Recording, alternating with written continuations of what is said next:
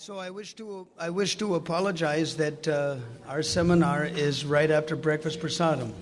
Я хочу, так сказать, извиниться перед вами за опоздание, поскольку наш семинар, он после просада сегодня задержался просад. So we hope the devotees eat very light, so that therefore they're not feeling sleepy.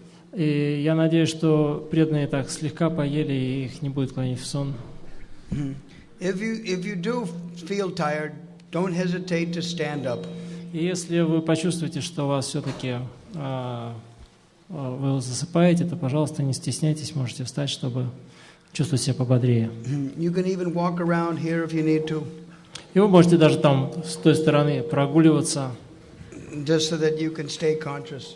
Чтобы не упасть, так сказать, без сознания. Because if you snooze, you lose, you know. Поскольку если вы будете дремать, то вы потеряете все, что здесь происходит. Just like here in this photograph here. In this photograph here, this is what happened to me actually. I was falling asleep in Prabhupada's lectures, so I thought.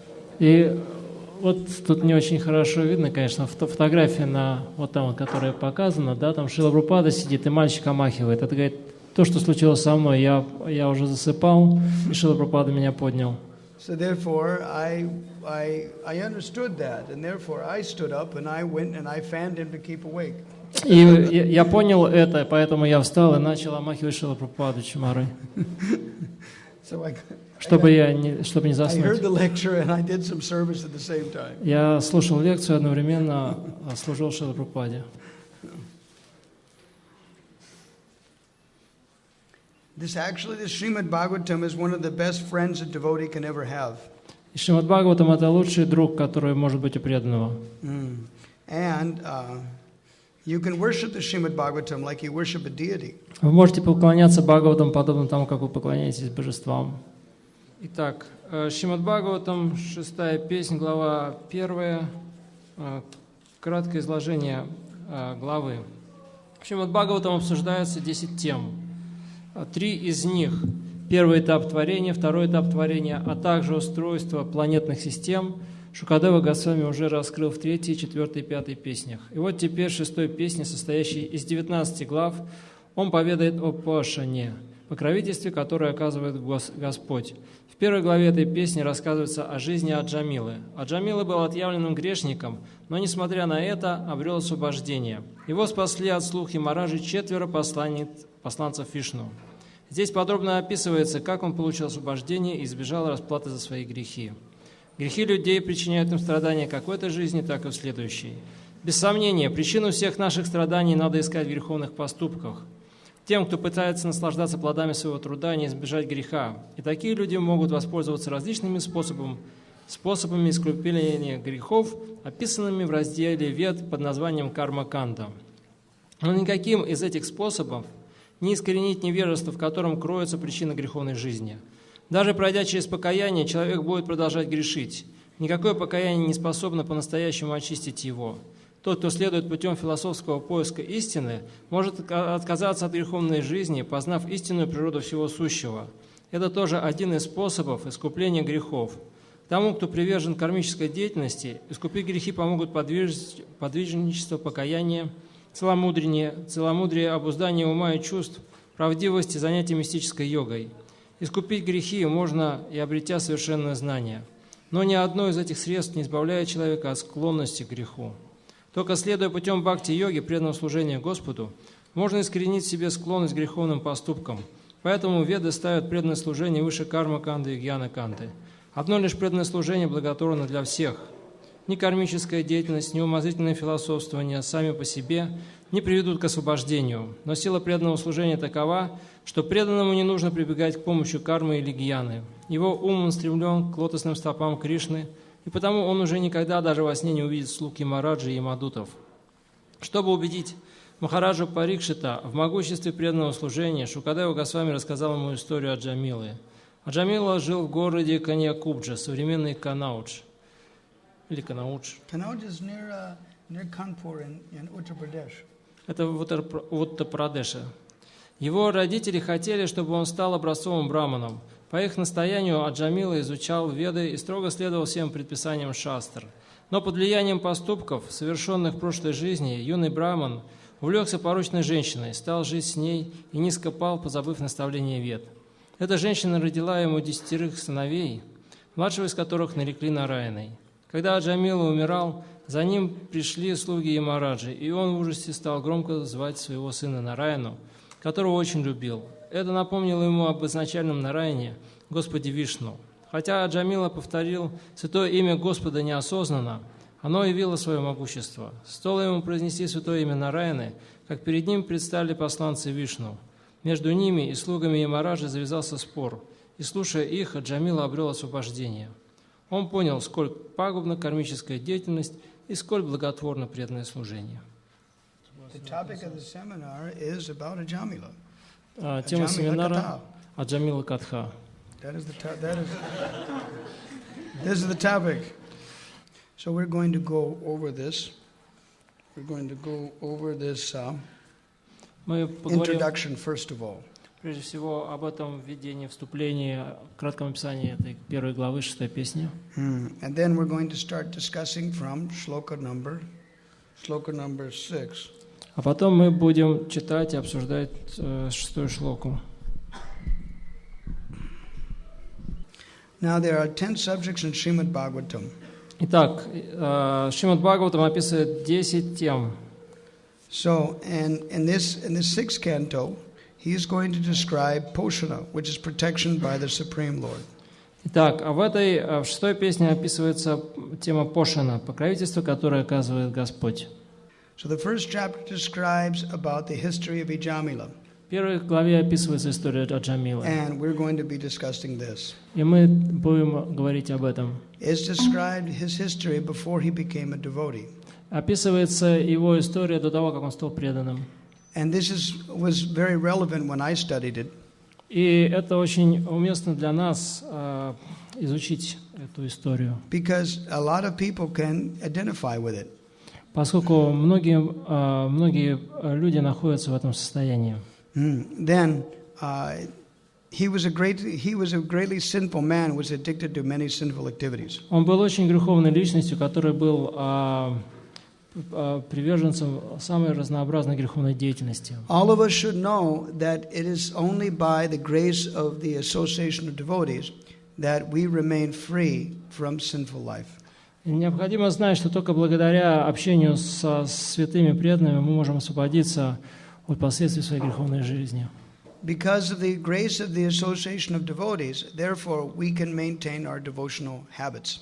И только благодаря общению с преданными можем поддерживать свои привычки как преданных. Now, Ajamila, the same situation happened to him. И то же самое произошло с Аджамилой. In his beginning of his life, he was trained by his father in Brahminical life. В начале своей жизни он был воспитан как своим отцом, как браман. And he had tendencies for spiritual life. И у него были склонности к духовной жизни. Later on, as a young man, he became corrupted by his senses. Но позже, в своей юности, он поддался искушениям из-за давления чувств. And it happens to every single person in this world. И это случается с каждым человеком в этом мире. Because the senses are very strong, therefore they make demands. Поскольку чувства очень сильны, у них есть свои запросы. When the senses make demands, then the living entity is pulled. И когда чувства начинают чего-то требовать, человека тянет к определенной деятельности. Now, devotional life means that by keeping association with devotees, we're trained how to utilize our senses in the service of Krishna. Но когда мы находимся в обществе преданных, мы начинаем учиться, как использовать чувства в служении Кришне. This training should be done preferably from the very early stages of life. И лучше всего, если это воспитание человек получает в самые ранние годы своей жизни. The parents are supposed to give that education. И предполагается, что родители дают подобного рода воспитание, образование. If the parents are devotees who are sense-controlled, И, конечно, если преданные сами являются преданными, то есть если преданные сами контролируют чувства, then they can offer that to the child. и они тогда могут дать это, воспитать своего ребенка нужным образом. Thus, the child has a good chance of making development. И тогда у ребенка есть хорошие возможности для развития. Because, see, the senses only become very strong when the child reaches puberty. И поскольку чувства усиливаются, так сказать, становятся сильнее, когда ребенок он достигает периода половой зрелости. Children generally their intelligence starts to develop after the age of 5 or up 7 years old. Then they start to develop some intelligence too. И у ребенка разум начинает развиваться с 5-7 лет только. So, if you consider puberty is the age of about 13 to 14 years old. Если мы будем рассматривать период полового созревания где-то 13-14 лет, this means that the parents have a head start if they can train the child between the ages of 5 and 13 or 14. This means they've got 9 years or 9 years, 7, like that. 5 years. Is it, well, 7, anywhere from 7 to 12. 5 years to 13. Итак, если мы посмотрим, 8 years, 9 years they've got. где-то с 5-7 лет можно начинать воспитывать ребенка, у них есть от 5 до 9 лет. In this way, they have this much gap to instill devotional values in the mind of the child so that they can develop some sense control. Таким образом, у них есть какое-то время, чтобы они смогли вложить в разум ребенка способность контролировать чувства. Then, when the desires to enjoy hit the body, when the body obtains 13 or 14 years old. И когда чувства, они начинают тянуть тело на чувственное удовлетворение, когда человек достигает времени возраста 13-14 лет, provided that living entity has had good association to instill a higher value. И хорошо, если у человека есть хорошее общение, которое бы ему давало какие-то возвышенные ценности. And along with that, higher values that help you control the senses. That's the thing.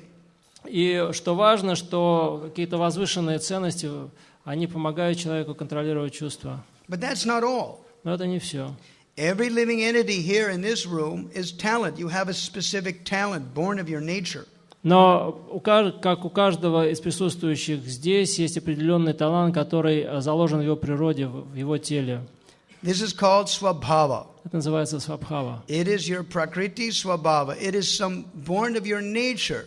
Это ваша пракрити свабхава, то есть это то, что родилось вместе с вашим телом. Your nature is that takes birth with you is reactions from your previous karma. И природа, наклонности, с которыми вы родились, это результат вашей предыдущей кармы. It is the fruit of your previous levels of work or your propensities, etc.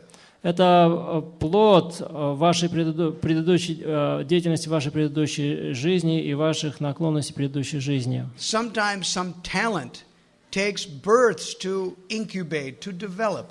Иногда, чтобы какой-то талант развился, это требует целой жизни.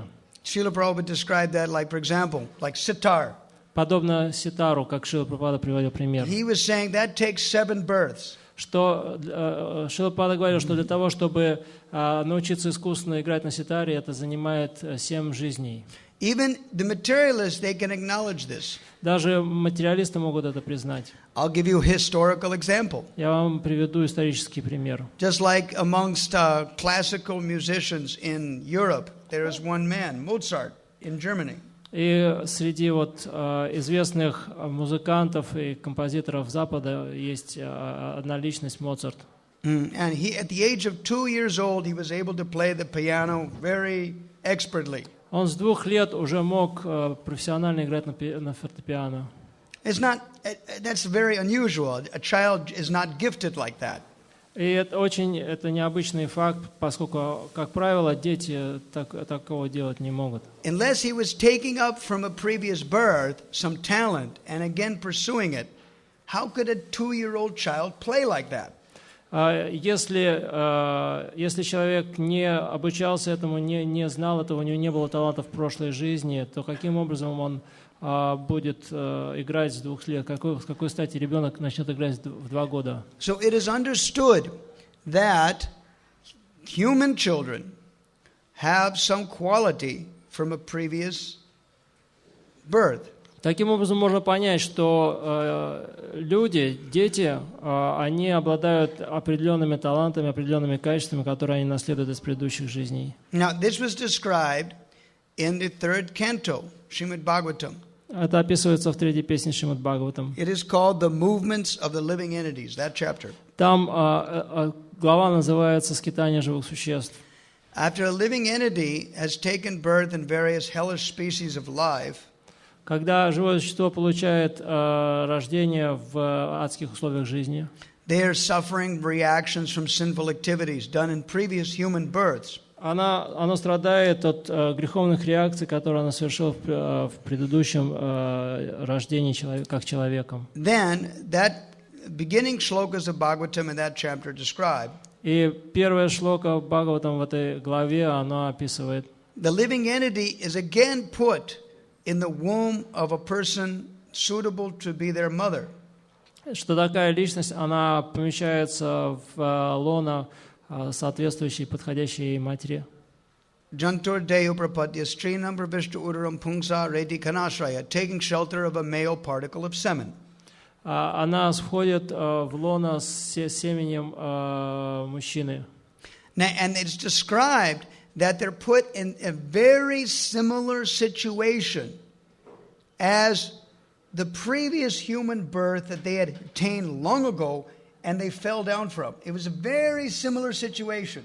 И что вот это рождение новое, оно получает в очень похожей ситуации с той, в которой она была давным-давно в предыдущем рождении как человек, в качестве человека. The living entity in the womb is in a very similar situation as in the previous human birth, however long ago it was. И живое существо, оно получает рождение в чреве в такой же ситуации, как и в предыдущем человеческом рождении, как бы давно это не было. Now in Bhagavad Gita, chapter 14 describes slightly, chapter 15 describes this. И в Бхагавад-гите в 15 главе это описывается тоже. This is verse number 8, I believe. Кажется, в 8 стихе. Shrotram chakshu sparsanam cha rasanam granameva cha adhishtaya manaschaivam vishayan upasevate. Thus the living entity develops a particular type of nose, taste of touch, smell, senses. Что живое существо, оно развивает определенные чувства касания, осязания, обоняния и так далее, Grouped about the mind. которые сформированы вокруг ума. Vishayan upasevate. Now, enjoy yourself. You've got a body now. You come out of the womb, enjoy yourself. Но теперь выходи из чрева и наслаждайся. So you can see that every child is like that. И вы можете видеть, что все дети, они подобно этому ведут себя. The parents immediately know this jiva is completely different from us, from husband and wife, completely different. И родители могут видеть, что это джива, которая полностью отлична от нас, от отца и от матери. The parents can only mold it like putty, like you take some clay and you just...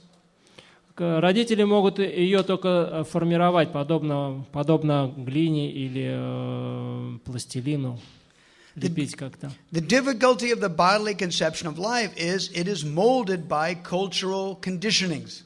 Проблема в телесной концепции жизни, что вот это формирование личности происходит в соответствии с культурной обусловленностью данного как бы вот места. Thus the jiva thinks, I'm Russian, I'm American, I'm Chinese, I'm Buddhist. You know, according to the geographical area they take birth and the cultural influences.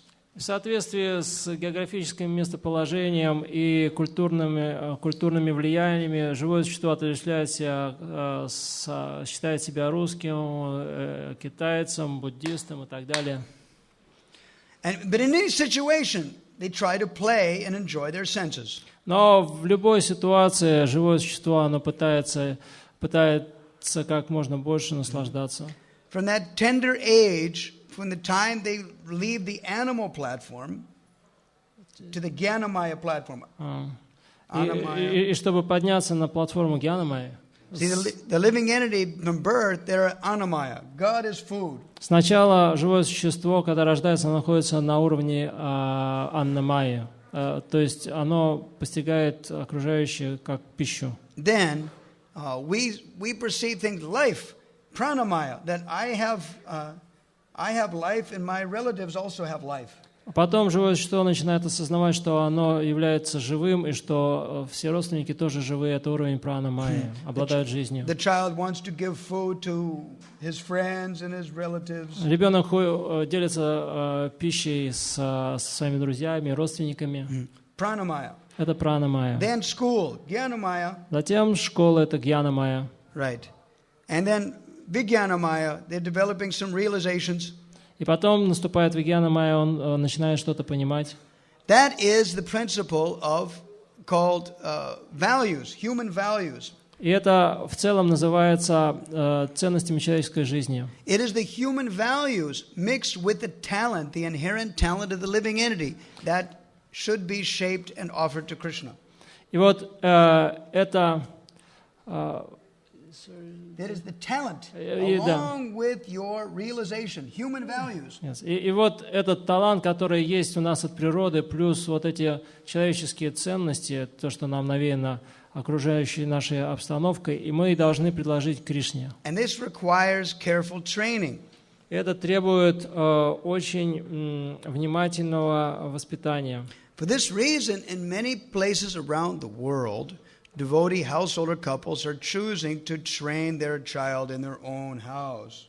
Поэтому во многих местах мира, во многих точках планеты преданные, они предпочитают сами воспитывать своих детей. So that corrupting influences from outside do not corrupt the child. Чтобы оскверняющее влияние внешнего мира не испортило ребенка. However, and so we see in the story of Ajamila how he was young, he was trained by his father. Итак, мы видим в истории с Аджамилой, что он был воспитан своим отцом. But because of the atmosphere was vitiated. Но из-за влияния внешнего мира он отклонился от этого пути. And he became attracted by a prostitute. И он привлекся к проститутке. And he ended up, and then he became a youthful man, and he was married to a dutiful woman. И будучи молодым человеком, он женился на очень красивой девушке. And she was from a good family. И она была из хорошей семьи. It is the wife's duty to protect the religious principles of her husband. И обязанности жены защищать религиозные принципы мужа. However, Ajamila, because he was attracted to enjoy his senses, he rejected her. Но поскольку Аджамилы уже влекли его чувства, он отверг свою жену. Now, he had been attracted to her, this prostitute. И он привязался к проститутке. Now, it was described, what was very interesting, is in Shloka 62 of the first chapter. И в 62 стихе 1 главы очень есть интересное описание. He tried to, at the time when his mind was attracted, to enjoy illicitly.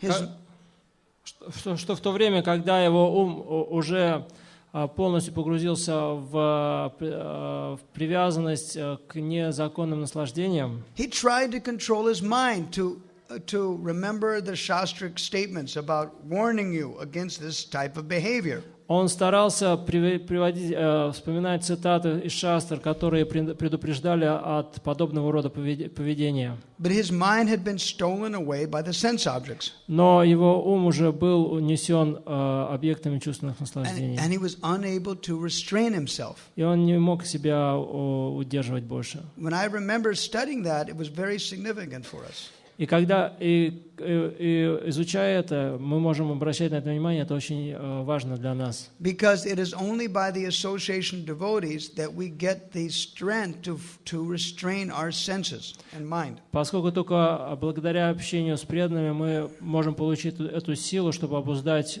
свой ум. We have our free will, of course. Безусловно, у нас есть свободная воля. Even if you're with good devotees, if you choose to act independently, then what can anybody do? Если даже мы находимся среди преданных, но мы выбираем образ действия независимый, то что можно поделать? The mind is just like a child. Ум подобен ребенку. We must give it good protection. И мы должны дать ему защиту. It is two aspects of that protection. И есть два аспекта этой защиты. This is like the parents do this with the child. Это то, что делают родители по отношению к ребенку. You engage their talents positively, their natural qualities positively. То, что родители занимают талант, который есть в ребенке, позитивным образом. You educate them how to utilize their natural talents for Krishna. Нужно научить его, как использовать свои таланты позитивным образом для Кришны. You cannot force a devotee to be Krishna conscious. Вы не можете заставить преданного стать сознающим Кришну. But you can show them the path of Krishna consciousness. Но вы можете показать ему путь сознания Кришны. You can encourage them on that path. Вы можете вдохновлять его на этом пути. And just like the parents package Krishna consciousness for the child to eat, Таким образом, родители, они упаковывают сознание Кришны привлекательным образом, чтобы ребенок смог это проглотить. In the same way, our mind is like that, every one of us. И точно так же мой ум точно такой же, как у вас. Sometimes devotees, I meet devotees and they're very depressed and they're in anxiety or... Я часто встречаю преданных, подавленных и погруженных в беспокойство. And they ask you, what's the remedy? И они спрашивают, каково лекарство? The remedy is Krishna consciousness. И лекарство — это сознание Кришны. And they say, yeah, I know that. И они говорят, да, я знаю это. But I'm not tasting it. Why? Но у меня нет к этому вкуса. Почему? They said, you haven't packaged it for your own swallowing. Потому что вы должны упаковать это сознание Кришны, сделать его таким образом, чтобы вы смогли его проглотить. Now remember, from the third shloka of Shrimad Bhagavatam, 1:1-3. И помните шлоку из Шримад Бхагаватам 1.1.3? It says there that Shrimad Bhagavatam is Amrita Drava Samyutam. It is semi-solid. It is very soft. It is easy to swallow it. Там говорится, что Шримад Бхагаватам, он настолько привлекателен, он такой мягкий, что его очень легко проглотить. Just like a mother takes an apple or a banana, and you mash it up, okay? And you put it in the spoon. Okay, eat this. Подобно матери, которая берет банан или яблоко и растирает его в такую пасту, потом берет чайную ложечку и сует ребенку. Ну давай, глотай. It's the same thing in human nature. Это сама природа живого существа, человеческого живого существа. Our mind is just like a child. Наш ум подобен ребенку. When we see something we like, we grab it, isn't it? Как только мы видим что-то, что нам нравится, мы сразу же это хватаем. Now, Prahlad Maharaj, in the 7th canto, 9th chapter, he mentions about this tendency. И Прахлад Махарадж в 7-й песне, в 9 главе, говорит об этой склонности. He says, my tongue, it's just dragging me in this direction. Мой язык, он меня тянет в том направлении. Shishno natas, and my genital is going in another direction. Want to enjoy a beautiful man or a beautiful girl. Мои половые органы меня тянут в другом направлении, чтобы я наслаждался красивой девушкой или красивым юношей. He said, Tvagudaram, and my sense of touch wants to touch something soft. Мое осязание, оно стремится прикоснуться к чему-то мягкому. My belly being filled is not satisfied, wants to eat more. Мой недополна наполненный желудок, он требует ешь еще.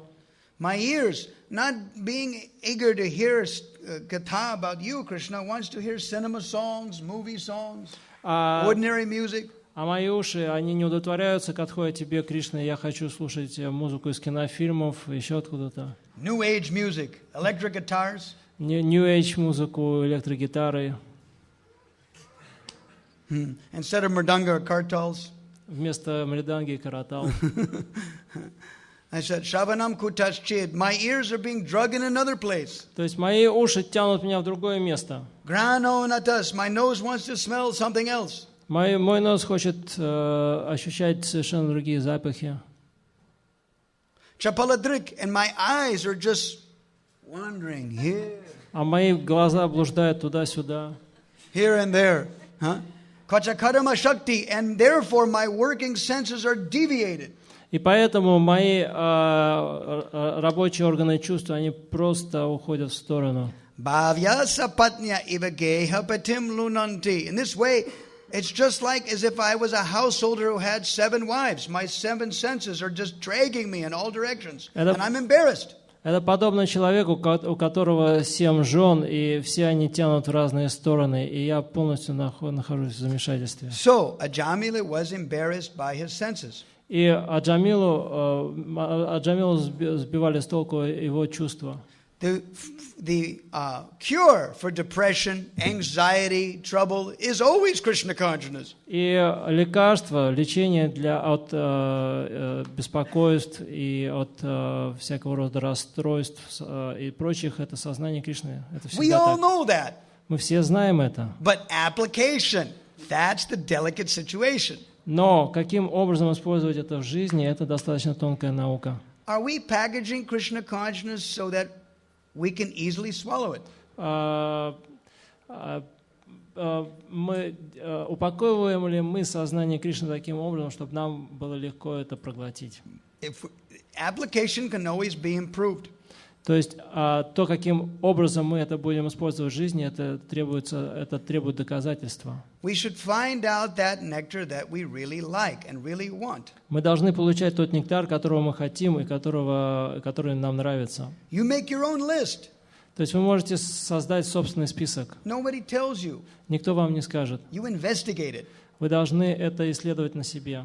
Hearing and chanting about Krishna means that investigation. И слушание и воспевание Кришны и означает вот это вот поиск, исследование. And if you do that, because it is Krishna. И если вы делаете это, то поскольку все это является Кришной, therefore, Krishna is being packaged for you. Таким образом, Кришна будет для вас представляться в очень приятном виде. Packaging does not mean compromising. Let me underline that. И позвольте мне подчеркнуть, что то, что мы упаковываем сознание Кришны или придаем ему определенную какую-то привлекательную форму, это не значит, что мы идем на компромиссы. Just like in India, sometimes the man will sell you milk, but in order to stretch the milk and make more money, he adds water.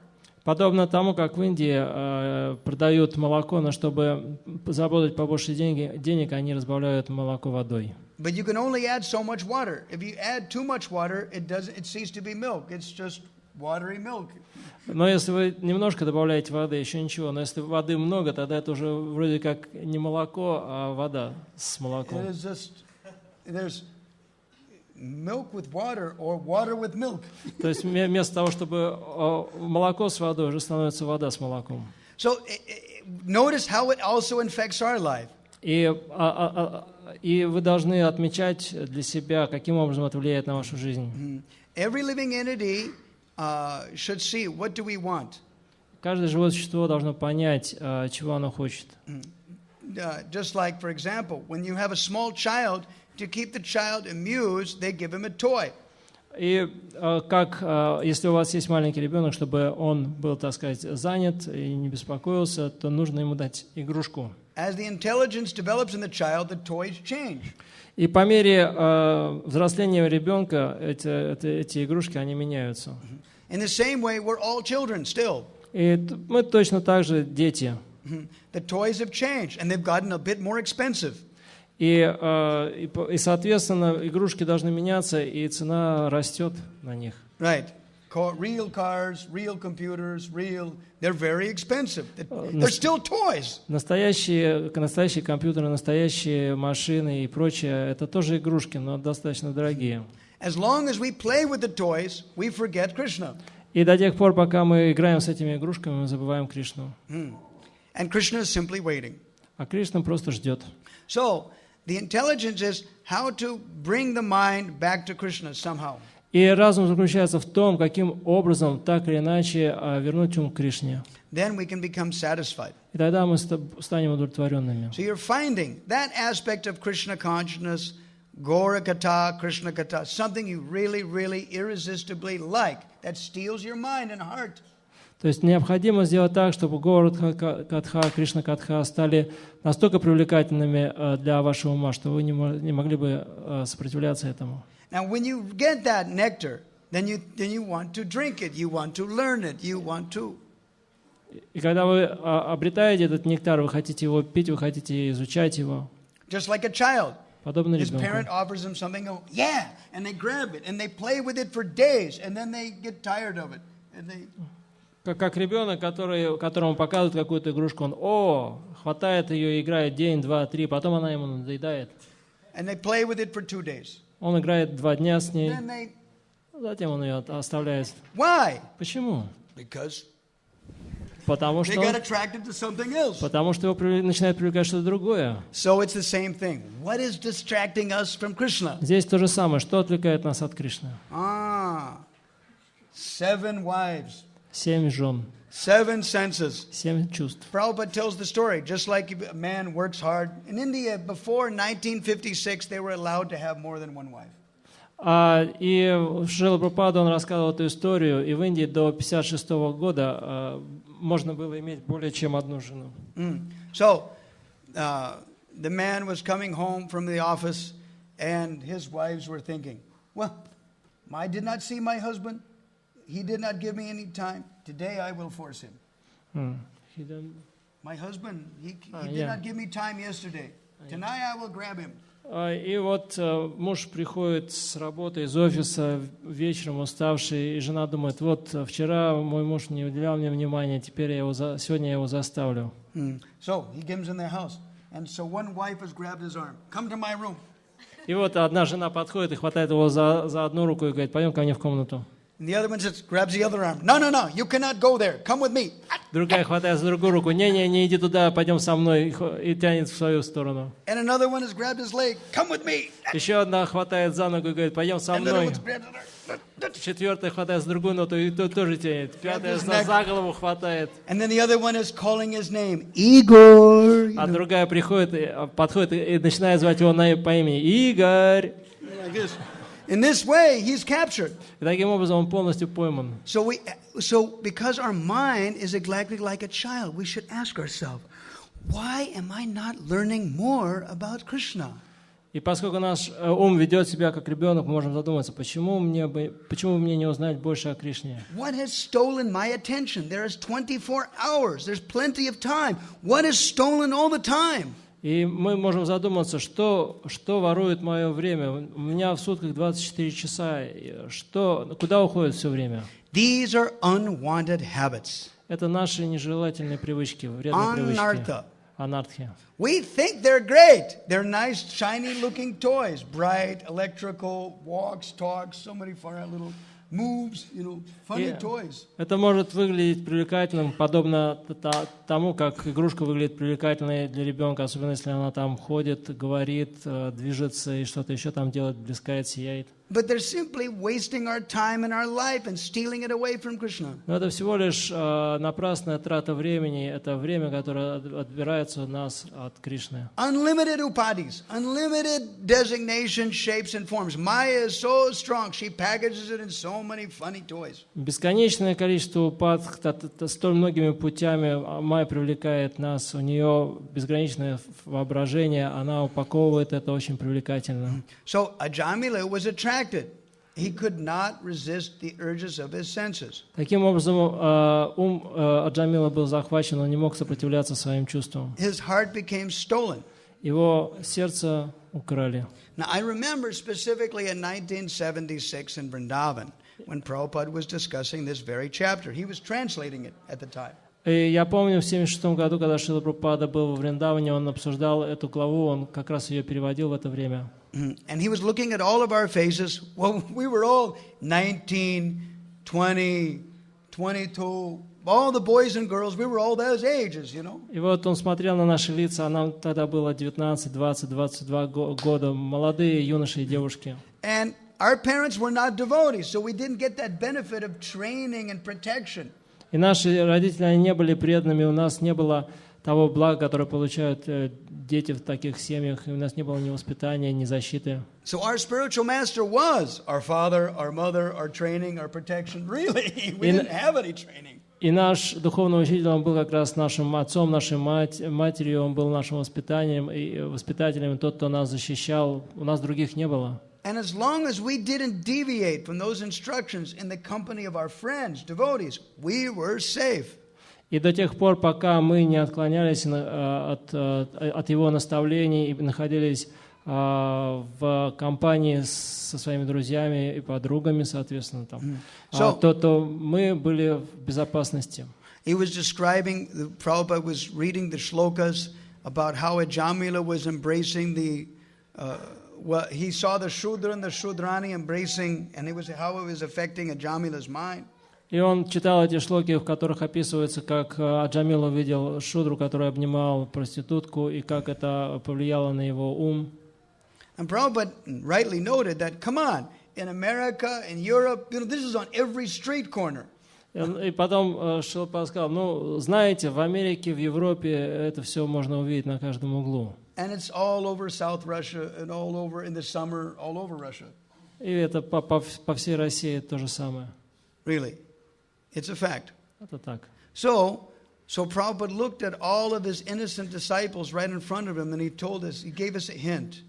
И он посмотрел на всех своих невинных учеников, и он дал нам такой намек. Don't eat at night. Не ешьте на ночь.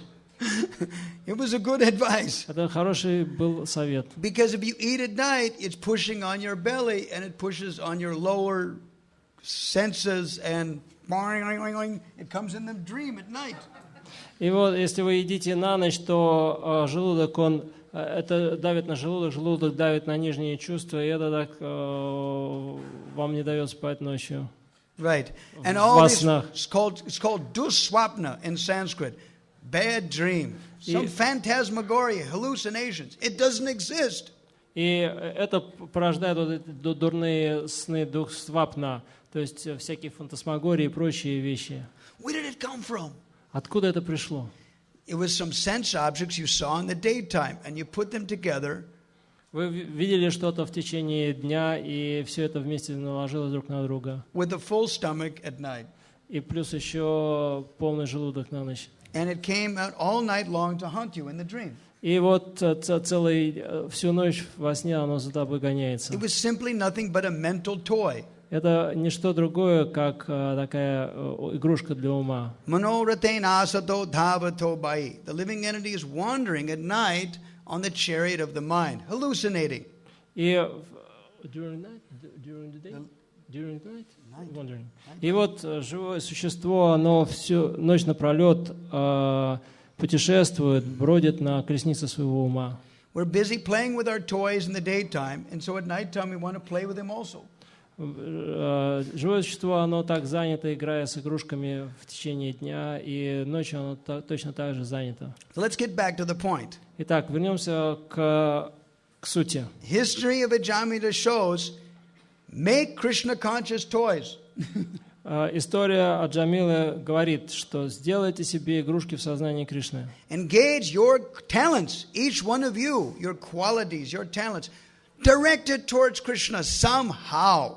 И направьте таланты, которые у вас, которыми вы обладаете, в направлении Кришны, так или иначе. Understand your mind is like a child. Поймите, что ваш ум подобен ребенку. It needs protection of a superior. Ему требуется защита более высшего начала. Keep yourself in the association of devotees. That's protective. Оставайтесь в обществе преданных, это защищает. In the company of devotees, you must control your mind and tongue. И в обществе преданных вы должны контролировать свой ум и язык. Narottam Das Thakur sings like this. И Нароттам Дас Такур поет: Sadhu, Shastra, Guru Vakya, Tine Te Koriya Aikya, Arana Koriyo Mani Ash. These three types of check and balances. И эти три вещи, они позволяют держать баланс, равновесие. Sadhu Саду means those who behave properly. то есть те, кто правильно себя ведут. Shastra, then the real scriptures. Шастра — это священное писание. And the spiritual master's instructions. И наставление духовного учителя. This also means your shiksha gurus as well, those who are superior to you. Это также относится к шикша-гуру и к тем, кто старше вас. Tinaite Kariya Aikya. These three things make up my mind, Narottam Das says. И эти три вещи, они приводят мой ум в порядок. Aruna Kariya Maniyas. I have no other desire to put anything else in my brain except for that. И у меня нет никакого желания заниматься своим чем-либо другим, помимо этого. This is called discrimination. Это называется способностью различать. All of you here in this room, most of you are householders. You have to work some job. You have to associate, with so many non-devotees just to pay the bills, Большинство из присутствующих здесь семейные люди, и они должны общаться с непреданными, зарабатывать деньги, чтобы оплачивать счета. You're flirting with Maya every day. И каждый день соприкасаться с Майей. Very dangerous business. Очень опасное занятие. We must keep devotees with us. Мы должны быть с преданными. At least in the mind, at least in the heart. Хотя бы в уме, в сердце. The instructions. Наставления. And the biggest thing is to keep the name on the tongue. И самое важное это и самое большое это язык.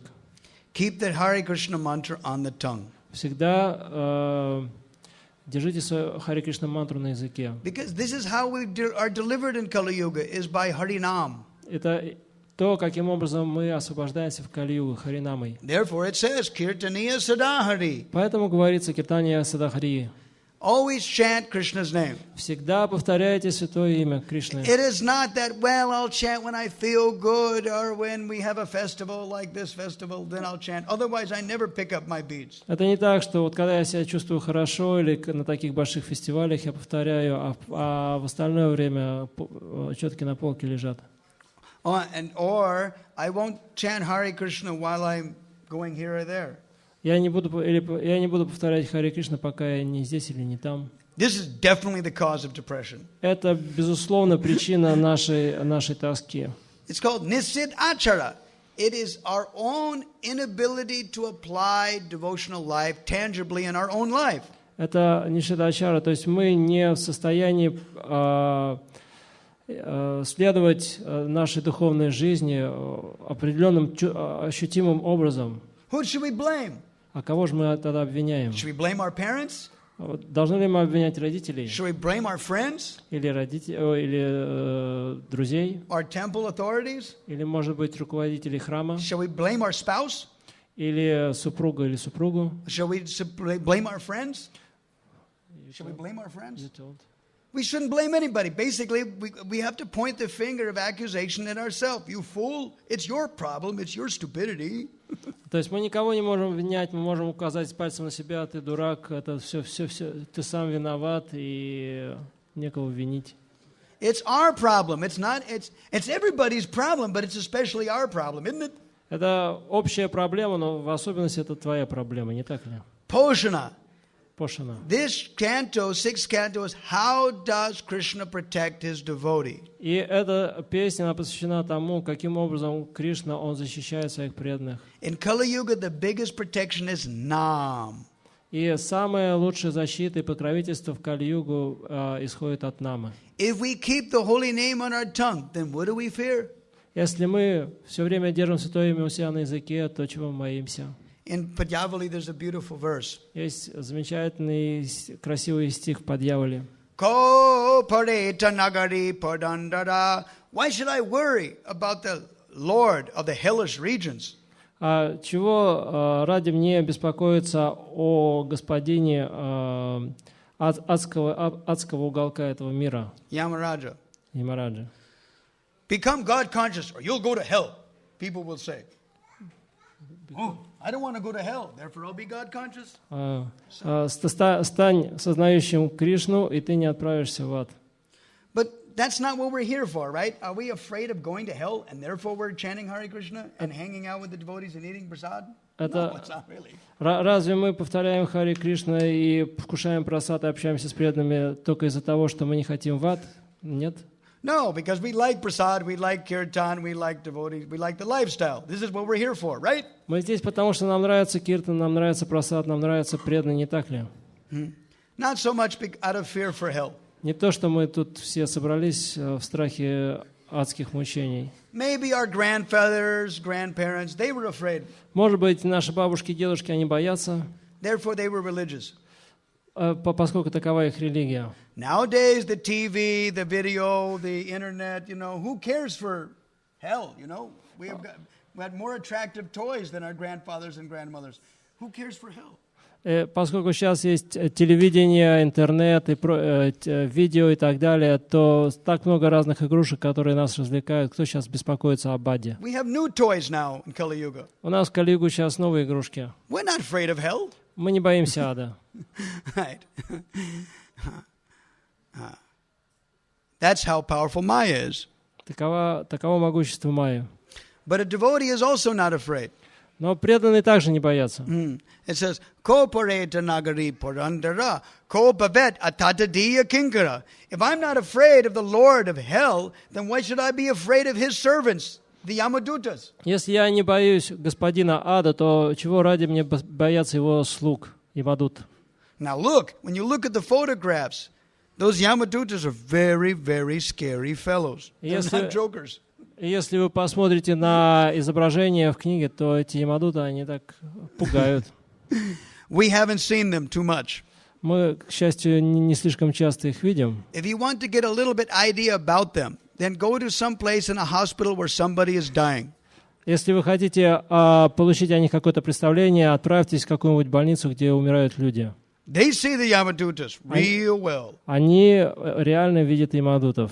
And they scream. Many times, some people, they scream. И они кричат. Очень часто они кричат. I read a whole Back to Godhead article about that. Я читал целую статью в Back to Godhead об этом. They have, in the medical profession, they have a term for that. It's called post-terminal stress syndrome. И у медиков есть специальный для этого термин. Какой-то там синдром, стрессовый синдром, посттерминальный стрессовый синдром. This means somebody who's dying and they're afraid and they're screaming and they're passing stool and urine and they think they hear dogs barking and И он описывается так, что когда умирающий человек он начинает кричать, он боится чего-то, он испражняется, и ему как кажется, там собаки лают в уши. So there was a story about when a devotee, a female devotee, went to see her father in the hospital. Есть одна история, как одна преданная, она отправилась в больницу навестить отца. And her father was experiencing this. И у ее отца был вот такого рода опыт. So seeing her father in such a distressful, suffering condition, lying on the bed, dying, then the daughter was a little moved emotionally by that. И вот, видя своего отца в таком состоянии предсмертном, когда он так страдал, мучился от этого, и эту преданную на нее нахлынули эмоции. But this devotee's daughter, she was 12 years old or something. She'd read a little of the Bhagavatam, in Gurukula. She'd studied a bit. Но эта преданная, эта девушка 20-летняя, да, она изучала Бхагаватам, и она кое-что знала об этом. She said, Mommy, grandfather is seeing the Yamadutas. He's heard the dogs barking. The dogs are pointing. This is the sinful man telling the Yamadutas. This fellow is sinful. You can grab him. И эта преданная сказала: мама, дедушка, он видит Ямадутов, эти собаки, они гавкают и говорят Ямадутам: вот посмотри, возьми его, это греховная личность. So immediately, then hearing that from her young daughter, then immediately that girl understood. Yeah, my daughter's right. The daughter small? No, this girl, the daughter, the granddaughter of that man who was dying, his daughter, his mother, her mother, understood, my daughter's right. И вот это, и мать, и вот как бы дочь этого человека, которая умирала, она поняла, что да, дочка права. Wow, the Yamadutas are after my father. Ямадуты пришли за моим отцом. So she started to chant Hare Krishna more. И она начала повторять Харе Кришна еще сильнее. And then she kept, but the father was still very much scared. She says, "Father, you should just chant Hare Krishna." Но видно было, что вот этот человек, умирающий, он еще очень испуганный. И она сказала ему: ты должен повторять Харе Кришна. But her father was petrified with fear, and he was trembling and freaking out and screaming. And how is he going to chant Hare Krishna now? Но тот был настолько перепуган, что он дрожал, кричал, и как он мог повторять Харе Кришна? So then this lady, she started to offer some prayers to Yamaraj. Can you please, I'm a daughter, I'm supposed to help my father die now. It's my job now. Can you please leave off my father so I can do my service? И она начала возносить молитвы Ямараджу, что вот я дочь этого человека, и я хочу ему помочь в момент смерти. Пожалуйста, не мог бы ты его как-то слегка ослабить давление? Then as if she was starting to, as if she heard some voices. Why should I leave him? What has he done that's pious that I should leave him? What has he done anything good? Why should I leave him? И тогда она услышала как бы голос, который говорил, что почему я должен его оставить? Сделал ли он что-то благочестивое в свою жизнь? Почему я его должен его оставить? Then she started to go, oh, if I've done anything pious, if I've been a really good devotee of my guru, if I've done any good service for my husband and if I have any pious credit, Yamaraj, can you leave my father alone for I can chant now? Make his mind peaceful so I can get him to chant. Yamaraj, please leave my father alone. Дорогой Ямарадж, если я сделал хоть какую-то благочестивую деятельность, если я слушал Гуру Махараджа, если там еще какая-то благочестивая деятельность происходила, то, пожалуйста, если хоть что-то такое было, оставь моего отца на какое-то время, чтобы он мог повторять Харе Кришна, чтобы я могла ему сделать это. To be continued tomorrow. Завтра будет продолжение.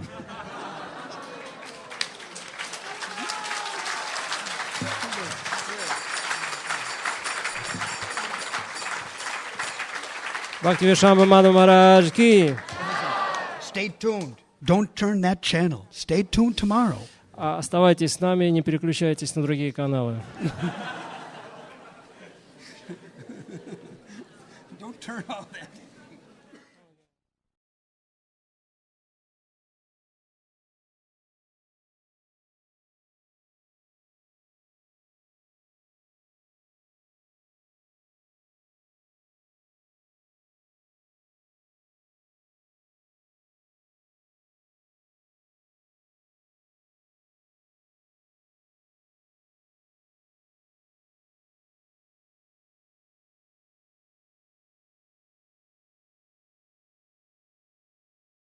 Кали-югу с помощью своего святого имени.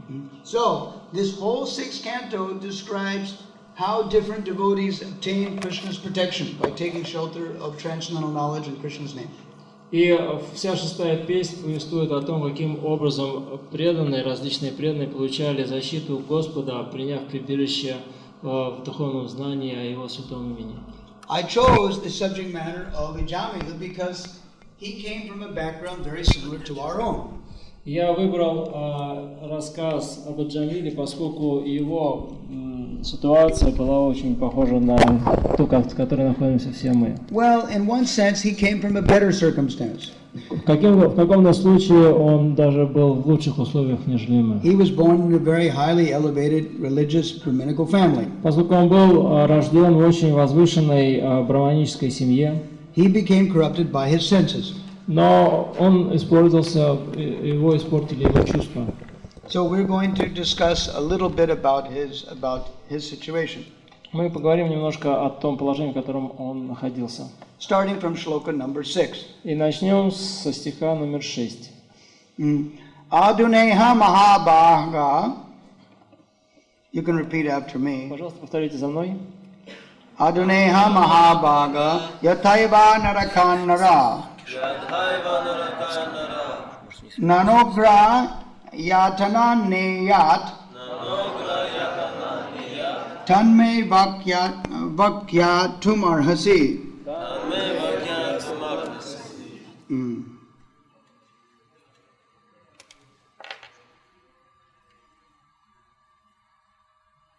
So Parikshit Maharaj has this question to Shukadeva Goswami. Итак, Парикшит Махарадж задает вопрос Шукадеве Госвами.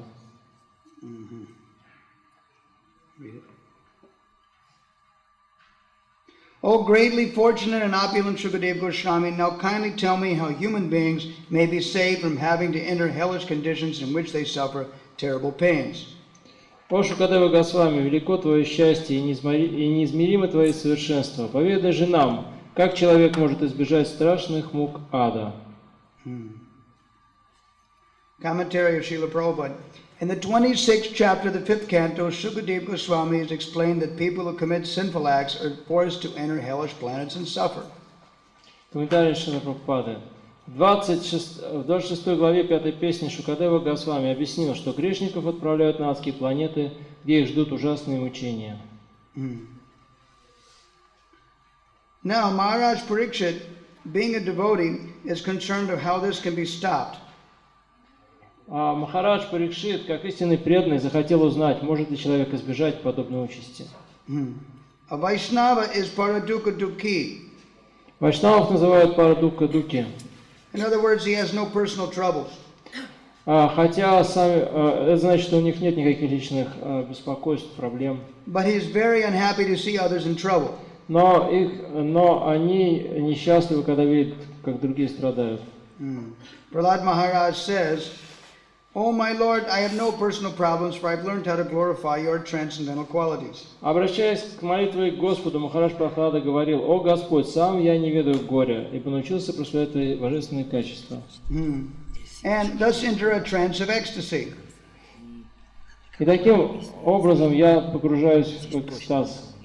I do have a problem, however, for I'm simply thinking these rascals and fools are busy with Maya Sukha, temporary happiness without knowledge of devotional service unto you. Но я с болью думаю о глупцах и невеждах, которые увлечены погоней за Майя Сукой, приходящим счастьем, и ничего не знают о преданном служении. This is the problem faced by a Vaishnava.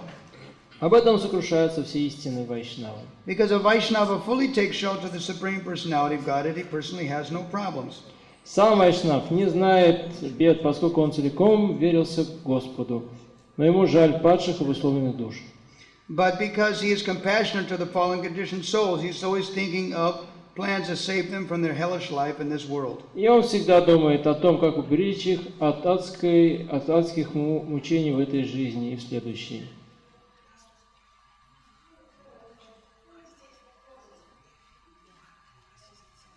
Parikshit Maharaj therefore anxiously wanted to know from Shukadeva Goswami how humanity can be saved from gliding down to hell. Вот почему Махараджа Парикшит горел желанием узнать о Шукадеве Госвами, как спасти человечество от мук ада. Shukadeva Goswami had already explained how people enter hellish life, and he could also explain how they could be saved from it. Шукадева Госвами рассказал царю, что ведет людей в ад. Ему, конечно же, было известно, что может спасти их от ада. Intelligent men must take advantage of these instructions. Все разумные люди должны прислушаться к его словам. Unfortunately, however, the entire world is lacking Krishna consciousness. К сожалению, сейчас в мире недостает сознания Кришны. And therefore people are suffering from the grossest ignorance. И потому люди страдают во тьме невежества. And they do not even believe in a life after this one. Они не верят даже в существование жизни после смерти.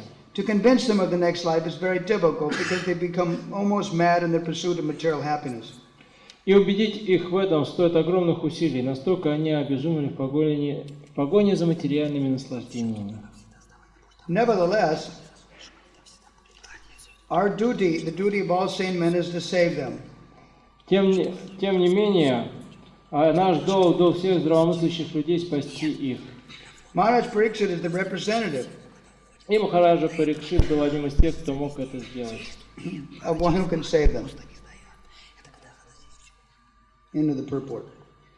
So yesterday we were describing the experiences of a Mataji whose father had been a materialist his whole life. И вчера мы описывали, каким образом начали рассказывать историю о Мадхаджи, у которой умирал отец, который был всю жизнь своим материалистом. And how much difficulty she had trying to help her father to face the point of death. И как ей было сложно помочь отцу встретить момент смерти. And we'll read from that later on sometime. Мы кое-что зачитаем из этой истории позже. Specifically when Ajamila starts to get into his death troubles. В частности, именно когда Аджамила уже находился на пороге смерти. In the meantime, we're going to continue reading about his qualities. И через какое-то время, тем временем мы продолжим читать о его качествах. Because hearing about this subject matter from Shrimad Bhagavatam is purifying for us. Поскольку слушать об этом из Шримад Бхагаватам, это нас очистит. So let's continue with shloka number 7. Итак, продолжим текст номер 7. Shri Shuka Uvacha Shri Shuka Uvacha Na Chedihai Bapachitim Yatam Hasa Yatamasa Katasya Kuryana Mad Ukta Panibi Katasya Kuryana Ukta Panibi Dhruvam Savai Pratya Narakanupaiti Dhruvam Savai Pratya Narakanupaiti Yakirtita me Brabhatas Stigma Yatana Yakirtita me Bhavatas Stigma Yatana. Okay.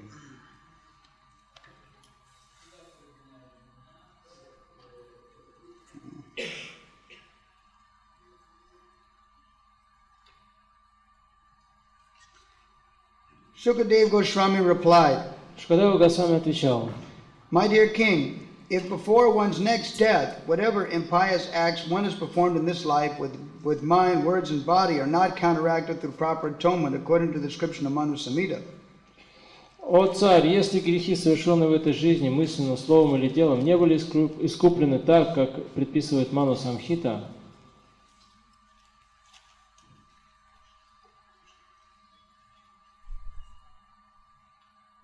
and other Dharma Shastras, one will certainly enter the hellish planets after death and undergo terrible suffering, as I have previously described to you.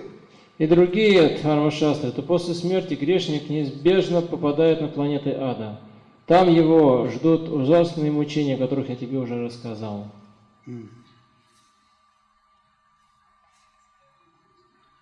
Okay, this is reality TV.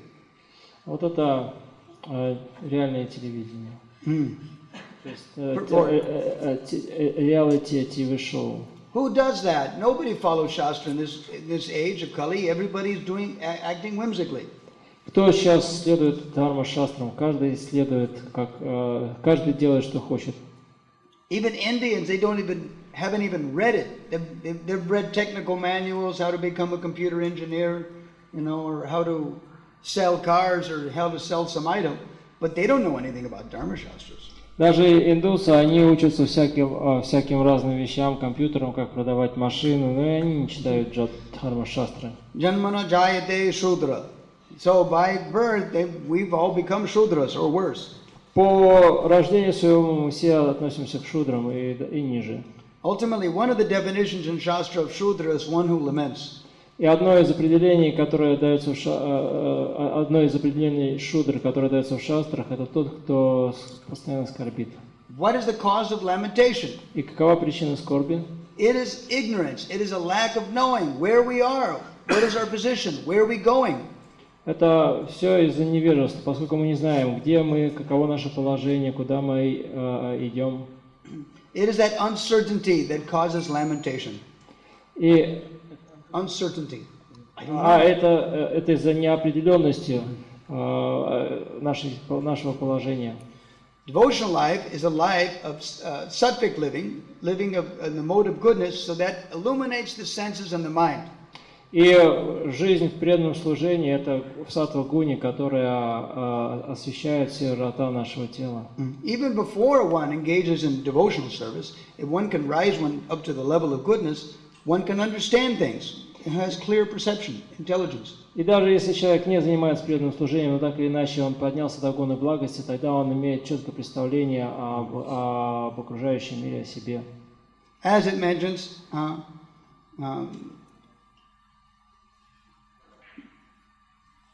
When one is engaged in the mode of goodness, Bhagavatam first canto describes, И в первой песне Бхагаватам описывается тот, кто уже занимается деятельностью в гуне благости. Bhagavat tattva vijnanam mukta sanga sajayate. One develops understanding and realization about the nature of the Supreme.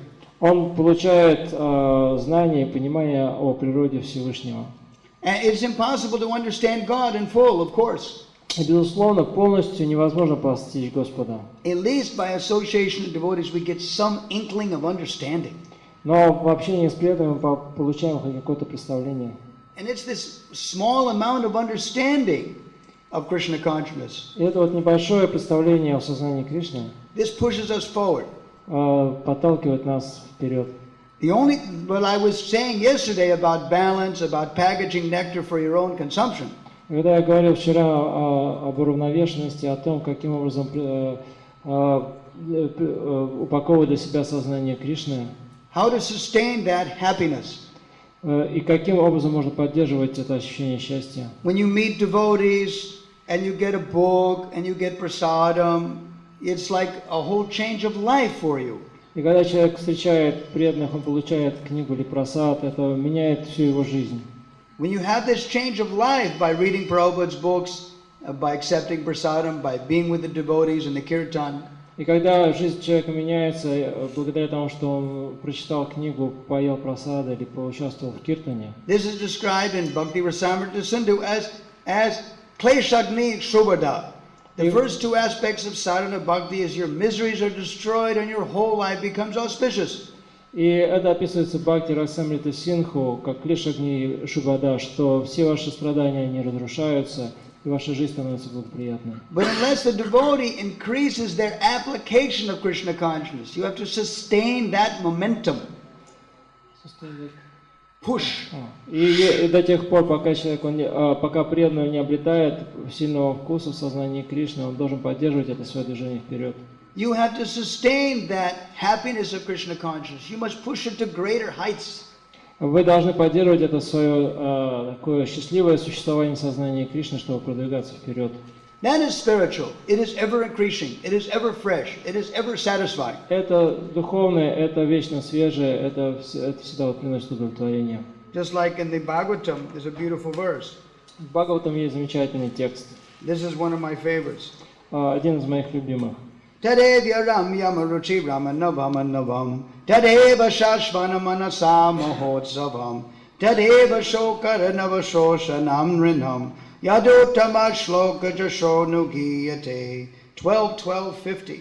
Это текст из 12 песни, 12 главы, 50. Перевод.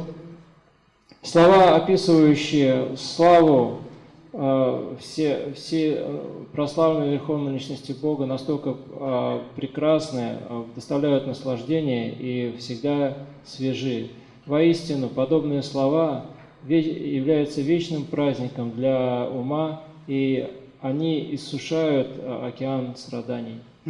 So this Krishna Katha dries up the ocean of misery. Таким образом, эта Кришна Катха, она иссушает океан страданий. The ocean of misery is our bodily conception of life. That is the misery. И океан страданий – это наше телесное представление о жизни. Вот в чем страдание. Our separation from devotees when we live in our little box in a little city somewhere in the middle of the CIS. Когда мы живем отдельно от преданных в своей маленькой коробке где-то в середине СНГ. And how often do we associate with devotees? Как же нам общаться с преданными? If we associate a lot, well, then you're lucky. Если у вас достаточно общения, тогда вы очень счастливы, удачливы. If you don't, well, then you're on your own. Но если вы не общаетесь, то вы сами по себе. We have our books, we have our photographs, we have our little altar. У нас есть книги, у нас есть алтари, у нас есть фотографии. But if we don't take advantage of them, но если вы не пользуетесь теми возможностями, которые они вам дают, just like in Ayurvedic, there's a saying. Подобно аюрведе. It says, unwanted guests and disease, if you don't feed them, they go away. Болезнь – это нежеланный гость, и если ее не кормить, то она уйдет. So it's the same thing. If we don't feed our Krishna consciousness, then the taste goes away. We may have the books, we may have the altar, but we don't feel like being Krishna conscious. И подобно этому, если мы не будем кормить наше сознание Кришны, то оно уйдет. У нас могут быть книги, у нас может быть алтарь, но если мы не пользуемся ими, то тогда они и не будут работать. Krishna consciousness, therefore, means an active application of your individual self. You must apply. Таким образом, сознание Кришны – это есть индивидуальное использование наших знаний на практике. Вы должны это делать сами. Это такова ваша ответственность. All right, now let's get back to our work here. Verse number 7. Итак, вернемся к комментарию 7 текста. Srila Vishwanath Chakravarti Thakur mentions, although Parikshit Maharaj was a pure devotee, Shukadev Goswami did not immediately speak to him about the strength of devotional service. Шрила Вишванатха Чакраварти Такур, комментируя этот стих, говорит, что хотя Махараджа Парикшит был чистым преданным Шукадева Госвами, говорит, что хотя Махараджа Парикшит был чистым преданным Шукадева Госвами, не сразу поведал ему.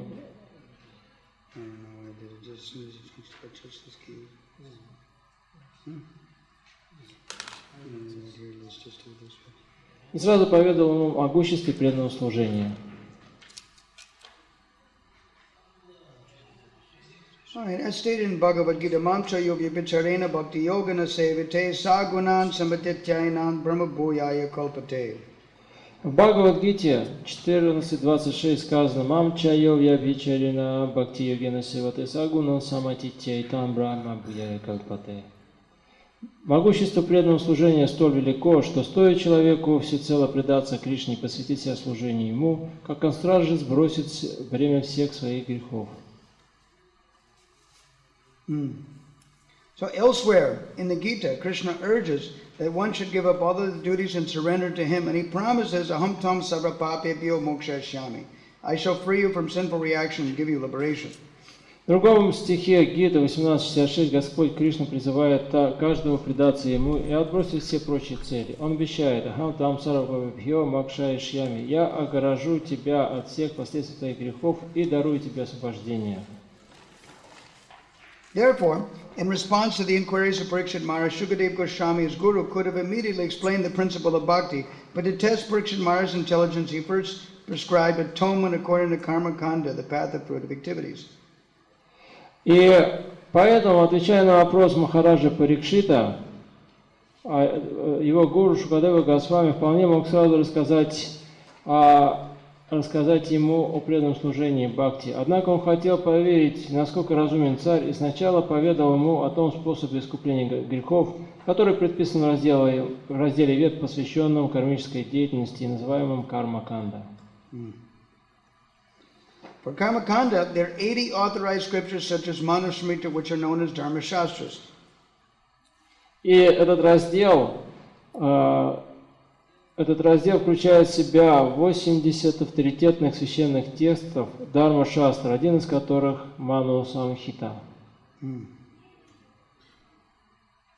these scriptures, one is advised to counteract simple acts by performing other types of fruitive action.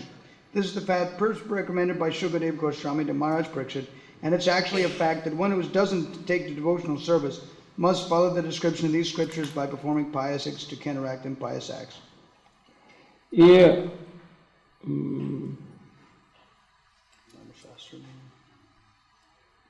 различные виды искупления, которые Дхарма Шастра назначают за грехи, совершенные в кармической деятельности, тоже относятся к кармической деятельности, хотя и другого рода.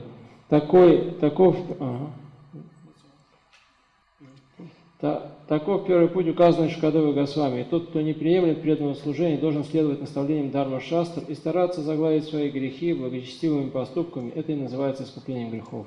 Now, this is very common in religious principles, that if somebody has performed sinful life and they're ashamed of it, и это общий принцип такой религиозной жизни, когда кто-то совершает греховную жизнь и потом стыдится этого. Then they try to counteract it by doing something good. Но он может противостоять этой деятельности, сделав что-то хорошее. It's like a pendulum is swinging. The pendulum swings one direction. You were previously attached to a sinful life. Now be a good person. А это подобно движению маятника. Маятник отклоняется в одну сторону, совершая как бы греховные поступки. После этого человек он старается сделать что-то другое, чтобы стать хорошим. And many religious principles in sub-religious cultures prescribe these things. И во многих религиозных культурах, подрелигиозных культурах предписываются такие вещи. But that doesn't uproot the desire. Но это не искореняет желание. And this is what Parikshit Maharaj is going to get at. И это то, о чем хочет сказать Парикшит Махарадж. Shloka number 8. Восьмой текст.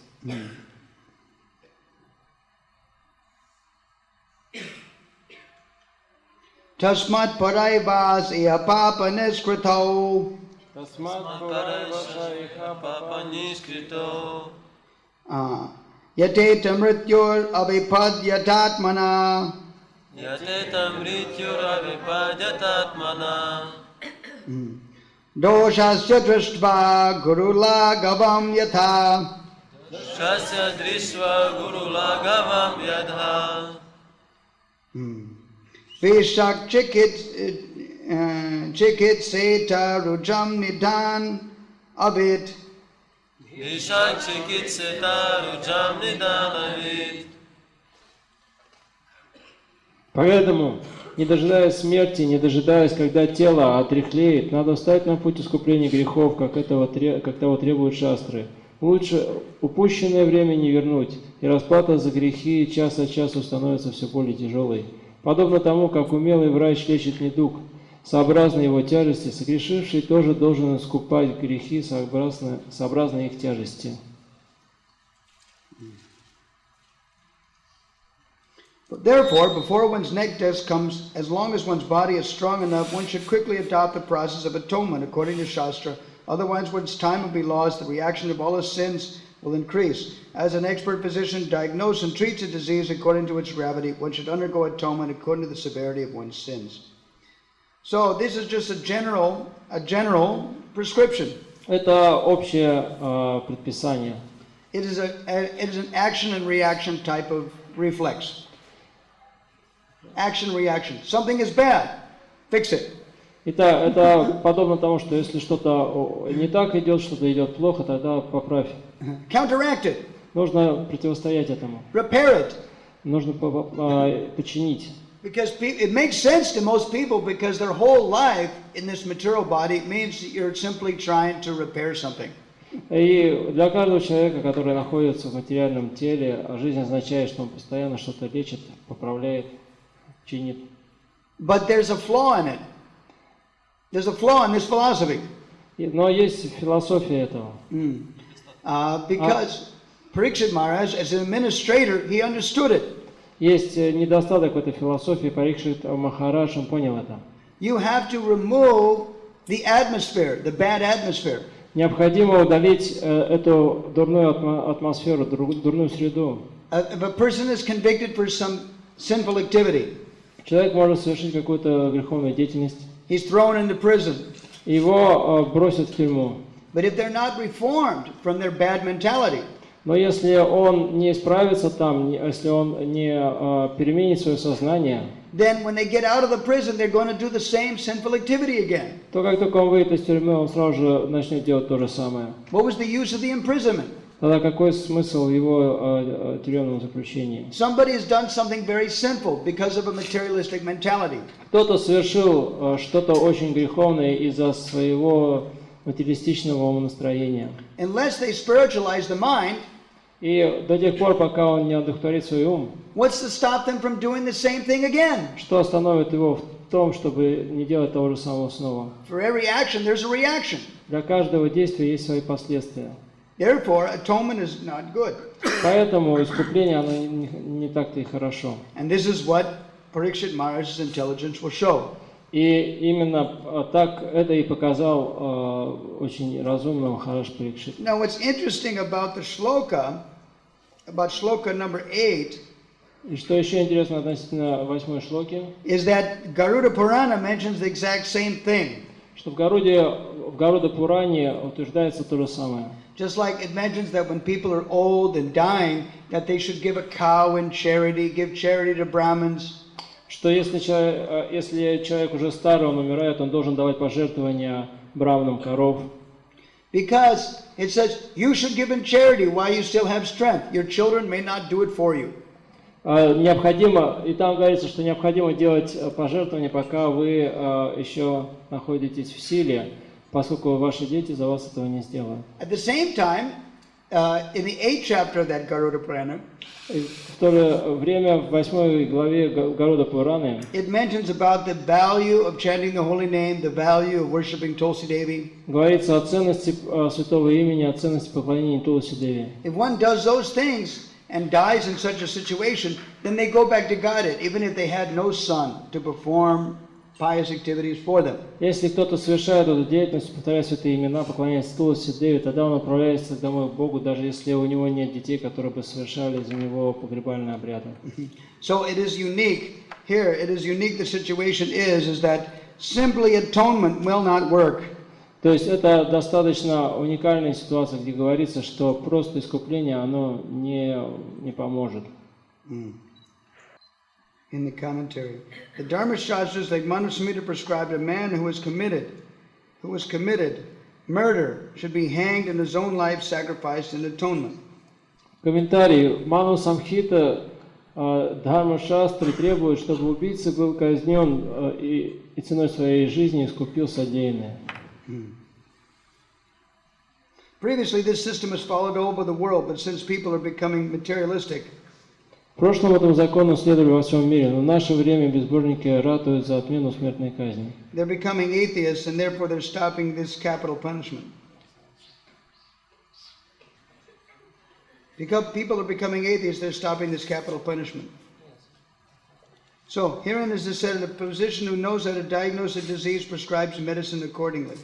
Когда Бхагаватам с вами говорит, что врач, поставив диагноз, назначает соответствующее лечение. If the disease is serious, the medicine must be strong. Если болезнь серьезна, то и лекарство должно быть сильным. The weight of a murderer's sin is very great, and therefore Manusamhita says a murderer must be killed. Точно так же греховная деятельность того, кто убивает, она очень велика, поэтому убийца должен приговорен к смертной казни. By killing a murderer, the government shows mercy to him, because if a murderer is not killed in this life, he'll be killed and forced to suffer many times in the future. И казня преступника, убийцу, правительство совершает благое дело, поскольку убийце не придется расплачиваться за свой грех в следующей жизни. Since people do not know about the next life and the intricate workings of nature, they manufacture their own laws, but they should properly consult the Dharma Shastras. В наше время люди не знают о сложных законах природы, о жизни после смерти, потому создают собственные законы. In India, even today, the Hindu community takes advice from expert scholars how to counteract sinful activities. Вместо этого им следовало бы прислушаться к указаниям шастры и действовать в соответствии с ними. В Индии среди индусов и по сей день принято обращаться к знатокам священных писаний, чтобы узнать, как искупить грехи. And in Christianity, there's process of confession and atonement. В христианском мире также существует исповедь и покаяние. Therefore, atonement is required. Итак, грехи необходимо искупать. And atonement is done according to the gravity of the sinful act. Искупление при этом должно соответствовать их тяжести. This is just a general rule for guiding society. Это общее правило для того, чтобы руководить обществом. And that's what's being described right here in these verses. И это будет описано прямо в этом стихе. But Parikshit Maharaj says that it does not destroy the seed. Но Парикшит Махарадж говорит, что это не уничтожает семени. This is what we were getting at yesterday. Это то, о чем мы говорили вчера. About that how a devotee must make sure that he or she is actively packaging Krishna consciousness for your own consumption. То есть, что преданный, он должен быть внимательным к тому, чтобы таким образом для себя сделать сознание Кришны, преподнести для себя сознание Кришны, чтобы он мог его усвоить. This process given by Lord Chaitanya Nityananda is Keval Ananda Khanda. It is full of happiness. Этот процесс дан Господом Чайтаньей Господом Нитьянандой, и он полон счастья. Now you may ask yourself, where's the happiness? И вы можете спросить себя, а где же оно счастье-то? I'm struggling in my household life, or I'm struggling in my work, or Я бьюсь в своей семейной жизни, я бьюсь на работе. Of course, as long as you've got this body, there's going to be work, there's going to be struggle. Безусловно, пока у вас есть это тело, придется работать, придется сражаться. But it just simply means that we have to work a little harder in our application of hearing and chanting. Но это всего лишь означает, что мы должны приложить больше усилий в том, чтобы слушать и воспевать. Like I said, all of you are talented. Как я уже говорил, у каждого из вас есть свой талант. Dovetail your talents in the service of Krishna. Не прячьте его, то есть перенаправьте ваш талант в служение Кришне, используйте его в служении If you're Кришне. engaging your talents, Если вы будете использовать их, then you see, when one works according to one's talent, then you have spare capacity. и тогда у нас, если мы будем действовать в соответствии со своими талантами, у нас расширятся возможности. This means it's called second nature. Это называется вторая природа. It means you're good at it. You're so good at it, you don't even have to think about it. It's a routine. You do it every day. Это что-то, что вы делаете каждый день, и вы уже об этом не думаете. Just like I remember when I used to go to Harkov temple, and the temple was making ponchikis, for selling. Как я был в Харькове, и в этом храме готовили пончики каждый день. So they did it every day. They made huge quantities of ponchika. И они производили просто безумное количество этих пончиков. So they were so used to making it, they could practically do it blindfolded or do it in their sleep. They were doing it every day. И они делали их так много, что они уже делали на автомате, они могли делать их даже во сне. And naturally, the mind is going somewhere else. Boing. И естественно, что ум, он начинает заниматься чем-то уже другим, совсем не относящимся к тому, что делает тело. So if you have a regular routine job, you get up in the morning, you brush your teeth, you eat your breakfast, you get on the tram, and you have a routine, you follow. Если вы занимаетесь какой-то совершенно привычной повседневной деятельностью, вы встаете утром рано, чистите зубы, завтракаете, едете в трамвае на работу. So the point is that every human being can utilize their spare mentality in their mind to think of Krishna. Таким образом, каждый человек, он может использовать вот это освобожденное пространство в уме для Кришны. This is in your hand, your freedom, your free will to utilize your energy to love Krishna. И это ваш свободный выбор, ваша свободная воля использовать это для Кришны. This is in your hand. Это в ваших руках. You can't blame your spouse, you can't blame your guru, you can't blame your friends. This is your initiative. You do it. Вы не можете обвинять в этом своего супругу или супругу, духовного учителя, кого бы то ни было. Еще это ваш выбор, это ваша инициатива. You should kick yourself. Вы должны сами себя пинать. If you're attracted to some nectar of Krishna consciousness that enlivens you, но если вы получаете какой-то нектар в сознании Кришны, это вас оживляет. Then learn it. И тогда учитесь. If you learn it, then that doesn't stop your work. И если вы будете учиться, то это не остановит вашу работу. That enlivens your work. Это, наоборот, оживит ее. Your routine continues. Ваша такая привычная деятельность механическая, она будет продолжаться. The nectar of Shastra, the nectar of Bhagavatam, the nectar of Krishna's glories. Нектар Бхагаватам, нектар Кришны, слава Кришне, нектар Бхагаватам и Бхагавад-гита. It means Krishna is appearing before you in a very sweet way. Другими словами, Кришна предстанет перед вами в очень привлекательной форме. Because he is Akila Rasamrita Murti, the essence of all relationships. Поскольку он Акила Расамрита Мурти, он суть всех отношений. It is not changing Krishna. Это не изменяет Кришну. It is calling Krishna. Это призывает Кришну. You're not changing him. You're calling him in a specific sweet way. Вы не меняете, не изменяете вы его призываете определенным образом. And in Srimad Bhagavatam, 3rd canto, chapter 9, verse 11, it mentions that. И в 3:9:11. И в 3:9:11 Шримад Бхагаватам говорится. those that are devotees that are engaged in bhakti, paribhavita, with very good devotional mood in their worship. Те преданные, которые занимаются преданным служением в очень хорошем настроении, преданности. Whatever they're contemplating Krishna in their mind. Когда бы они не размышляли о Кришне. Tadvipu pranayase, Krishna will come running in that very same form. Кришна тоже появляется в этой форме. Sadanugrahaya, out of his causeless mercy. Благодаря своей беспричинной милости. You're not changing Krishna. Вы не меняете Кришну. Sarva kalavidam Brahma. Krishna is everything. How can you change it? Кришна это все, как можно его изменить? You're calling him. Вы зовете его. He's coming in the form of their favorite Gita verses. Он приходит в форме вашего любимого стиха из Бхагават-гиты. Beautiful, sweet poetry glorifying him, written by the sages and saintly persons. В форме замечательных стихов, которые написали великие мудрецы. Just like a while ago, I remember a few festivals before, maybe not last Divnamor's festival, the festival before, they were selling in Russian, Stavamala. They had some Stavamala stutis in Russian. Я помню, что на одном из предыдущих фестивалей продавалась книжка Ставамала. Little tiny pocket book. Небольшая, такого карманного формата книга. Very thin. Тоненькая. Pocket size. Это такого карманного формата. Right, you remember? Помните? Who saw that book? Кто видел эту книгу? Right. Good. Did you buy one? Вы купили себе? Huh? Да. Okay, so you bought it, right? Did anybody learn any from the book? А что-нибудь выучили из этой книги? Well, there you go. Так что вперед. So there are many beautiful things in that. В этой книге множество замечательных вещей. Learn them.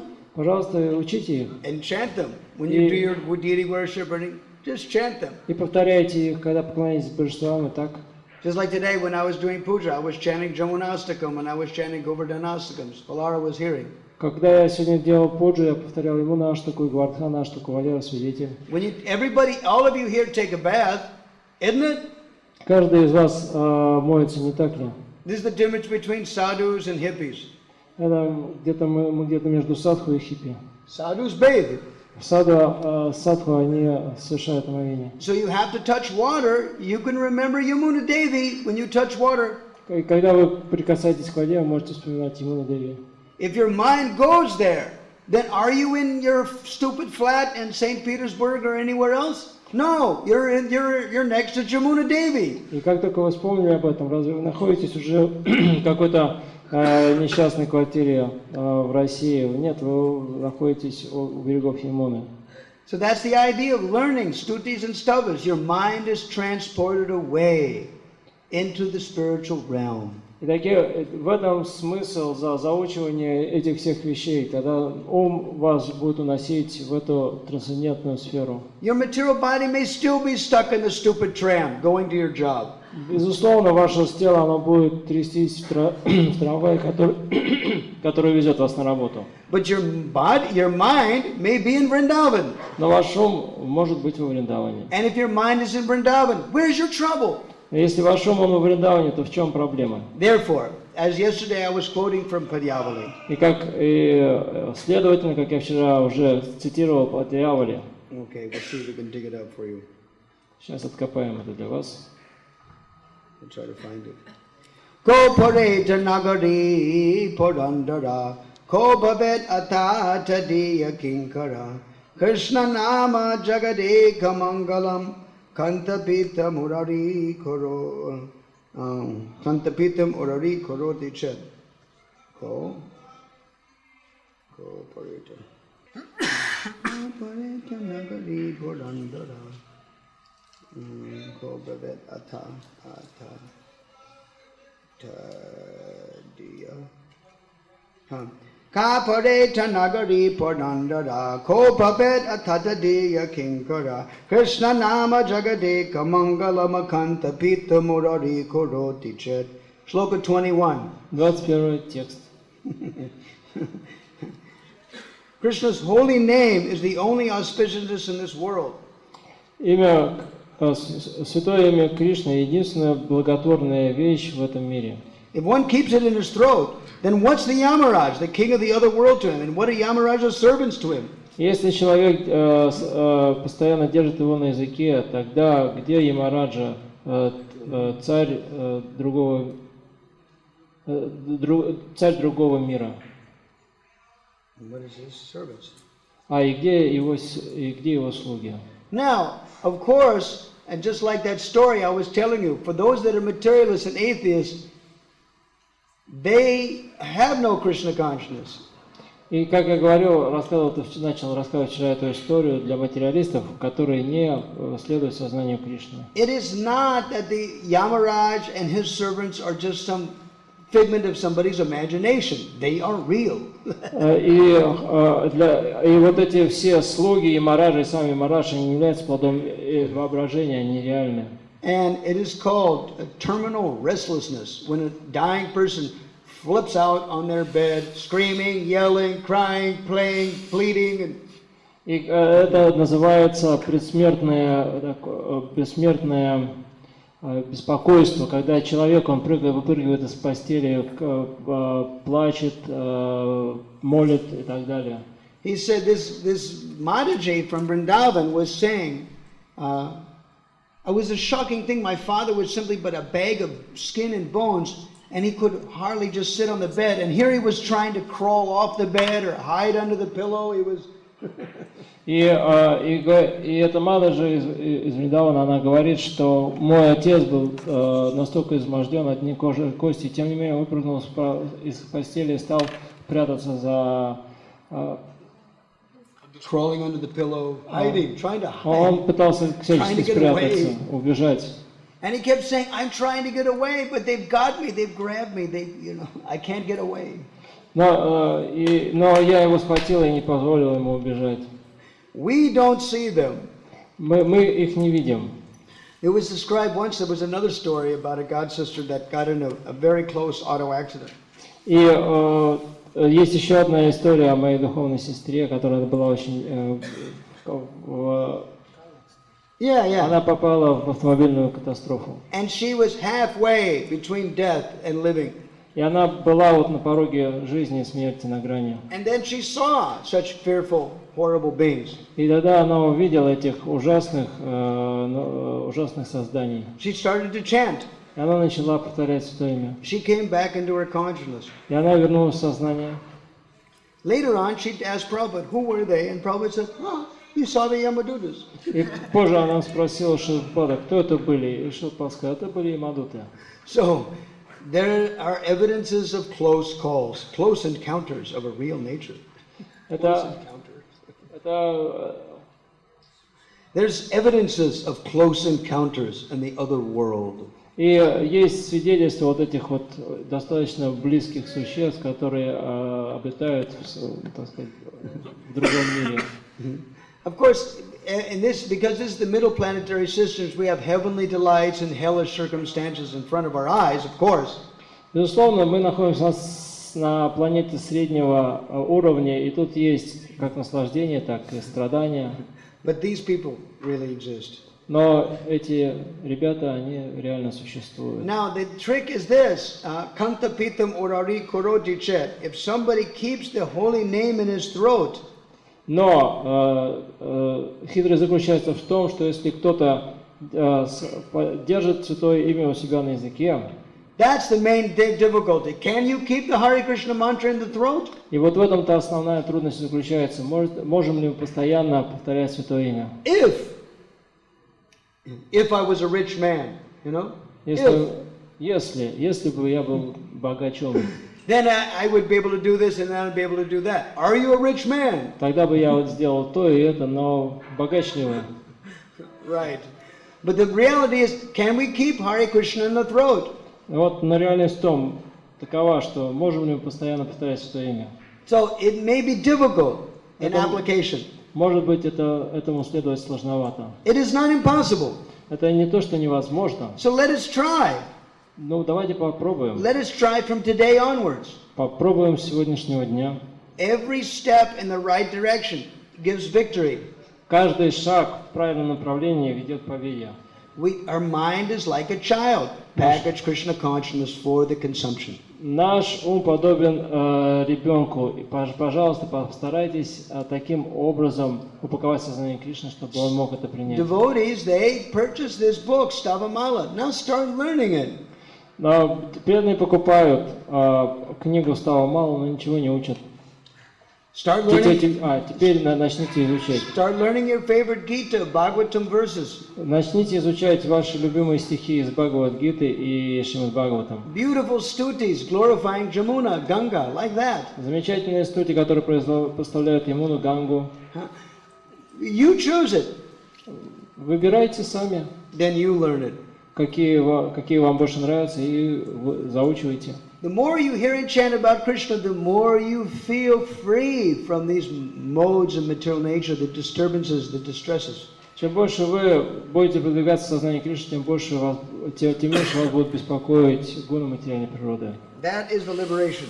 В этом и освобождение. All right. So we're going to stop here for questions now. Итак, мы сейчас вы можете задать вопросы. We discussed. Let's recap first. We discussed about the process of atonement. Итак, о чем мы сегодня говорили? Первое, мы говорили об искуплении. How materialistic people, they must be convinced to do something good. Каким образом убедить материалистичных людей делать что-то хорошее? Without good association, however, then that momentum cannot be sustained. Но однако без хорошего общения мы не сможем поддерживать себя в том, чтобы совершать только хорошую деятельность. Just like if somebody was a narcoman, then they tell you, you must give up all of your narcoman friends. You must get out of that bad association. И возможно, что кто-то из вас был наркоманом и теперь освободился от этого общения. Right, so you have to give up bad association. Satsanga, mukta dusango. Take association of devotees and give up bad association. То есть человек, чтобы перестать быть наркоманом, он должен оставить плохое общение и начать хорошее общение. But it's a fact that as you're living as a grahasta in this world, you must associate with a lot of demons in order to make money. Но если вы семейный человек, то вам так или иначе приходится общаться со множеством демоничных людей. All right, my body may be forced to be in that atmosphere, but my mind will not. Мое тело, возможно, оно вынуждено находиться в такой среде, но уму совсем это не обязательно. Sometimes the mind is dragged into Maya. Иногда ум стягивается в майю. One devotee asked Prabhupada, why is Maya so strong? Однажды один преданный спросил Шриле Прабхупаду, почему майя столь сильна?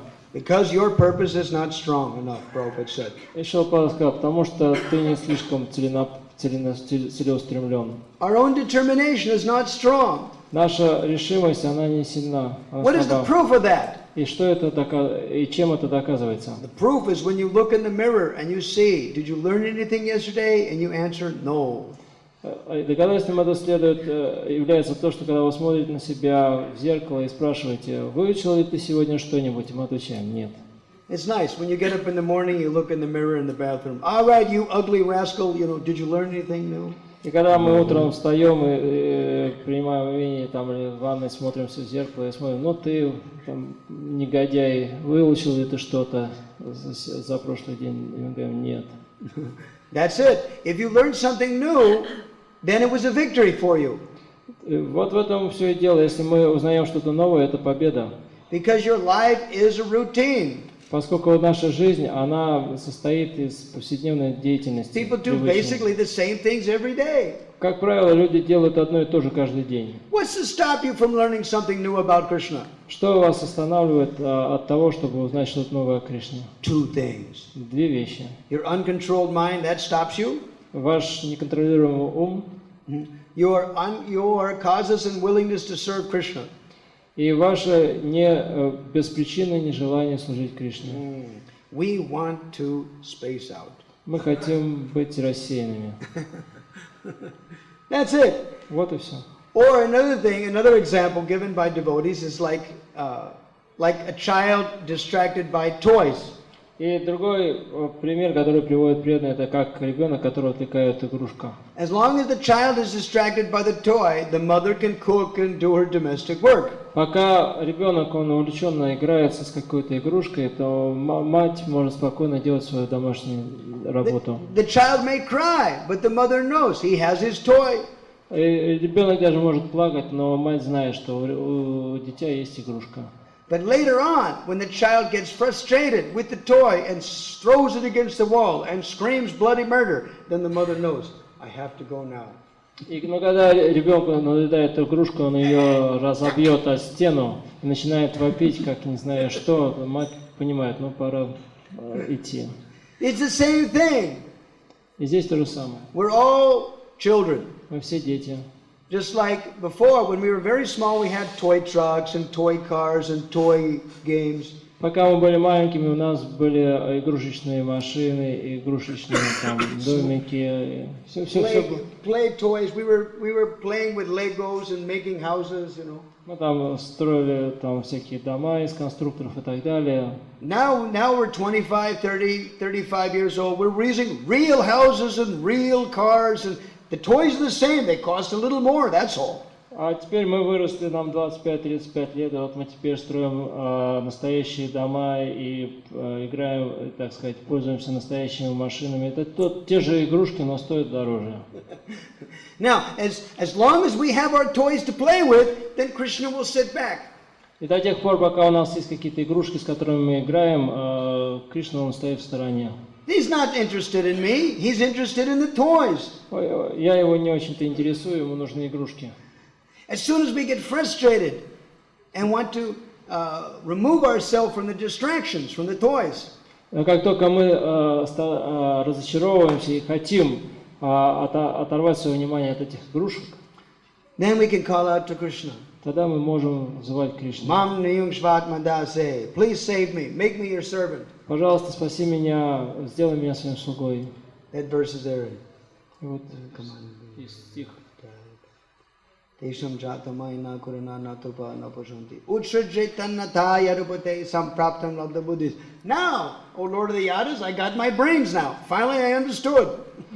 О, Господь Яду, I got my brains. I finally understood. я наконец прочистил все мозги, я понял. I'm not going to serve the senses anymore. Я больше не собираюсь служить своим чувствам. My toys are not satisfying me. И эти игрушки мне больше не доставляют никакого удовольствия. Tvamayata sharanam abhayam. I've come to your shelter for your lotus feet for shelter. И я припадаю к твоим стопам, прося прибежища. Mam nayung shvat madase. Now make me your servant. Пожалуйста, сделай меня теперь своим слугой. The difference is we may call out to Krishna every day like that. Do we follow up on it? Но смысл в том, что мы не только должны взывать Кришне таким образом каждый день, но мы должны следовать таким. We must follow up on our promise. Мы должны выполнять свои обещания. Just like if you offer your spouse a promise, you must fulfill it. If you offer your boss a promise in the job, you must fulfill it. Подобно тому, как если вы своему супругу или супруге пообещали что-то, или своему боссу пообещали что-то, вы должны выполнить его. Krishna is the boss. И Кришна это босс. Kartamishai. His name is Kartamishai. He has his hands like this, and he has his flute like that, and he's the boss. И вот так вот он выглядит, нос высоко задран, руки в боки, настоящий начальник. Kartamishai. He is the boss. Вот он настоящий начальник. So we can promise Krishna, but we must fulfill the promise. Мы можем обещать Кришне, но мы должны выполнить обещание. What's intelligent for a new devotee is don't promise so much in the beginning. И для начинающего преданного разум заключается в том, чтобы не слишком много обещать. Because if you cannot give it all immediately, если вы оставите все сразу же, then you feel embarrassed. Oh, I promised it and I couldn't do it. Имеется в виду, если вы бросите сразу свои обещания, вы сразу так почувствуете себя пристыженным, ну вот, я ничего не могу сделать, ничего не могу выполнить. Then you give up everything. И тогда вы вообще все бросаете. No. One step at a time. Go toward Krishna one step at a time. Нет, нужно идти шаг за шагом. One shloka at a time. One beautiful poem at a time. Одну шлоку выучить за какое-то время или один какой-то стих выучить. See, in this way, by learning nectar, you're being absorbed in the spiritual world. Таким образом, добывая этот нектар, вы будете погружены в духовный мир. When you learn Yamunastakam, you're surrendering to Yamuna Devi. Когда вы учите Ямунаштаку, вы предаетесь Ямуне Деви. Then she can come to you. When you call her, oh Yamuna, please come now in this song, while I take my shower, so I can remember you. И тогда она придет к вам, когда вы говорите, что дорогая Ямуна, приди ко мне, пожалуйста, пока я тут принимаю душ. Then you get shelter. И тогда вы получаете прибежище. Okay, questions now? И теперь вопросы. All right. А историю хотелось до конца услышать. Huh? Stay tuned again. Приходите We're not going to tell you immediately. Why do you want it right now? Why? Because it means you're going to run away from this class now, and you're going to go to other classes now. So you want me to tell you all the top news right away, so that you can, we got the essence out of this class. Now we can run to some other class. Right? Это вы, наверное, хотите все сразу узнать, чтобы тут собрать нектар и побежать в другое место, да? No, the thing is this: is that we're going to read that section when Ajamila is struggling on his own deathbed. Но смысл в том, что мы вот хотим прочитать этот раздел Бхагаватам, где Аджамила там находится на пороге смерти, и он так сильно обеспокоен. See, the momentum is building up. Ajamila is in trouble. Then we go, okay, you think this is just a story? We'll tell you another one. И тут вот как раз вот подбирается кульминация, как Аджамила там, да, драма разворачивается, а вы хотите услышать всю историю и пойти уже в другое место. Yes. Stay tuned. Stay tuned. Пожалуйста, оставайтесь с нами. Okay. Да, Прабhu. 6 of one, half a dozen of another. One devotee says it's 6. Another person says no, it's half a dozen. It's the same thing. Whether you learn Sanskrit or you learn the Russian translation. The Sanskrit is the original Shabda written by the author. That's the distinction. Что санскрит, что русский перевод, это все одно и то же. Единственное, что санскрит это изначальный текст, который написал автор. Just like Gita, it is non-different. Bhagavad Gita, Bhagavatam is non-different from Krishna. The sound is important. И Бхагават-гита и Шримад Бхагаватам, они не отличны от Кришны. Звук очень важен. Yes, you can learn the Russian translation. Безусловно, вы можете заучивать русский перевод. But after you've been relishing the translation, learn the original too. Но после того, как вы уже, так сказать, наслаждаетесь переводом, вы заучите и санскрит. The mind is like a muscle. You use it, it gets stronger. Ум он подобен мускулам. Если вы им пользуетесь, тогда он становится сильнее. Just like when I'm memorizing something, I may come across the translation. The translation slaps me in the face first. It impresses me, and I go, "Wow!" Then I memorize the original. И когда я что-то собираюсь учить, на меня сначала производит впечатление именно перевод. И тогда, когда это, так сказать, меня захватывает, я начинаю изучать санскрит. But the word for word helps bridge the gap. Но вот пословный перевод, он позволяет выстроить мост между санскритом и переводом. The thing about it is why devotees don't like to memorize is because they don't like to use it in preaching. Одна из причин, почему преданные не любят заучивать шлоки, потому что они не используют этого в проповеди. We are also preachers. Но мы являемся также и проповедниками. We learn something, we give it to our friend. Мы учим что-то, пожалуйста, делитесь этим со своими друзьями. I learned something and I put it in my class. Я заучиваю что-то, и я использую это в своих лекциях. I learned something and I sing it in my room a few times during the day. Если я заучиваю что-то, и я повторяю это в своей комнате в течение дня. That's how you learn it. Таким образом мы учимся. And by word for word helps you so that you don't have to wade through the whole verse. You can use snippets, small pieces.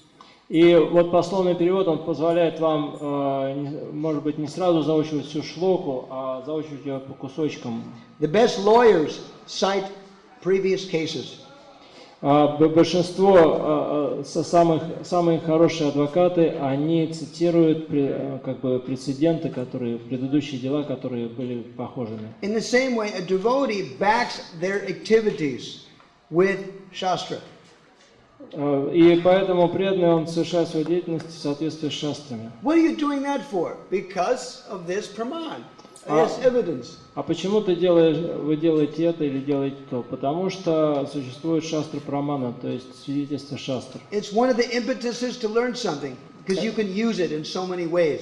Это одна из причин, одно из побуждений, почему мы учим что-то, потому что You can use it. Вы можете просто это использовать. Because if you don't use it, you lose it. Поскольку если вы не используете это, вы это теряете. So this is the trick. You learn it. Go ahead, learn the Russian translation first. Это такой трюк. Если вы хотите учить, то сначала можете заучивать перевод. But the original has a song to it. Но изначально это песня. Learn it and sing it. Заучите ее и пойте. Singing it means singing it to your friends, to other people. You give it to other devotees. И петь это значит, что делитесь этим, пойте это своим друзьям. This is preaching. Это проповедь. Achar, vichar, and prachar. Ачар, вичар, прачар. Achar means your own example. Ачар означает ваш собственный пример. Vichar means what you're thinking about. Вичар значит, о чем вы думаете. And it comes out of your tongue. И это исходит с вашего языка. Preaching. Проповедь. The more you give Krishna to others, the more dear you become to others. Чем более вы проповедуете другим осознание Кришны, тем более дорогим вы им становитесь. Even if you're only speaking it to yourself, to the four walls. Даже если вы говорите самому себе, проповедуете самому себе посреди четырех стен. Haridas Thakur said, what about the germs and the bugs and the other living entities? How will they be benefited? They'll also hear the holy name. И Харидас Такур сказал, а что там насчет всяких червей, букашек, таракашек, которые там живут в стенах? Они же находятся везде. They'll also hear the holy name. Они тоже слышат святое имя. Kita janmaho jatatuvadas. Even a bug in the house of a devotee can hear the holy name. Даже жучок в доме преданного может слышать святое имя. So you can't say, I got nobody to preach to. I live by myself in my flat. I got nobody to preach to. You got all these flies to preach to. Вы не можете сказать, что вам некому проповедовать. Я тут одинешенный дома сижу. Всегда есть какие-то мухи, которые есть. Right. Chant loudly. Preach to your own mind. Поэтому повторяйте святое имя громко, проповедуйте собственному уму. Hey, start learning. You'll be happy you did. Начинайте заучивать шлоки, тогда вы станете счастливы. You can't say, what is it like? What is it like? Just start it. Что толку думать? Ну, что из этого получится, что из этого выйдет? Просто начните. It's like a person lifting weights or something. What is it like? Just start and you'll understand, you know. И как человек, который думает, там, накачать мускулатуру, стать поднимать какие-то тяжести, что только об этом думать, как он будет делать? Нужно начать делать. Да, Мата. Я по вашей вчерашней лекции. Вы вчера говорили о том, что Раджамила, начал вести греховный образ жизни из-за того, что у него чувства начали его играть таким образом. И в прошлой жизни у него была такая, которая подтолкнула его к греховной деятельности. А я читала о том, что Раджамила в прошлой жизни был великим преданным Господа Нараяны, поэтому он стал воспевать святое имя Нараяны. И это у меня вопрос, я хотела спросить, а разве то, что если действительно он в прошлой жизни был таким великим преданным Нараяны, почему он в этой жизни тогда пал? А если, как сказал Гуру, о том, что у него греховная была жизнь, тогда как Он не сказал, что была греховная, жизнь, он сказал, что в результате своей предыдущей жизни. Что у него были какие-то привязанности. Maya so strong. По поводу вопроса, если он был великим преданным в прошлой жизни, почему он, стал таким в этой жизни? Махарадж говорит, что это является доказательством того, что майя сильна. I mean, he may be a great devotee, he may have not. Мы можем быть великими преданными, можем не быть великими преданными. Maya is very powerful. Майя очень могущественна. Balame pasya mayaya srimaya jahino disham yakaroti padakrantam bruvi jambana kevalam. Kapila Dev tells his mother in 3rd canto, chapter 31. В 31 главе 3 песни Шримад Бхагаватам Капила Дева говорит своей матери Девахути. 35, 36, something like that. То ли 36, то ли 35. Just try to understand the power of my Maya in the form of the opposite sex. Только попробуй, постарайся понять могущество моей майи, которая принимает форму противоположного пола. Simply by the dashing of the eyebrows can bring to their feet the greatest of conquerors. Она просто движением своей брови может заставить человека, даже величайшего героя, покорителя мира, припасть к ее стопам. Maya is very powerful. Майя очень сильна. Да? Скажите, пожалуйста, до какой степени могут помочь амбиции, может быть, на начальном этапе в сознании Кришны, или вообще они могут помочь?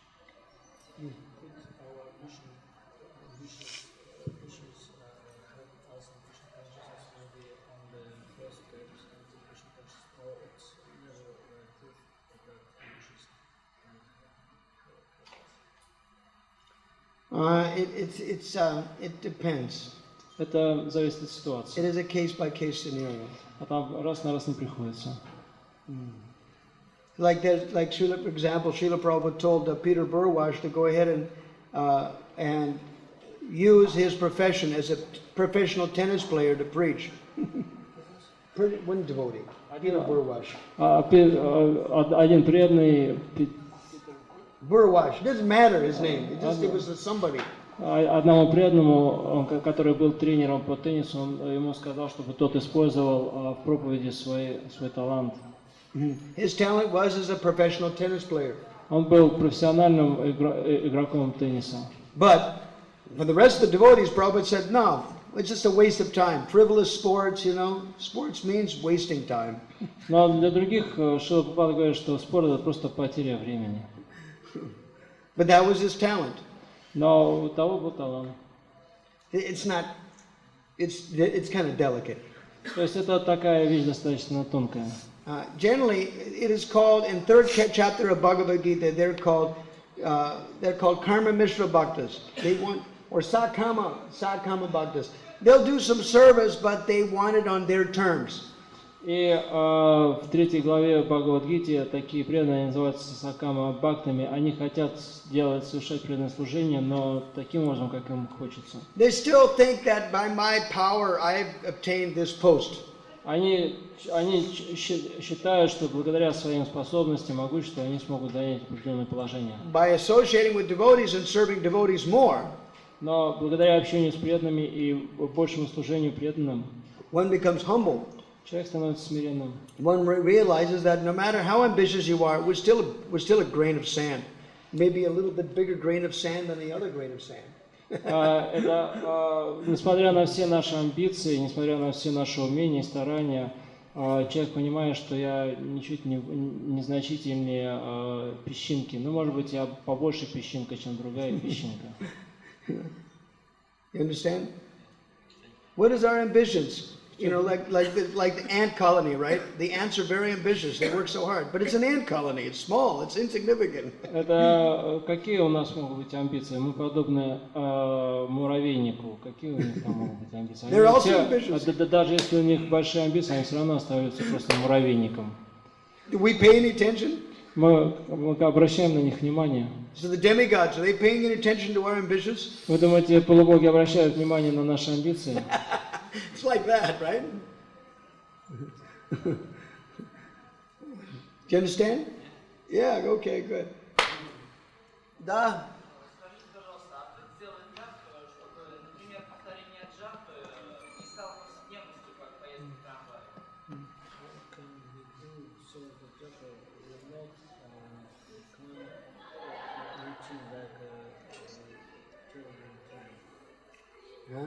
How do you chant? Listen to it. Нужно ее слушать. Cry out to Krishna with every mantra. Взывать к Кришне в каждую мантру.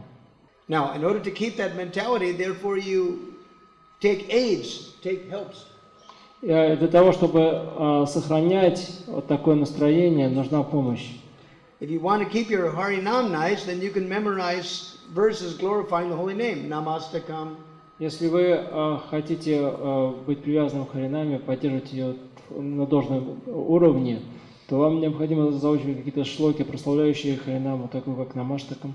Also, there's also what Harinamastakam, the bhajan that Niranjan Maharaj likes to sing around. И вот Харинама Амаштакам, баджан, который любит петь Шри Ниранджан Свами. Right? Learn that. Выучите это. This helps you focus. The holy name is special. The holy name is special. Это поможет вам сосредоточиться на том, святое имя это что-то особенное, святое имя это что-то Just особенное. look, like I have a habit. You see, I have these earplugs. Вот вы можете видеть, что у меня есть такие беруши. But the nice about them is that you stick them in your ears, you can hear it within your head. Что в них хорошего, то что когда вы втыкаете в уши, тогда вы можете слышать, что там у вас в голове звучит. Some devotees don't like them.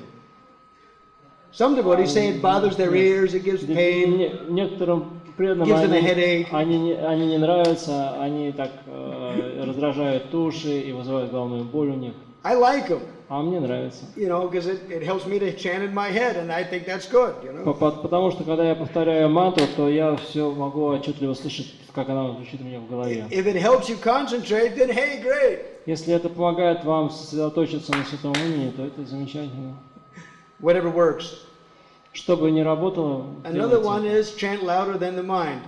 Другой момент, что необходимо повторять святое имя громче, чем говорит ваш ум. That can also be silently done. В принципе, это можно делать тоже молча. You know, even while you're on the tram. Даже если вы в трамвае. Nothing stops you from being Krishna conscious. Ничто не останавливает вас от того, чтобы стать сознанием Кришны, Except our own laziness. кроме вашей собственной лени. Okay, does that help a little bit?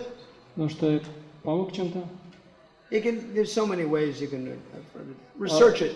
То есть существует множество способов, пожалуйста, займитесь исследованиями. Okay. Any other new question? Navoy rookies. Okay, here we go. Here's a Navoy rookie. Jai Mata. Hearing the sound from the spiritual master's ears is very, very important to project it into the heart. Безусловно, слушать звук, который произносит духовный учитель, мантры, который произносит духовный учитель с помощью слуха, это очень хорошо. Initially. В начале. But you may have to look at it later on to make sure you remember.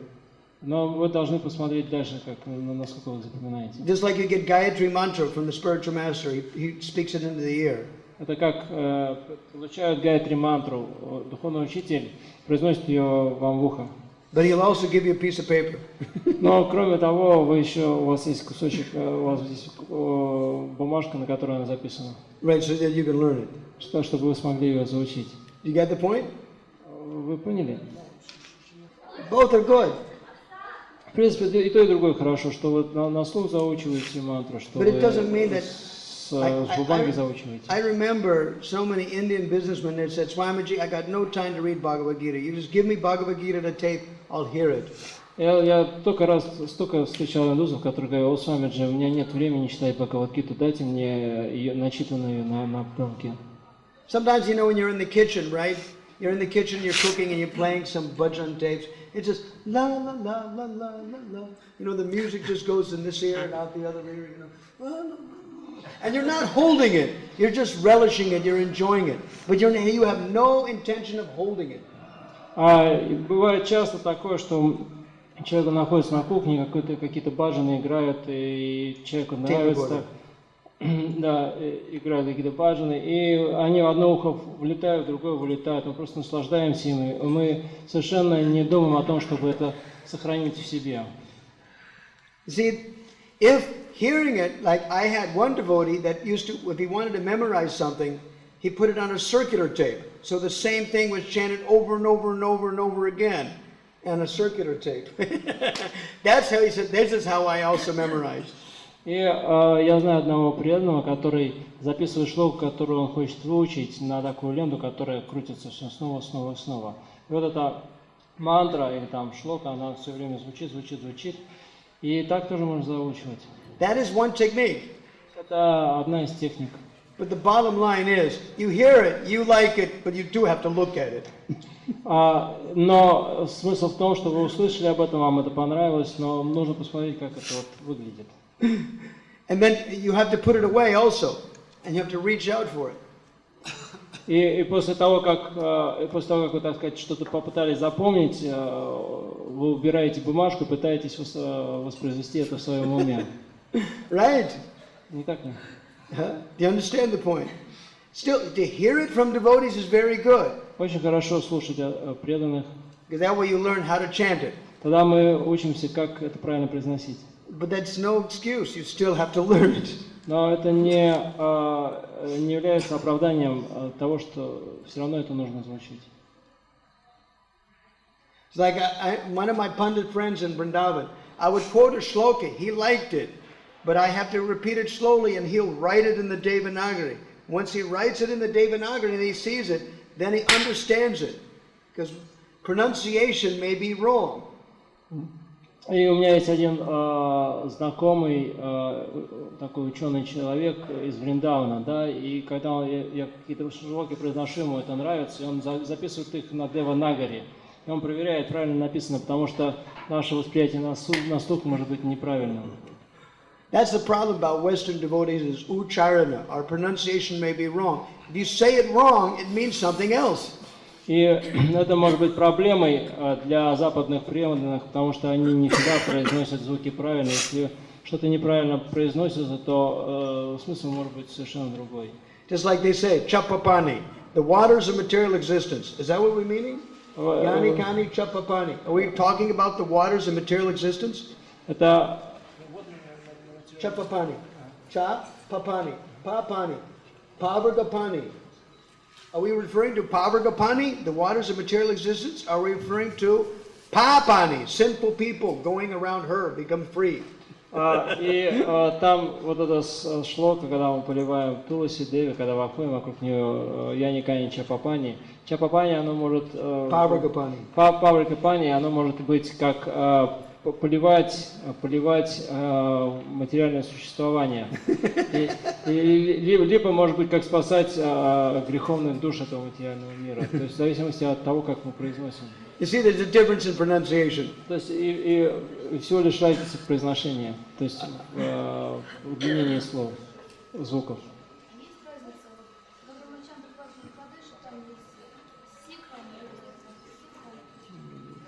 Last question.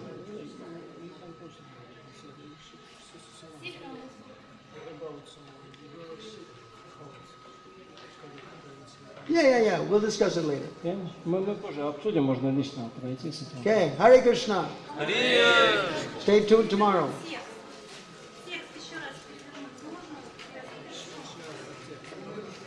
Which one? 9. Which one do you want? We did 7 and 8 today. We did 6.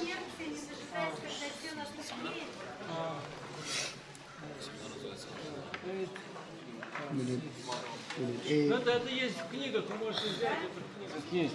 We did 618. We did 617 and 618. Записалась? Да? Если бы она не записалась, я в Карсербуке закрыл. Она меня вдохновила. Вообще супер. Ее еще сохранять не надо сейчас, да? Вот она все должна. Все выключаю. Как сохранять? Куда? Я вообще этим аппаратом, я никогда с ними не работал.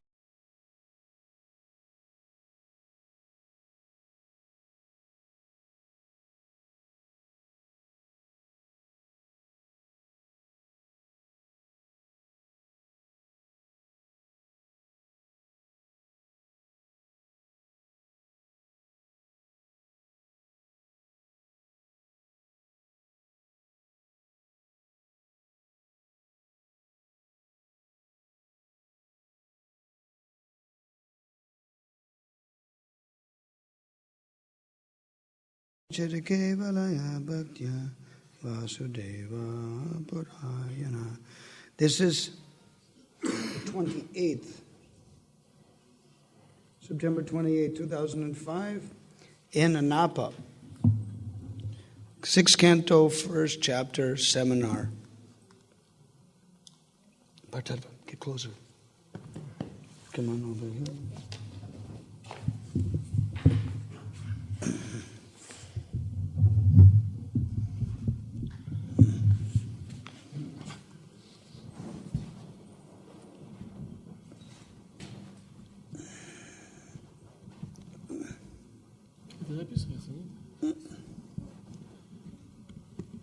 It's all right. It's recorded. It's doubly recorded. Yes. Fine. So we're continuing our seminar on Ajamila Katha. Итак, мы продолжаем наш семинар по Джамила Катхе. Now, yesterday we discussed about that if somebody makes a fault, that Karmakandi says you atone for it by doing something else. Counteraction. Итак, мы говорили вчера, что если кто-то ошибается в чем-то, то он может исправить это с помощью искупления, научившись ему этому, узнав, как это сделать из раздела Вед Кармаканда. Now that makes sense to a person's mind because we always are counteracting all day. Это имеет определенное значение для обычных людей, поскольку мы всегда пытаемся чему-то противостоять. But so I have a question. У меня есть вопрос. If somebody steals, если кто-то что-то своровал, simply by punishing them, well, that removed the stealing tendency. Если мы его накажем, то избавится ли он от склонности воровать? We want to hear from you. Хотели бы услышать ваше мнение. No. How come? Why does somebody engage in some sinful activity? Stealing, something like that. Why do they? Почему человек занимается греховной деятельностью, ворует и так далее? Почему? There is no knowledge because there are anarchas in the heart. Good. There is anarthas. Yeah. There's association with the mode of ignorance. Поскольку есть дурное общение в гуне невежества. They have desires. Yes, they have desires in their heart, anarthas. У них есть желание в сердце, анартхи. What else? Что еще? What causes somebody to act sinfully? Какова природа, почему человек действует неправильно? Ignorance, right? Okay, ignorance is one. Raise your hand. We want some answers. Just raise your hand, parliament style. Сделаем парламентскую форму голосования. Поднимайте руки, кто хочет ответить. Envy. That's you from you? No, it's from one. Huh? Envy of somebody else, therefore they perform sinful activity? Кто-то совершает деятельность греховную из-за зависти, ну. All right. Да. What else? Da? Что еще? Da, Mata? Lust and anger. Lust, anger, all this is in the mode of ignorance, right? Okay. Да, все это в гуне невежества, хорошо. Okay. He's come back. Are you done now? Vishwamitra, you done now? You available now? Okay. Now, what are other reasons why sinful activity is done? Yes, Mata? Еще по каким причинам это простая деятельность?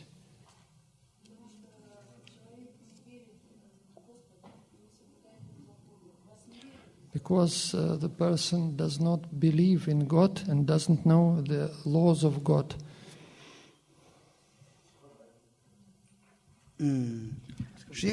Well, yeah, that's one aspect of ignorance, yes. Это один из аспектов невежества. But religion doesn't always fall into the category.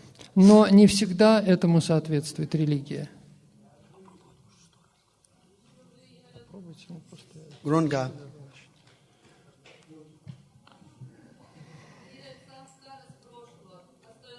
Some samskaras from the former life. Yeah, tendencies from the former life. All right. That's good. Да, tendencies from the former life. Тенденции, оставшиеся с прошлой жизни. Это правильно. Because the reason is this mic has to catch also. This has to catch both of us. This mic here that I'm recording has to catch both of us. So you got to move closer. You got to move closer. We love you, Vishnu. Come close. Thank you. Back. Okay. Now move this microphone. This is our common microphone, yes? No. This is your microphone, and this is my microphone. Fine. Okay. And this is our common microphone. Okay. Right. Now, okay, so it is samskara. It is interesting. It is a tendency from the past, a previous birth, or conditioning that you've learned. Итак, это самскары, оставшиеся с прошлой жизни, или то, что вы выучили в свое время. That's very good comment. Хорошее замечание. It means you were, some people were, they had innate tendencies for sinful life, and somebody trained them. Некоторые имеют естественную тенденцию к простой жизни, а некоторых этому обучили. Then how do you make somebody better? Как же человеку прогрессировать? How do you remove that sinful desire seed from the heart? Как избавиться от греховных желаний в сердце?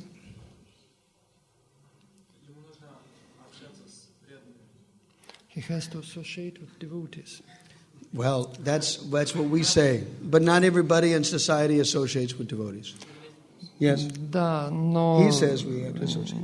Repeat his answer. Значит, был ответ такой, что общение с преданными, но не все, так сказать, реально общаются с преданными.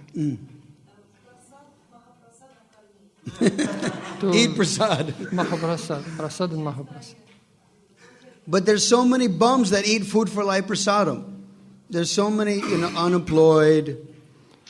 Существует тысячи различных бомжей и безработных, которые питаются прасадом. But they still don't give up sinful activities. Но они не прекращают греховную деятельность. Sometimes the prasadam fuels their sinful activities. А иногда даже прасад, наоборот, подбрасывает топливо в их греховную They деятельность. eat the food, they get energy, and they steal, or they steal and Они they rape. едят, заряжаются энергией и продолжают свое. Knowledge. And also meeting with pure devotees and obtaining knowledge from them. Good. These are good answers. Хорошие ответы.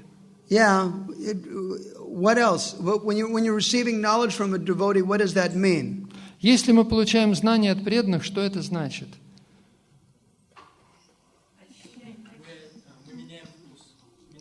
We are changing the taste for our life. Right. This is a good point. You're changing the taste. Это хороший момент, изменение вкуса You're changing the activity.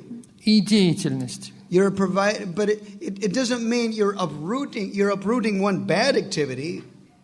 Вы искореняете свою дурную деятельность. You're not just simply stopping them, you're giving them something else to do. Не просто прекращаете деятельность, но делаете что-то другое. Good. We were discussing this before, that every one of you in the room is talented. Мы уже говорили о том, что каждый присутствующий в комнате имеет какой-то талант. And the mind is like a child. Ум подобен ребенку. Therefore, just like the parents, out of appreciation for what the child is, they direct the child. Родители любят ребенка, и в соответствии с его наклонностями они направляют его соответствующим образом. They're not trying to artificially direct the child. Они не пытаются как-то искусственно направлять его. You're taking what's there and encouraging it. Они берут то, что есть, какие у него есть данные, и пытаются его вдохновить. It's the exact same thing that we must do with ourselves. И это то же самое, что мы должны проделать с самим собой. Because now all of you here in the room, you're all adults now. You're not with your parents, or you're not directly under control of your parents. Вы все взрослые люди, и даже если вы и живете с родителями, то вы уже независимы. So this means you have free will. У всех свобода воли. And therefore you must package things for yourself. И поэтому вы должны устраивать сами для себя. Now, in order to do that, what does a devotee have to do? Что должен делать преданный для этой цели? In order to start that, packaging something for your own consumption, or using your own talents for Krishna, how do you start that? Как мы должны начать вот этот процесс использовать свои таланты для Кришны?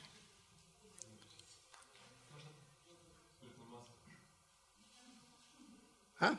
Spiritual master once said. No, come on, wait. Aside from accepting an authority, that's always good. Okay. Конечно, принимать авторитет всегда хорошо, это понятно. But do you live with your guru? Но вы что, живете вместе с своим гуру? How many here in this room actually physically live with their guru? Кто из присутствующих физически вместе с гуру живет там, находится? Постоянно? Nobody. Никто. It's only you. Right. So what does that mean? Under authority, what does that mean? Поэтому что значит под руководством авторитета? Wait a second. To read shastras. Shastra, okay. And also spiritual guides. So? Some sadhus, some spiritual guides, like shiksha gurus, counselors. Right. Good. Counselors. It means you're putting yourself under direction of loving devotees that love you. То есть вы должны как бы поместить себя под заботу других преданных, которые вас любят.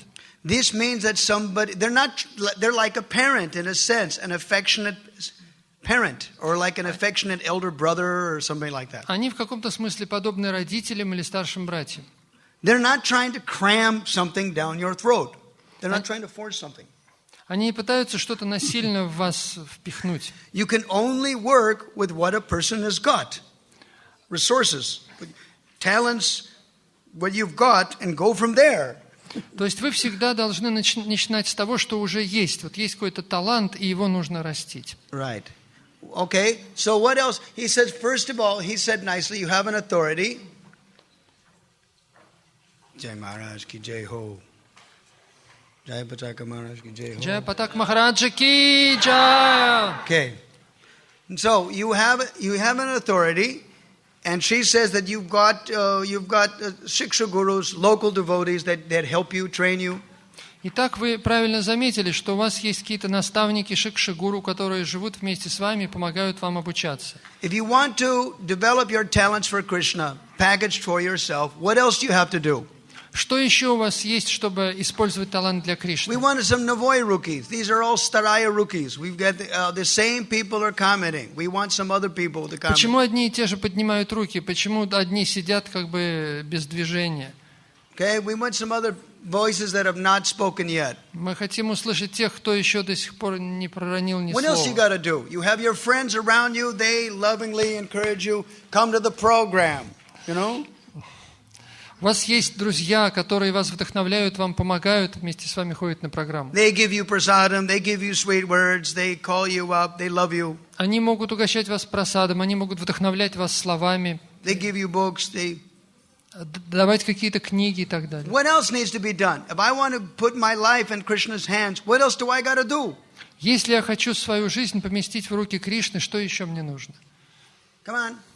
Ну, давайте. What did happen to you? Da. What happened? The holy name. Yeah, okay, we got to chant. Good. We got to chant Воспевание the holy святого name. имени. In what way? Каким образом? This whole... Шраванам Киртанам. Right, Shravanam Kirtanam. In what way? Каким образом Шраванам Киртанам? You're a Staraya Rookie, Mata. Attentive. She's already a Staraya Rookie. We want a Navoy Rookie. Все те же руки. Мы хотим новые руки. Shastras. Yeah, but Learning in which Shastras. way? We're reading Shastra, we're chanting Hare Krishna. In what type of way? Но каким образом? Воспевание, изучение священных писаний, каким образом? She's not. Repeating the same. She's not. No. You say it. What quality? Well, maybe in association with devotees. It's my Yeah, but that's okay. But association of devotees means what? There's a quality that comes out. There's a quality of reading Shastra. There's a Должно быть quality of качество. chanting Hare Каким Krishna. образом There's a обрести quality. качество воспевания? Humility. It's Enthusiasm, humility. humility. Oh, yeah. And what else? Что еще? It's not just simply, all right, I'm very humble, and I'm very lowly, I'm very small. But there must be something else. Besides humility, there must be something else. Помимо смирения должно быть что-то What еще. powers the humility? Что ваше смирение ваше What is развивает? powering your humility? Что толкает ваше смирение? You see the lady with the purple sari. Enthusiasm. А что вы говорите?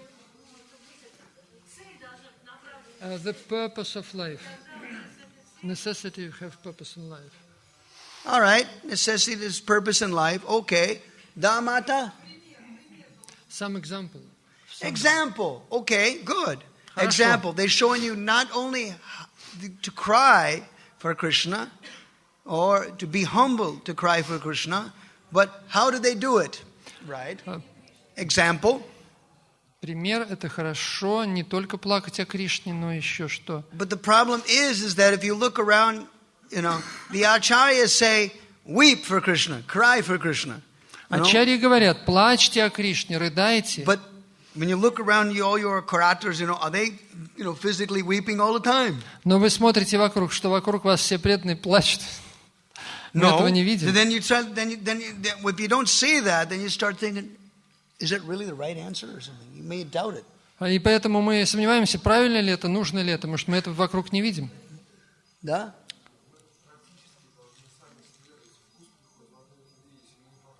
We should practically follow all the necessary rules and That's regulations. it. He's got it. He's got the intermediate stage. Это промежуточная стадия. That's important. Because before we get to the level of greed, where we actually are desperate, when we're desperate, you can only cry for Krishna with real tears and real mood when you're really desperate. But he's mentioned the intermediate stage between this and that. Он указывает на определенную промежуточную стадию. В конце концов, мы должны в отчаянии рыдать, плакать о Кришне. But he's mentioned the intermediate stage. Он указывает только промежуточную стадию. He's talking about application. Каким образом это применять? You're humble, but you're not lazy. Вы смиренны, но вы не ленивы.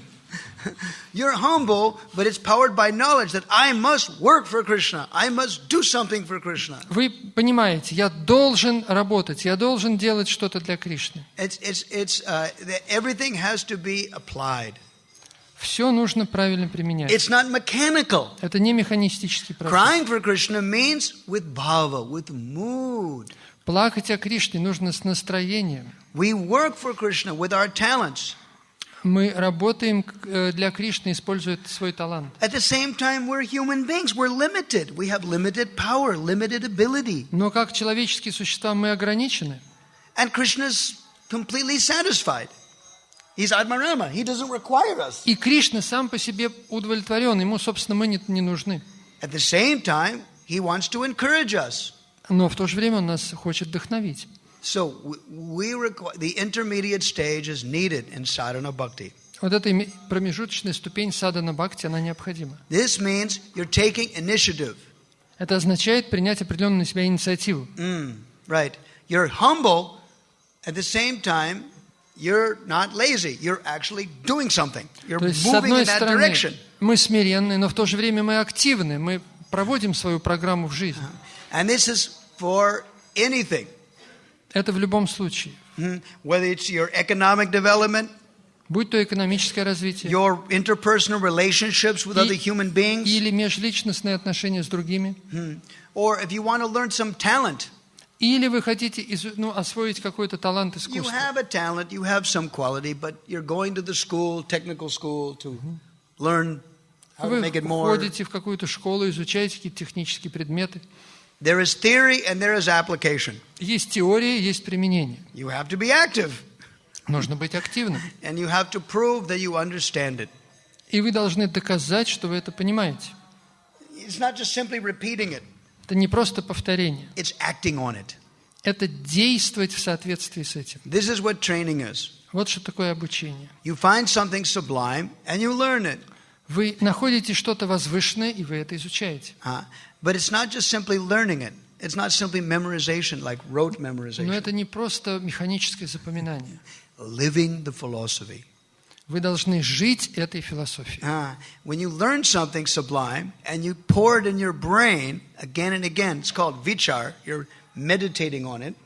То есть вы должны эту философию вложить себе в ум и жить в соответствии с ней. then you live it.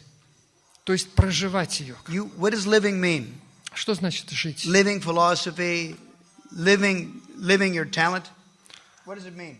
Жить философией, что это значит? Or living your talent. Или жить своим талантом. Staraya ruki. We want a novoi ruki. Старые руки, мы хотим новые руки. Novoi. She's also starai now. Well, applying the practice. Huh? No, it means realization. It means realization. Реализация, сознание. Yeah, when you do something, you apply something, but just like if you're learning how to fix a car, right? Ну, вы учите, скажем, как ремонтировать машину. You got the manual. Okay. У вас есть руководство, вы там читаете, что надо делать. But doing it, actually getting out there with your wrenches and getting under the car and doing it, you know what it's like because you're doing it. Вы это делаете, потому что у вас есть там руководство. You get help with another person who's done it before. Вы используете знания человека, который уже это проделал. But they're not going to do it for you. Но он за вас это делать не будет. Вы должны проделать все сами. They want you to do it. И он хочет, чтобы вы это They'll все just point the проделали. direction. Он просто указывает, дает направление. You got to get your hands dirty. Вы должны как бы сами запачкать свои руки. Why is it important for you to get your hands dirty? Почему нужно вам самому запачкать руки? Why do you got to do it? Для чего? Why can't he do it? Почему он не может? Because it's our life, that we should do it. Yeah, that's right. It's you've chosen it. Потому что вы сделали такой выбор. You've chosen it. Now you must experience it. И поэтому вы должны обрести опыт. This is one thing about school, that one thing that is called experiential knowledge. Это в школе изучают экспериментальные знания. It is the subject matter goes deeper in the student's heart when the student actually exercises, actually goes through the procedure. И ученики там в школе, студенты, они обретают знания, когда они сами все это проделают своими руками. And you don't forget it then. И тогда они не забудут. The example remains in your brain.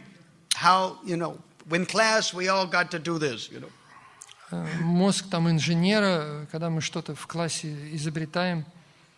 Just like, for example, I would do a seminar on Tulsi Devi. Например, был у меня семинар по Тулси Деви. And I would tell people about how to take care of her. Я рассказывал преданным, как это делать. How to repot a Tulsi.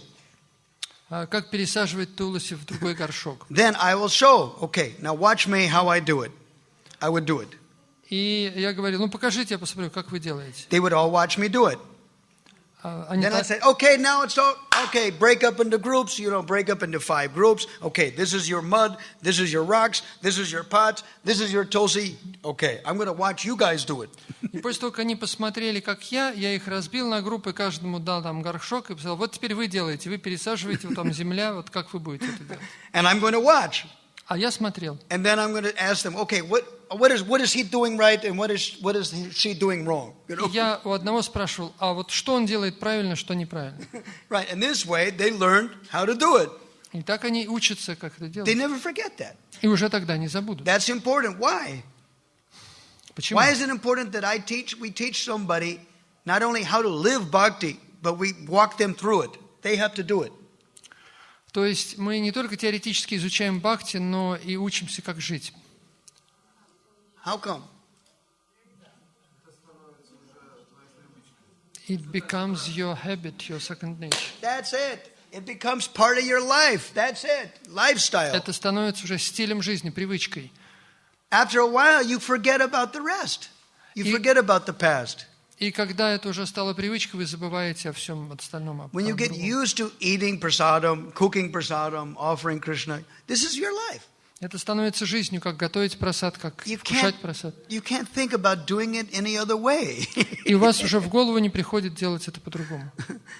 It's a spiritual conditioning. It's in the mode of goodness. Это обуславливание, духовное обуславливание в гуне благости. The example I gave about repotting Tulsi.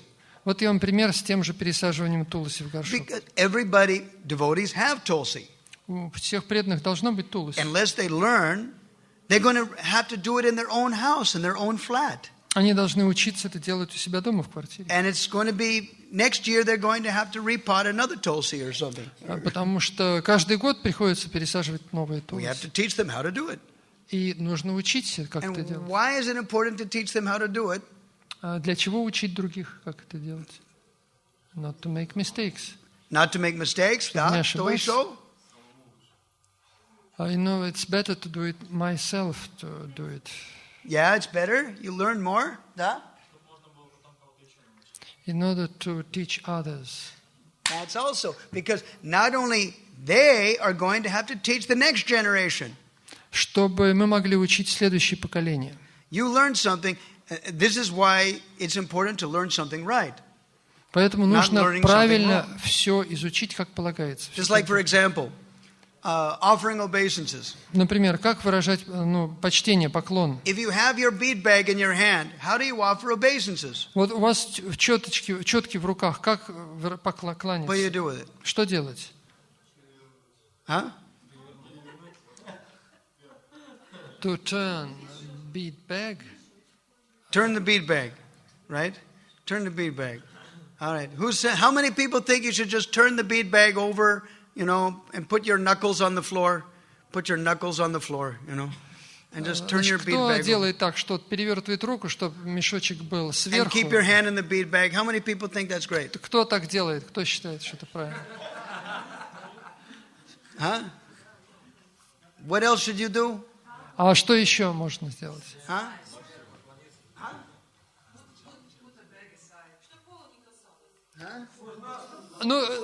Поднимайте руки, кто-то скажет. That's another one. Here's another ISKCON example. Put the bead bag on top of the hand, right? Второй пример – это положить четки сверху, кланяться, а четки That's сверху. better than nothing. Это лучше, чем I ничего. mean, because if you don't have a table to put it on, okay. Раз если у вас нет стола, куда положить четки?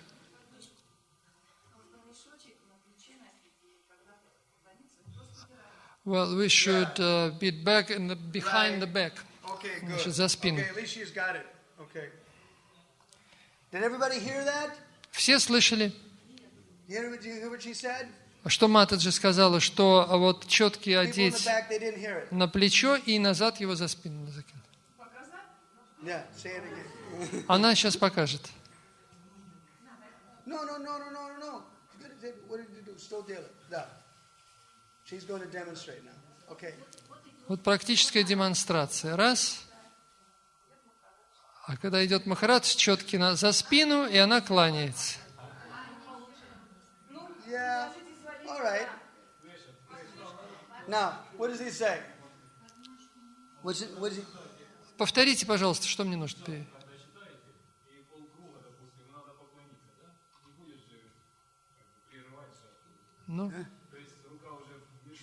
Ну и что вы предлагаете, я не понял. Или вы задаете вопрос? What's his comment? Это вопрос или это... The question is, what to do if we chanted one half of a round and our hand is inside the bag? What to do if we have Whether to we chanted half of the bow round. down? That Yes. means the round is gone. Is that the question? Is the round gone? Yes. If I remove my fingers from the bead to offer obeisances, is the round gone? Вопрос, вот я должен вынуть руку из мешочка, что тогда все, уже круг пропадает, мы прочитали полкурса. That is this question? Это ваш вопрос? Да. Yes and no. Yes. Yes and no. Yes. The answer This is the is question. yes, it is gone. No, it is not gone. Ответ такой, да, с одной стороны он пропадает, но с другой стороны он не пропадает. It depends on what standard you want. Это зависит от стандарта, который вы установили. Most devotees, they just simply pull the bead out of their bead bag. Некоторые просто вытаскивают четочки из мешочка, And they offer obeisances, and then they grab the same bead. затем кланяются, снова хватают ту же самую, так сказать, бусинку и продолжают. Now, if you're worried, did I take the bead right? Maybe I should be going the other way, toward the big beads or for the small beads. Which side did I grab? Didn't catch. The big bead, toward the big bead, did I grab the bead right? Maybe I'm going in the wrong direction now. Ага, значит, у вас вот торчит вот это, то, что вы достали, но вы можете ее схватить по-другому и пойдете в обратную сторону.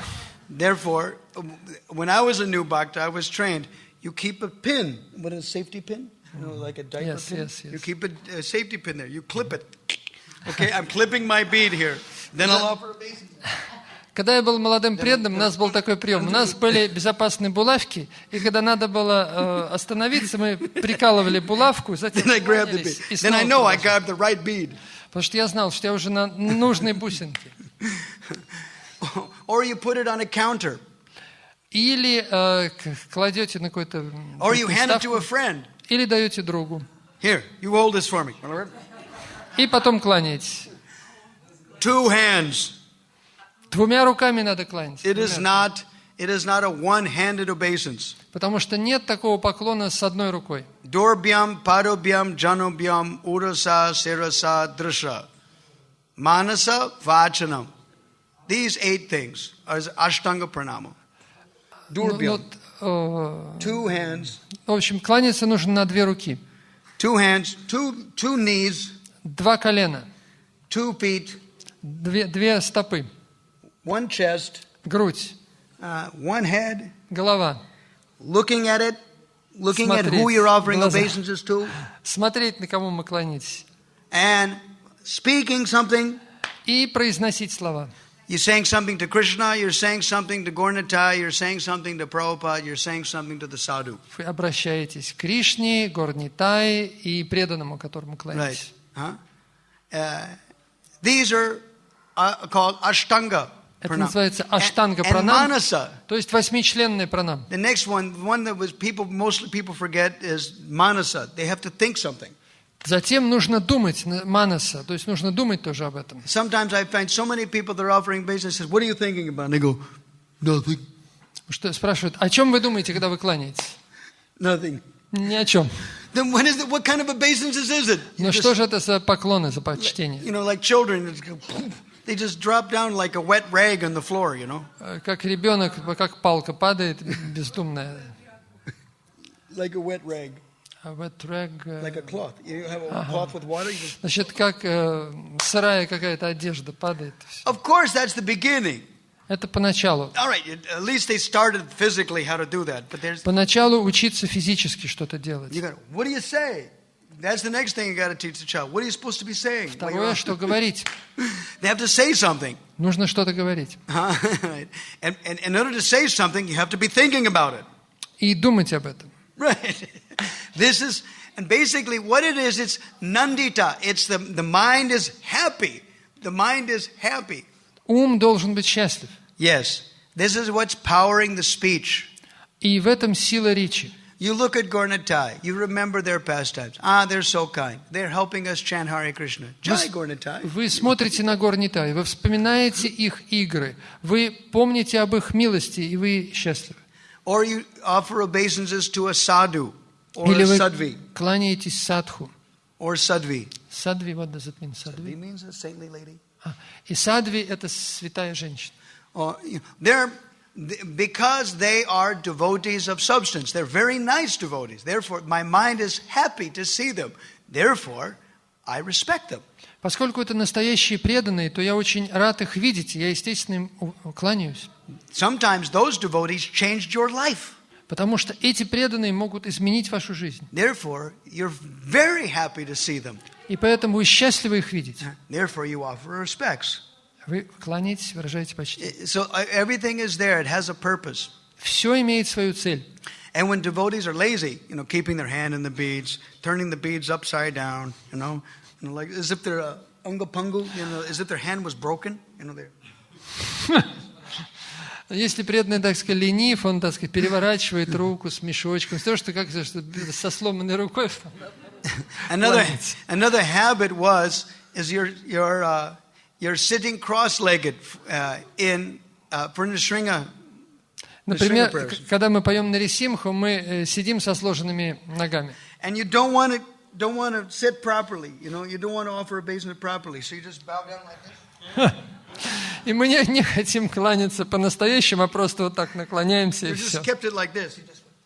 Вот так наклоняемся, но чтобы экономить как бы усилия. Bhakti Vishrambha Swami says, please accept my frog-like obeisances. Бхакти Вишрамбха? Yeah. Бхакти Вишрамбха Свами говорит в таких случаях: пожалуйста, примите мое лягушачье почтение. No, it's not like that. It's not like that. These are bad habits that have just become part of ISKCON, you know. Это плохая привычка, к сожалению, стала, в Исконе это правилом. And then you go, well, my temple president, he offers obeisances like that. Но мой президент храма так кланяется. And therefore, it goes down in parampara. И поэтому это идет по парампаре. What kind of parampara? Но что это за парампара?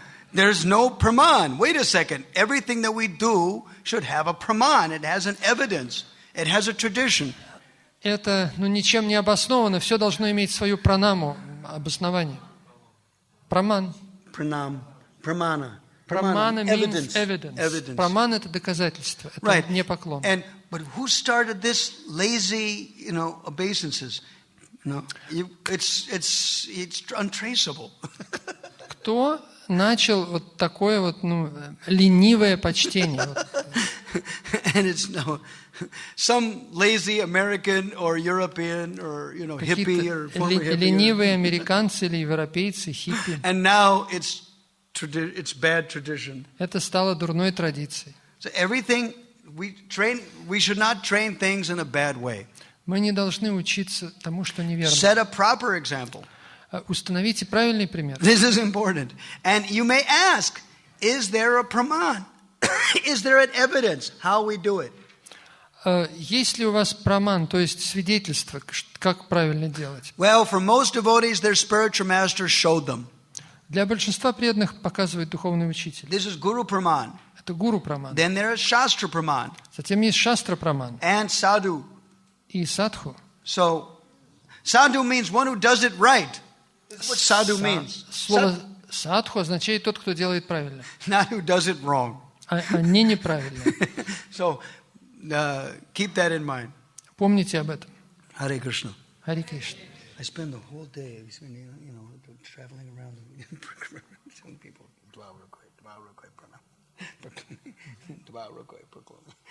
please offer with two hands. Что, пожалуйста, кланяйтесь на две руки, это правильно. Okay, so it means when you're talent, you have a talent. Now, the talent must be focused on Krishna or on your betterment with praman, with evidence. То есть, если у вас есть талант, то вы должны направлять этот талант на Кришну, но правильным образом с помощью авторитетного свидетельства. That's important. Just like if you're learning how to become anything, a doctor, lawyer, a painter, a woodworker. Чему бы вы ни учились, быть юристом, врачом, инженером. It is following the previous persons who did that job. Потому что это в соответствии с предыдущими личностями, которые делали эту работу. And it is evolving. И так это развивается. So it's important to use your talent, first of all. Push the talent of the child or the talent of the adult candidate in a good direction. То есть вы должны использовать свой талант в правильном направлении. And you have to take the consideration of the brains of the person. И также нужно оценить, ум человека. You have to encourage them in a proper way. И вдохновить его правильным образом. And in a devotional way. И в преданном духе, в духе преданного служения. And it must be in an active way. И активным образом. They must like to do it. И людям должно это нравиться. If it is their talent, then they will like it. И если талант есть, то людям это понравится. If it's not, what happens? А если нет, тогда что будет? If it's not their talent, it's just not quite their talent. They can do it some of the time. Если нет особого таланта, то они, будут иногда делать, иногда нет. That's the criteria. Таков критерий. It means that they do it sometime out of force or something, but they don't sustain it. То есть они будут это иногда делать под давлением, но у них не будет стабильности. They learned it the wrong way. Если выучат неправильным образом. Nobody taught them the right way. Никто не научил их правильным образом. They were too lazy to continue it. И у них не будет энтузиазма, чтобы продолжать. Laziness means what? You're falling back in an old habit. Леность означает, что вы привязаны к своей старой привычке. It means you didn't learn it. И, по сути, вы еще не выучили правильно. Because it didn't become part of your life force. Это не стало частью вашей жизненной силы. Sometimes it's important to relearn things. И поэтому иногда приходится переучиваться. And what else is part of the learning process? What else? Что еще важно для процесса обучения? Repetition. Repetition, yeah. What Да, else? повторение. А еще? Desire. Desire, sure, good. Desire is important. Желание важно. From the back there, specifically the people whose eyes are closing. Вот кто сзади сидит с закрытыми глазами. Да? Вот. To teach others. Teach others, right? We're teaching others, should. Это хорошо. But part of the teaching process means what? Но частью процесса I'm doing обучения. it. I have to. Fantasy and investigation. Yeah, you have to investigate it. You have to analyze yourself. Well, what am I doing right? What am I doing wrong? Why do I do the way I do it? Why? Вы должны анализировать, как вы это все делаете. Why am I like that? If I can't, suppose I can't do something, what's stopping me from doing it? Предположим, у меня что-то не получается. Я должен анализировать, что мне мешает. Self-analysis. Самоанализ. You're analyzing your situation. Otherwise, unless you get over that stumbling block, this lack of self-analysis, people have a tendency to point the finger everywhere else. Because of this, and not because of me. То есть люди имеют склонность как бы иметь самые разные направления, и из-за того, что не достает самоанализа. We must focus on our own desire. Вы должны фокусироваться на собственном желании. Right. So just like, for example, the offering obeisances in a wrong way. Скажем, вот если выражается почтение неверным образом. Laziness.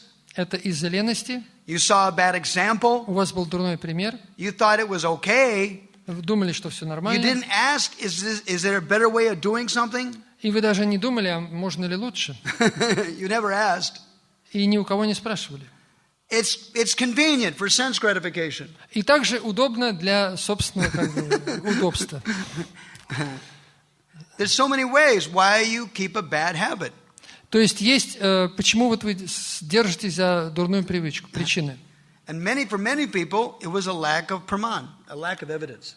И для большинства случаев это недостаток прамана, свидетельства, авторитетного свидетельства. When I did it wrong once, однажды, когда я делал неверно, then Bhakti Vishrambha Maharaj told me, he said, you lose the pious results of the obeisance if you do it with one однажды я hand. делал неверно, и Бхакти Вишрамбха Свами сказал мне, ты теряешь благо от того, который мог бы получить, правильно выражая почтение. Nectar Devotion says it's offensive to offer with one hand. It's wrong. В нектаре преданности говорится, что это оскорбительно кланяться на одну руку. So okay, it's wrong, but that doesn't force me to do it right.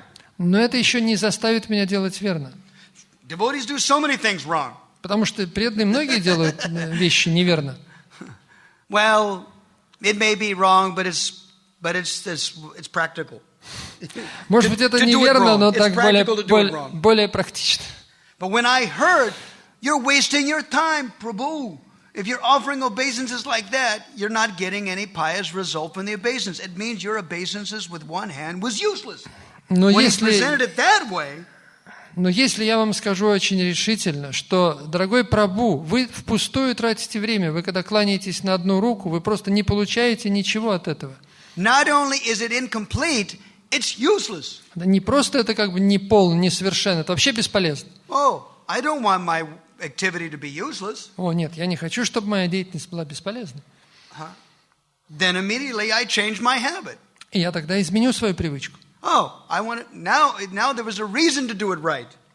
Появится причина сделать это правильно. So this is another thing about reforming somebody from something wrong. You must not only tell them it's wrong, you must help them to realize why it's wrong. Если вы говорите кому-то, что это неверно, то вы должны объяснить, почему это неверно. Not only why it's wrong, but it's in their interest to do it right. И как заинтересовать, чтобы делать правильно. They'll get benefit if they do it right. Потому что вы получите благо, если ваш подопечный будет делать правильно. Then it forces them to look inside themselves. What do I want? What do I want out of life? What am I looking for? Нужно как бы It makes them think. задуматься о себе, что я хочу, каковы мои как бы стремления в жизни. It forces them to think about their self-betterment. Forces them to think about their self-betterment. The last word. It forces them to think. To think what? Self-betterment. Oh, how to improve myself. How I То may... есть вы должны побудить человека думать о своей жизни, о себе, как улучшить свою жизнь. What am I here for? I'm here to go back to Godhead, right? Что я хочу? Я хочу вернуться обратно к Богу. I'm here to go back to Krishna. Обратно к Кришне. This obeisance is part of going back to Krishna. И это выражение почтения, это часть пути обратно к Кришне. With each devotional activity, it's another asset in the bank balance. То есть каждая деятельность в преданном служении – это определенный вклад в наш баланс, в наш счет банки. It's powering my mentality. It's subtle. Это тонкое орошение моего менталитета. And it makes me a better person in mind, in word, and in deed. Это делает меня выше умом, речью и действием. It was interesting when I looked at that Sanskrit for obeisances. Then it was real. It was a whole thing: mind, words, and deeds. It's not simply a physical obeisance. It is a mind, word, and deeds. То есть, когда мы выражаем почтение, это не только физически, это означает умом, речью, действием. And that's what devotional life is. Everything we do is mind, body, and words offered to Krishna. Все, что мы делаем, это ум, речь и действие, все должно быть направлено на Кришну. That is training. Вот что такое обучение. Not just simply telling people, this is wrong, do it like this. Не просто сказать, что верно, что неверно, делать надо так. Making them realize why I should do it like this. То есть вы должны заставить человека понять, почему это верно, это неверно. And why should you help make them understand why it's good? Почему это важно? Дать им это все понять. Why you must make them understand? Для чего нужно им это? We want to hear it from them. Why it's important to do something. Мы должны от них услышать, они должны нам повторить, почему это важно. Why is that important for that person, he or she, to realize that? Почему это так важно?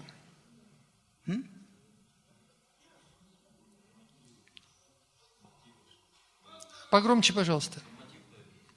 In order that they should receive some motive, some desire to do it. Desire to do it? Yeah, да. Так, Желание. Yeah, okay. Да, стой что? Да. Правда, стой что? Да. Да. Да. Да. Нет, вот вопрос, я еще раз повторю, может, вы не расслышали. Вопрос такой, почему нужно, чтобы человек вот сам понимал все, почему это верно, это неверно. Вот не просто научить, вот как правильно, как неправильно, а чтобы он знал, почему нужно научить вот человека. Дама? Because every action should be carried out with mentality, with understanding. Да. Стой что? Да, Мата?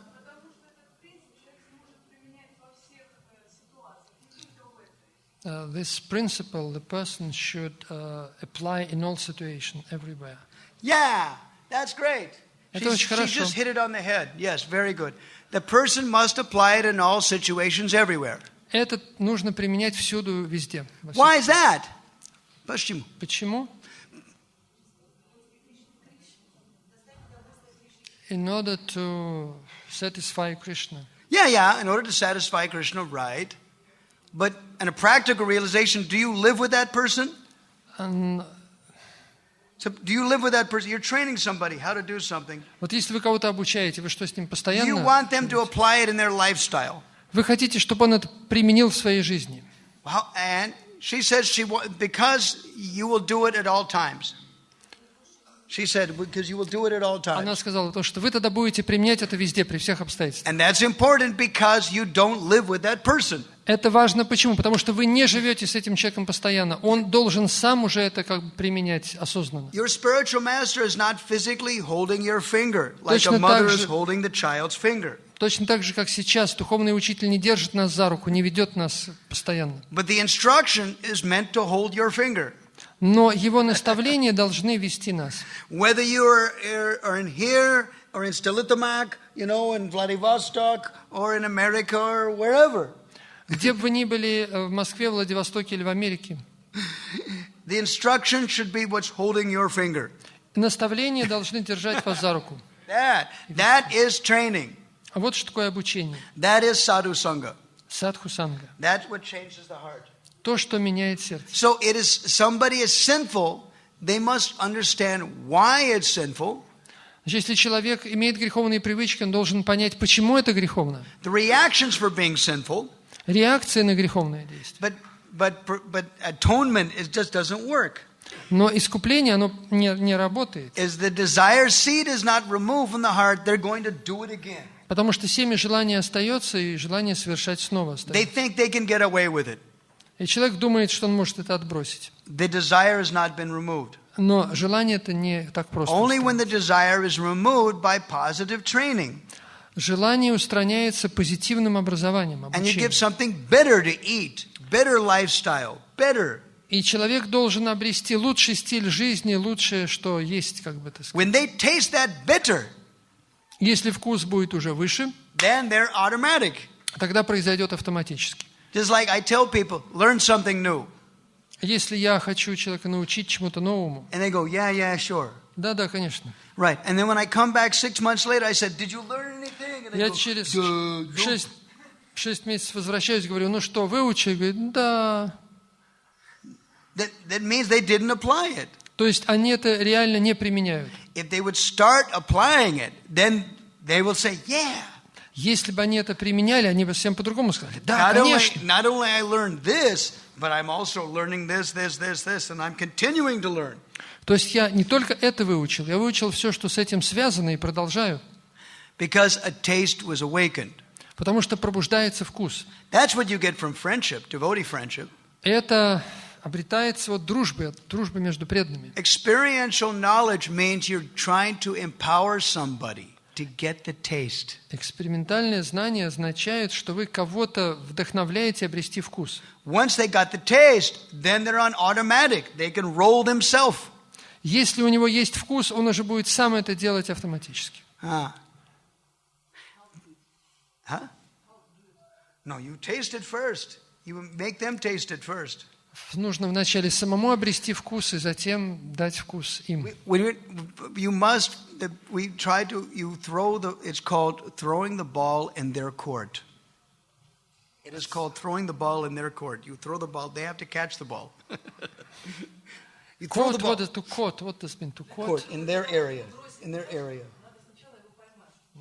То есть, чтобы мяч забросить, нужно его поймать и потом забросить в корзину, что ли? Не знаю, They have куда. to catch it, which means when I was talking about nectar, Мы говорили о нектаре. nectar means about Krishna and Gauranga that you like. А когда мы говорили о Кришне и Гауранге, это всем нравится. You find it out in the Shastra, Вы находите в шастрах and then you copy it, и копируете, переписываете. then you learn it. И затем изучаете. By learning it, you get a taste, И изучая, вы обретаете вкус. and then that pushes you forward. Это вас толкает вперед. It's important when you're trying to get other people to do it, they make their own list. И когда вы обучаете других, у них может быть свой как бы лист, Their own list. список, свой собственный список. Their own, because different people are attracted to different things. Потому что разные привлекаются разными вещами. What are you attracted to about Krishna? What are you attracted to about Gauranga? Что вас That's what you have to привлекает? ask. Что вас привлекает в Кришне, в Гауранге? They can't say, I don't know, I never thought about it. А они могут сказать, нет, я не знаю, я не думал. They're not getting anywhere. First they must think about it. А вначале человек должен подумать. This is called brainstorming. Это означает мозговой штурм. Getting their gears to work, getting their mind to work first. нужно заставить свой ум думать, работать. They have to write it down. They have to write down different ideas. And then it becomes from a general idea to a specific idea. Нужно записать, чтобы перейти от общей идеи к конкретной идее. Concrete is important because they must grab something first.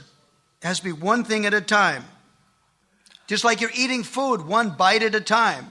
It's not like you're eating the whole sandwich, you know. Должна быть конкретность, потому что вы не можете охватить сразу все. Вы должны иметь что-то сначала, что-то конкретное. What do you want to grab first? Grab something first. Первоначально вы что-то конкретное как бы хватаете, берете. Then after you've grabbed this first, then grab the second one. Вначале одно, а потом другое.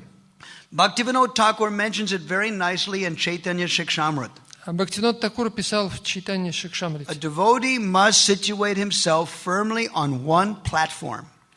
Преданный должен вначале поместить себя на одну определенную платформу. Okay, just like you take one step.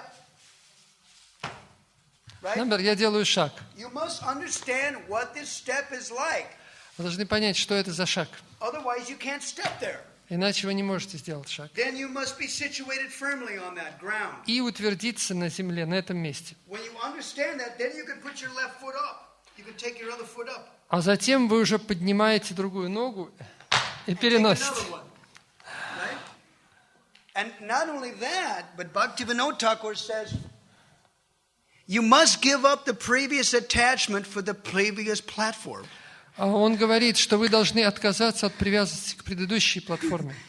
You're attached to the previous platform. Потому что есть привязанность к предыдущей. You can't make advancement to raga bhakti, he said, unless you give up, you're prepared to give up stereotypes and conditionings of the previous platform.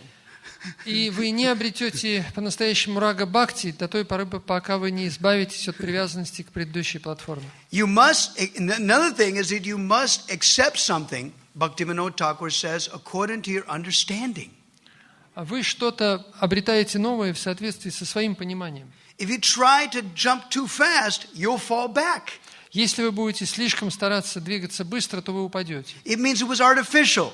It wasn't proper for you at that time. Это будет искусственно и не соответствовать вам, вашему уровню. Learning nectar means it must be very relevant for you right now. Обретать нектар означает, что вы должны найти то, что вам уместно в настоящий момент. It's relative just now. It's just right just now. То, что подходит сейчас, в настоящий момент. And then you say, yeah. Just like a child, you know, candy, you know, or something, you know, something nice, something edible. It's relevant right now. Например, для ребенка сахарный леденец, конфетка, то, что сейчас нужно, то, что он хватает и в рот. A toy. It's relevant. I grab Или it, игрушку, and он I ее play with it, хватает и and начинает it's relevant играть. right now. Это I want it уместно. now. Сейчас. Not tomorrow. It's Не not an завтра. old toy. It's not a toy that takes more brains than I can do. И не такая игрушка, которой требуется столько мозгов, что я не пойму, как ей это. It's a toy for my age. Вот именно игрушка моего возраста. Right? It's important. Right? So it's the same thing with nectar. Nectar about Krishna consciousness has to be relevant for you just now, И то же самое, today. нектар сознания Кришны должен соответствовать вам, вашему уровню. Then you'll grab it. И вы тогда схватите. And not only that, but you must choose the toy. И вы должны сами выбрать свою игрушку. You have to choose it. If I choose it for somebody else, then I have to think, what would be relevant for everybody? А если я для другого choose the выбираю игрушку, то мне приходится думать, будет ли это всем как бы подходить. Some people then, and even then, maybe only half of the people will like it. Может быть, это половине понравится. Because we have a tendency to be egotistical. Everybody will like it because I like it. But that's not true. У нас есть тенденция как бы использовать ложное эго, потому что всем должно понравиться, потому что это мне нравится. And the teacher, when you try to teach something, then you see, does everybody like it? Well, only 1/3 liked it. Well, then you cut down to size. I'm not such a great teacher after all. И учитель, если что-то объясняет детям, он видит, что не всем нравится там только половине. Вот, и он думает, да, я не такой уж великий учитель. Yeah. So nectar means something that a devotee wants right now. Итак, нектар – это то, что преданный любит, нравится сейчас, в настоящий момент. Then the tendency for them to learn it will be more. И тогда тенденция к изучению будет сильной. I must have this nectar. Я должен получить нектар. But that is also an ahankara. That's also a false ego. Но это также ложное эго. Because nectar is something you never have. Потому что nectar is something you never possess. You don't own it. It doesn't belong to you. Этот нектар не принадлежит вам, это не ваша собственность. You cannot buy it. Его нельзя купить. No, it's not like that. You are associating with it. Вы просто общаетесь с ним. Spiritual life means it is unlimited. Духовная жизнь безгранична. The more you taste, the more the nectar expands. Чем больше вы пробуете, тем больше нектар увеличивается. The more the nectar expands, the more you realize that I never really had it. What I had before was insufficient. It was not. Чем больше этого нектара, тем больше вы понимаете, что это как бы не ваше, это вам не принадлежит. But at the same time, you're not lamenting. Но вы не скорбите. So this is the habit. Start any devotees, new devotees, learning something new, right for you. Learn something new, right for you. То есть вы должны изучать новое, то, что приемлемо для вас лично. As they develop that habit, then as their devotional mood expands, then the same habit continues. И по мере вашего развития у вас будет увеличиваться настроение преданности и будет развиваться ваш вкус. Just like, for example, in Gita it says, Prabhasmi Shashi Suryayo, right? Krishna is the light of the sun and the moon, right? В Гите говорится, Кришна говорит, я свет солнца и луны. So that's basic Krishna conscious philosophy. Это основа философии сознания Кришны. But when you start reading Bhakti Vишрамбха Sindhu and Srimad Bhagavatam, for example, Но читая Бхакти Расамрита Синху или Шримад Бхагаватам, when you see the moon, the full moon, then it brings a whole nother picture, a whole nother experience. Вы читаете описание там Луны, там совсем другой опыт, другое ощущение. On the full moon night, Krishna would go dance with the gopis. В полную луну Кришна танцует с гопи. And then you remember, Krishna's beauty is described like this. Красота Кришны описывается так. It's more deeper. It's more of an elaborate painting. Это еще более глубокое, более полное описание. That moon does something special to you. It awakens your attachment. И тогда сам вид Луны для вас гораздо больше будет означать и увеличит вашу привязанность. Yes, it is still the eye of Krishna. The sun and the moon are like eyes of the universal form, like the eyes of the Supreme Lord. It remains that. С одной стороны, Солнце и Луна – это как бы глаза Кришны, но это во вселенской форме. But now it means something more. It takes your heart and steals it and brings it to Vrindavan, brings it to Krishna.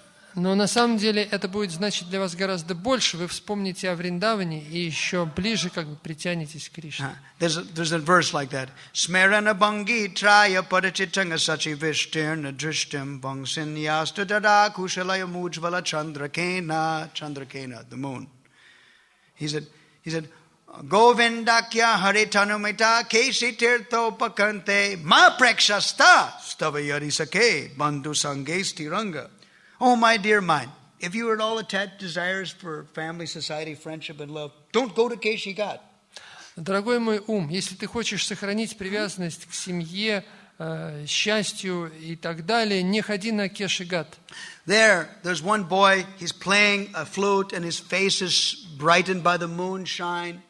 Там стоит юноша голубоватого цвета, который играет на флейте и очаровательного. So charming, he steals the mind. Он настолько очарователен, что он похищает ум. Don't go and see him. Ни в коем случае не ходи туда, чтобы его не увидеть. If you want to stay here. Если ты хочешь остаться здесь. So it means definitely go. Это означает, нужно идти. Just like if the parents tell a child, don't do that, then the parent thinks, it must be attractive. They're stopping me from doing it. Например, родители могут ребенку сказать: не делай это, а ребенок подумает: ага, они мне запрещают, значит, в этом что-то есть. It becomes more attractive. It's forbidden. И он только больше интересуется этим. It's forbidden. It must be attractive. Раз это запрещается, значит, в этом что-то есть. Интересно. This is another Sanskrit poetry. Forbid them from going to Krishna, then they will go.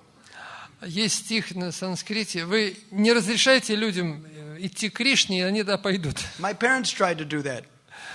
What? My parents tried to do that. Forbid him from going to the temple. Мои родители пытались это сделать. Не пустить меня. Then I went to the temple, like this. И я тогда, так сказать, обходным путем ходил в храм. I still went. So the moon completely changed then. You see, we learned Bhagavad Gita first, and then later on, when you read Bhakti Vishrambha Madhava or Srimad Bhagavatam, the moon takes a whole different thing. Итак, первоначально из Бхагават-гиты мы о Луне узнаем что-то, вот как вот я свет солнца и Луны, а затем Шримад Бхагаватам, Бхакти Расамрита Синдху уже гораздо больше. So start nectar learning now. Начинайте изучать нектар. Then as the devotee progresses, they'll be automatic, they'll be self-sustaining. И по мере прогресса это будет поддерживаться и усиливаться. They'll never be satisfied. И никогда не удовлетворяйтесь. Because there's always something more to memorize, something more nectar to grab. Потому что всегда есть больше и больше нектара. And there's something more to tell another devotee. И больше, что можно рассказать другим. So this is sustaining, and this is what will make you live devotional life. Это то, что поможет вам жить жизнью преданности. Because you always realize my level of application was bad. Вы будете понимать, что мой уровень применения был очень примитивный. An example of this is in Chaitanya Charitamrita. Пример в Чайтанья Чаритамрите. When somebody was talking about love of Godhead, and Gauranga said, "I have no love for Godhead." Когда кто-то говорил о любви к Богу, Гауранга отвечал: а у меня нет любви к Богу. I see that you're crying. I see that you're showing symptoms of ecstasy. Но я вижу, ты плачешь, у тебя признаки экстаза. He said, "No, this is just a show."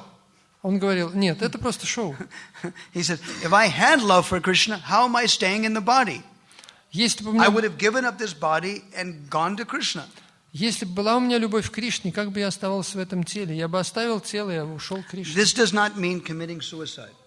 Это не означает самоубийство.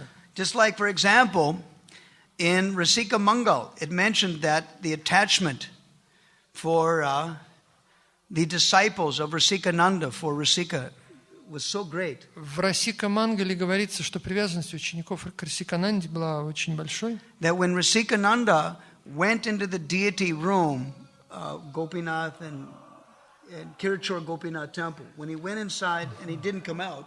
Когда они видели, что Расикананда входил в алтарную, где были божества, там Гопинатха и другие, And he didn't come out. и он оттуда уже не выходил. Then when the disciples realized he entered into the spiritual realm through the body of the deity, Они понимали, что он через божество входил в духовный мир. in total separation of their spiritual master, they left their body. 8 of them, 8 primary disciples, they just immediately gave up their life force. И его 8 учеников из-за привязанности к духовному учителю оставили свое тело. In separation, they just left. Immediately. Причем сразу. Настолько была их велика любовь в разлуке, что so he left the world through this. Yes? Deity, He and they entered just left. it. They gave up their body, they just gave up their life And force they like also yogis. immediately They left gave their up their body. body. They gave up Значит, their это body. была фактически как бы история ухода Расикананды, что он вошел в алтарную, и через божество он исчез, он вернулся в духовный мир, и ученики были настолько к нему привязаны, что они немедленно вот оставили свое тело и вместе с Now, ним. when you realize that, you would, wow, they really love their spiritual master. И когда вы об этом узнаете, вы подумаете: ага, они действительно любили духовного учителя. What love do I have? А какая Listen to любовь? that. А какая у меня любовь? Like Gauranga said, I don't have love. If I had love for Krishna, I would not be able to stay in this world. И I would not be able to stay in this body. поэтому Гауранга говорил, что какая любовь? У меня нет никакой любви, потому что если была любовь, я бы не оставался здесь. Isn't it amazing? Разве не удивительно? So everything is good, better, and best in spiritual life. Все в духовной жизни хорошо, лучше, еще лучше. And whatever you have, Humility means I don't really have it. Смирение означает, что вы признаете, у меня на самом деле этого нет. It is better than some, but it is worse than others. Это лучше, чем ничего, но в то же время есть у кого есть еще лучше. But one thing is good if you teach devotees to drink nectar of Krishna consciousness. Поэтому очень хорошо учить других преданных пить нектар сознания Кришны. And also for anartha-nivritti, to look at their own faults from a spiritual platform. В отношении анартха-неврити нужно видеть свои собственные недостатки в духовном пути. Then you can have faith that he or she will make progress. И тогда вы уже будете иметь веру, что у человека будет прогресс. The idea of it is removing, not only removing sinful activity, it is empowering them for devotional activity. Это не просто устранение греховной деятельности, но и вдохновение на преданное служение. That has to go beyond Sadhu Sangha festivals. Это еще вне фестиваля Садху Санги. It is not simply a festival to have some good kirtans and meet your old friends. It is not just only that. Мы встречаемся с друзьями и поем киртан не только на фестивале. It is learning something sublime and applying it in your life for the rest of your life. Мы всю оставшуюся жизнь изучаем что-то новое и стараемся применить. This is what is actually mentioned in the shlokas, in shloka number 6.1.15 and 6.1.16. То, что упоминается в шлоках 6.1.15, 6.1.16. Let's continue it. Продолжаем. Which? Now we're on number 9. Here, I have it right here. Перевод. Махараджа Парикшит сказал, человек может знать, что греховная деятельность приносит ему вред, потому что он видит, каким образом преступник наказывается правительством, и его упрекают люди, все люди в целом. И он слышит, и он слышит это из Писаний. Он также знает из Писаний и от мудрых людей, что после смерти ему будут за грехи уготованы адские муки. Но, несмотря на это, он как бы против своей воли снова и снова совершает грехи, даже после того, как искупит предыдущие. Так есть ли польза в таком искуплении? Right. So what is the use of simply, unless the heart is changed, what is the use? Таким образом, какой в этом смысл, если не меняется сердце? Okay, next. Now we'll go to the next verse. Next verse 10. And Parikshit Maharaj, because he was an administrator, he saw people who are do sinful activities, who don't change their habits, they do it again. What is the use? He was an administrator. Parikshit Maharaj was an administrator. He knew it. Махарадж Парикшит был царь, он это знал. So I read translation of text 10? Yes. Нередко даже очень осмотрительному человеку не удается избежать греховных действий. Какой же смысл замаливать или заглаживать свои грехи, чтобы затем грешить вновь? Это напоминает купание слона. Омывшись, он выходит на берег и снова с головы до ног обсыпает себя пылью. In a bhajan, it's also mentioned, may I take shelter of Lord Chaitanya Nityananda, and may my taking shelter not be like the bathing of an elephant. Есть баджан, в котором поется «Я хочу принять прибежище у стоп Господа Чайтаньи Нитьянанды», но чтобы это только не напоминало купание слона. It means the devotee is praying that I may not be a whimsical person who does it for some time and doesn't sustain it. Это означает, что преданный молится о том, чтобы не быть таким несерьезным, какое-то время практиковать, а затем бросить. All right. So there are some. I've typed in some conclusions. Итак, заключение. I translate this. Yeah, you can. Let's see, let me get that. Махарадж, shall I translate this column? Значит, первое. Человек может видеть, что грешник наказывается правительством, сажается в тюрьму. Yeah, He said one sees a sinful man published in jail by the government. Второе. It doesn't work. Ученые, духовные ученые говорят, что ад – это результат нашей греховной жизни. Третье. Ситуации, economic lack of job. You're pushed into because of some situation. You're performing sinful life because of an economic need, or you're forced to.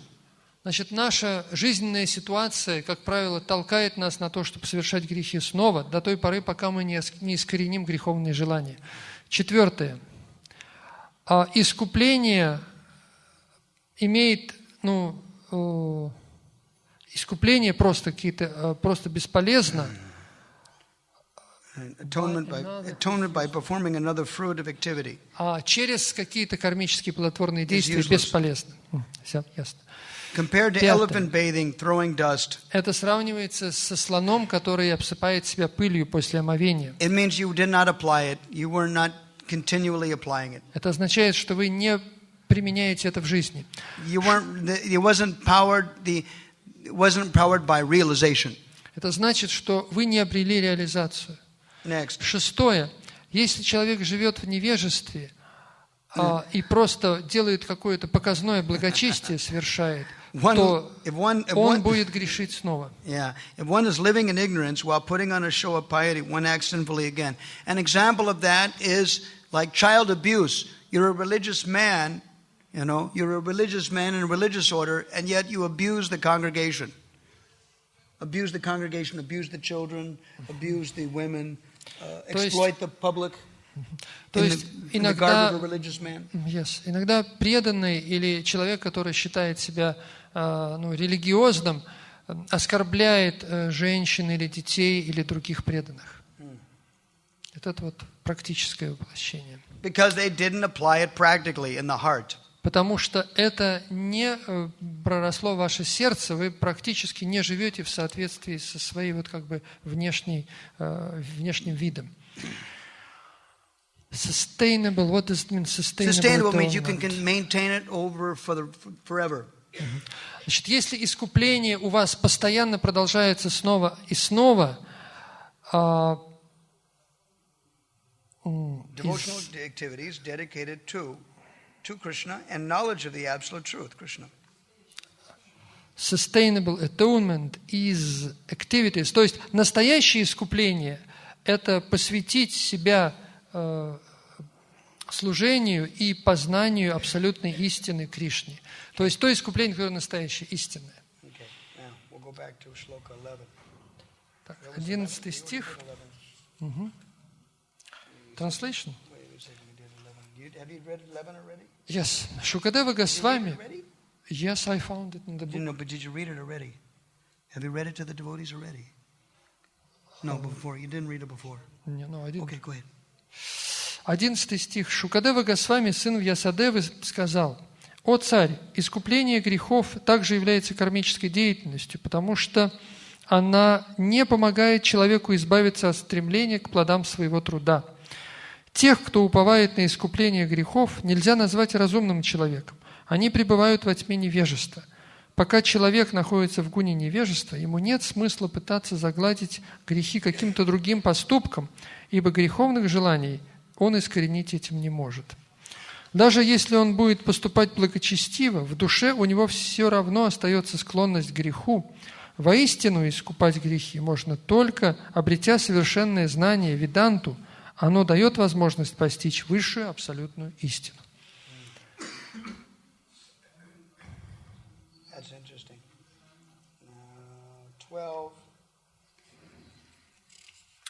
12 стих.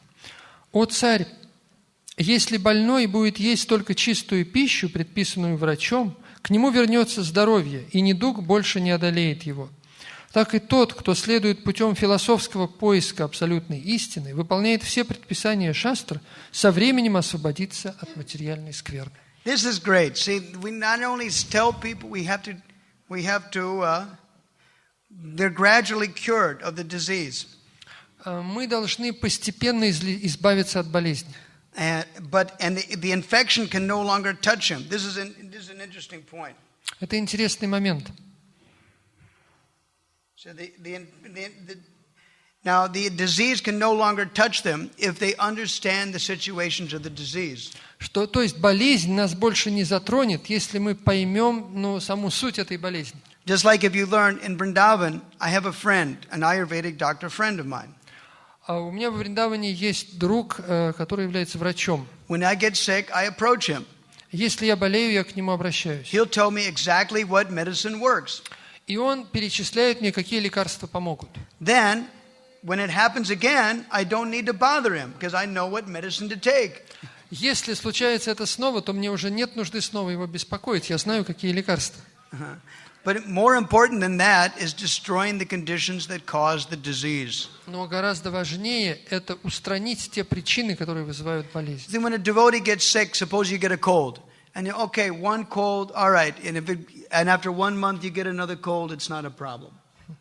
Если вы простужаетесь, вы с помощью лекарств вылечились, но через месяц вы тоже можете заболеть.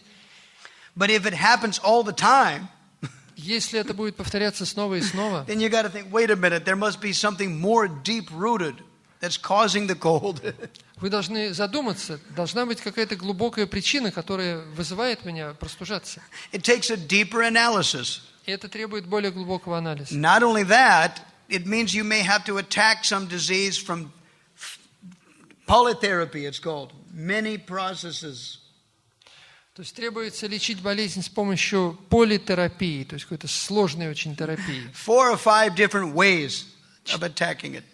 То есть как бы с помощью 4-5 подходами разными. It is not like allopathic medicine or something that just simply like a band-aid over the cut. You know, the cut is still there. It doesn't mask the symptoms.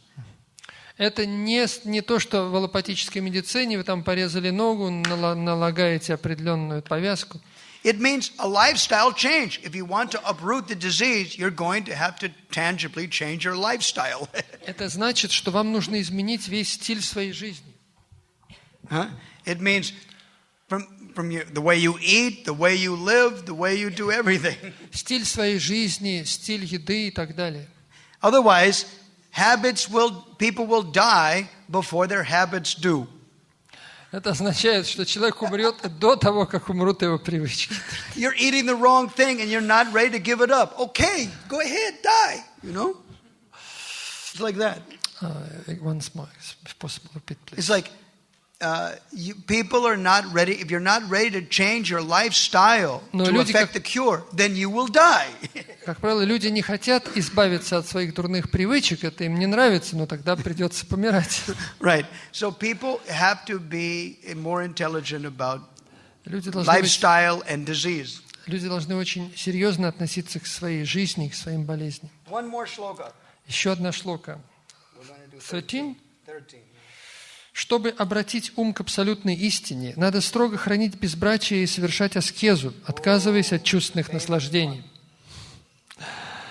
Надо обуздать свой ум и чувства, щедро раздавать подаяние, быть правдивым, хранить чистоту, не совершать насилие, следовать предписаниям вед и неустанно повторять святое имя Господа. Так уравновешенный и воздержанный человек, который знает законы религии, обладает твердой верой, сможет на время очиститься ото всех грехов, совершаемых в мыслях, словом и делом. Но грехи подобны сухим стеблям вьюнка, обвивающего бамбук. Стебли сжечь нетрудно, однако корни остаются в земле и при первой возможности дадут новые ростки. This is 13 and 14. Yes, 13, 14. Now, and we have to chant the last one because it's not only just simply austerities and a saintly mind. Это очень важная вещь. Это не просто аскеза и не просто воздержание ума. 15. Kechit kevalaya bhaktya vasudeva parayana agundan panti karchneya niharam eva bhaskara. This is a very important verse. 15. Лишь те немногие, кто безраздельно посвятили себя преданному служению Кришне, могут с корнем вырвать сорняк греховной жизни и уже не бояться, что он снова даст ростки. Преданное служение искореняет грех так же быстро, как солнечные лучи рассеивают туман. Yeah, that's important. Это очень важно. And this is what we get from devotees. Это мы узнаем от преданных. Now, so this is, when you look at this verse number 15, then you can really turn look in the mirror at yourself. Если вы читаете стих 15, то это подобно тому, как вы смотрите на себя в зеркало. It says here, only a rare person. See? This one here. Only a rare person who has adopted complete devotional service. Только очень редкий человек, очень немногий, который полностью посвятил себя преданному служению Кришне. Это может. It means devotional service is very rare. Это означает, что чистое преданное служение очень редко. Who gives everything to Krishna? Кто посвятил всего себя It's Кришне? always one for you and two for me, behind my back, you know? Как правило, мы одно вам, а другое сдержим за спиной. Right. So when devotees, they say, I'm not happy anymore, I'm not getting any happiness, it's because of their application. Как правило, преданные говорят, что мы не удовлетворены, мы не чувствуем счастья. Это неправильное применение. Because unalloyed, complete devotional service. Должно быть безраздельное и полное преданное служение. We have to give it all to Krishna. Мы должны все отдать Кришне. Then you can uproot the sinful desires. Тогда вы искорените греховные желания. This is why some devotees have problems. Вот почему у некоторых преданных проблемы. They go back, after some time, they go back to old faults. Иногда они снова возвращаются к старым грехам. Because they didn't give it to Krishna. Потому что они не посвятили всего себя Кришне. They maintain some weeds from a previous activity. Они сохраняют какие-то семена прошлой деятельности. And therefore, it comes back again. И поэтому она снова возвращается. Now, if you ask, how did he or she get it? Because they surrendered. Почему тот вот или иной преданный сумел? Потому что он сумел предаться. And how come I don't get it? Because почему я не могу? Because I'm not surrendering. Потому что я не предался. So this is what really example is. А вот о чем этот пример. Okay. So tomorrow we will take up from verse number 16. И завтра мы начнем со стиха номер 16. And very quickly we will start analyzing the life of Ajamila. И мы будем читать о жизни Аджамилы. And it was very interesting about his life. У него жизнь очень интересна. It said because I took note of that of interest about him was that he was in a coma. The Yamadutas tried to steal his soul, but they could not do so because he chanted Narayan's name, and he was in a coma. He was listening to the conversation in a comatose state. Аджамила, он находился в состоянии комы. Ямадуты пытались вытащить его душу, чтобы отвести к Ямараджу. А он воспевал святые имена. So he listened to the whole conversation. Он слышал всю беседу, весь диалог. In a coma. Будучи в состоянии комы. He was in an inactive state, and he heard all this conversation. И он все слышал. Wow. We'll discuss that tomorrow. И мы будем говорить об этом завтра. Okay, Hare Krishna. Харе Кришна. Maybe some questions. No. What do you want?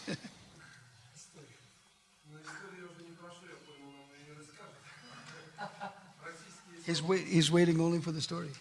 Yes, he is preparing to announce his question. Да, давай.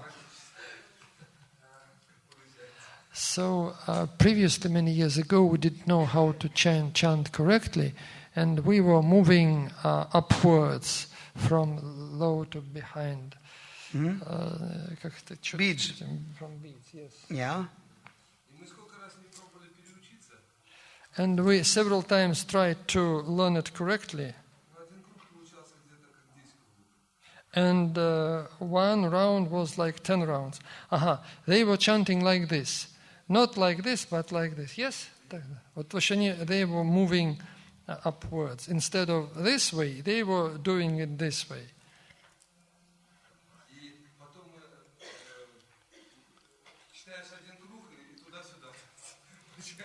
And one round they were chanting here and there, in the opposite directions. Но в чем вопрос? is it really bad habit? Is it very undesirable? Like doing this in opposite directions. When this is correct direction, they were doing also this way, in opposite direction. Who's told me to chant in that direction? To go this way? Now they know that correct direction is this way. And they previously were chanting in opposite direction. Is it really detrimental? I never learned it that way. Huh? I never learned it to go backwards. Yes. I never learned it to go backwards. He is asking, is it really a bad habit? Is it detrimental to moving in wrong direction? Not like here, but like here. You see? I always go this way. I always go frontwards. I never was taught to go backwards. Who taught you to go backwards? Who taught you to chant going this way? Ну, нужно правильно повторять и все. Тут не о чем говорить. Is it important, the direction of moving beats? I've never heard any praman that stops you from going backwards. But I've only been taught to go forward. Я никогда не знаю каких-то авторитетных утверждений, что вот нужно только в этом направлении. Удобнее вот в том, как нас учили. I think the most important thing is to get the rounds done. Я думаю, самое важное повторять круги как with quality, качественно, chanting louder than the mind. Чтобы не слышать блуждания. More than one direction or another direction. However, if a praman is given later on, в том или ином направлении, я думаю, это не так уж I've never seen any shastric praman, so I don't know. Я не видел никаких свидетельств из шастры. I've only been taught to go forward. Вот как меня учили, так я и I've never been taught to go backward, to go from the Krishna bead backwards. Ну, в общем, я так понял, что это как бы не стоит вот того времени, которое мы на это тратим. Еще есть какие-нибудь вопросы? Пожалуйста. Well, you were saying that everyone should using his talent in his devotional activity, and the question is, if everyone has the talent to love Krishna, every person has the talent to love Krishna. Yes. Да. The Chaitanya Charitamrita says that Nitya Siddha Krishna Prema Sadhya Kabunai. Every living entity has the inherent tendency to love Krishna. В Чайтанья Чаритамрите говорится, что каждое живое существо имеет в душе тенденцию любовь к Кришне. Shavanadi Shuddha Chitte Kara Eyudoi. It is the heart is made pure by hearing and chanting, then it comes out automatically. И когда сердце очищается через слушание и воспевание, то это проявляется само собой. The point is that people cannot adopt it, the full process immediately. Суть в том, что человек не ощущает как бы эффект процесса сразу. Get them to start. И требуется начало. Say Krishna, then take prasadam, then at least appreciate. Oh, devotees are nice. Произнесите имя Кришны, попробуйте прасад, пообщайтесь с преданными. Devotees are nice, right? Then slowly adapt, you know. И постепенно человек to the extent they apply, that much they'll get. И по мере применения человек будет прогрессировать. Swalpam api asya dharmasya trayate mahato bhayat. Even a little advancement can stop them from taking birth as an animal. И в Гите говорится, что даже небольшое продвижение предотвращает человека от рождения в животном теле. Something is better than nothing. Что-то лучше, чем ничего. Just like Niranjan Maharaj said when I asked him, what is your definition, what is your criteria for a basket case? A devotee that is completely spaced out, very inefficient, not very useful. They're called in America basket cases. Basket cases. They belong in insane asylum or something like that. Useless, really useless persons, dumb, useless persons. Ну, есть такие люди, которые, как это, outspace. Место дома. Как по-русски это сказать? Место дома. Да, в подвешенном состоянии, то есть у них ничего нет, как бы аморфные, так сказать, у них нет никаких четких желаний, нет устремлений в жизни. And I asked him, what is your criteria for such a person? Как дать критерии определения такой личности? He said, my criteria is that they made more advancement than when I last saw them. Meaning, I've seen them after 6 months or after 8 months, and they're doing better now than they were then. I didn't catch. He said, my criteria is that he or she has done better now when I saw him now than when I saw them last time, a year ago or... То есть сейчас они делают какой-то прогресс по сравнению с тем, что было там полгода или год назад. Yeah. And I like that example. I like that. It was positive. Some people take 10 years to become a normal devotee, just an ordinary devotee. Для некоторых требуется 10 лет, чтобы стать нормальным преданным. There was one devotee in Lithuania, in Vilnius temple. He was completely crazy. Один преданный в храме в Литве, в Вильнюсе, тоже, как бы, не совсем нормальный.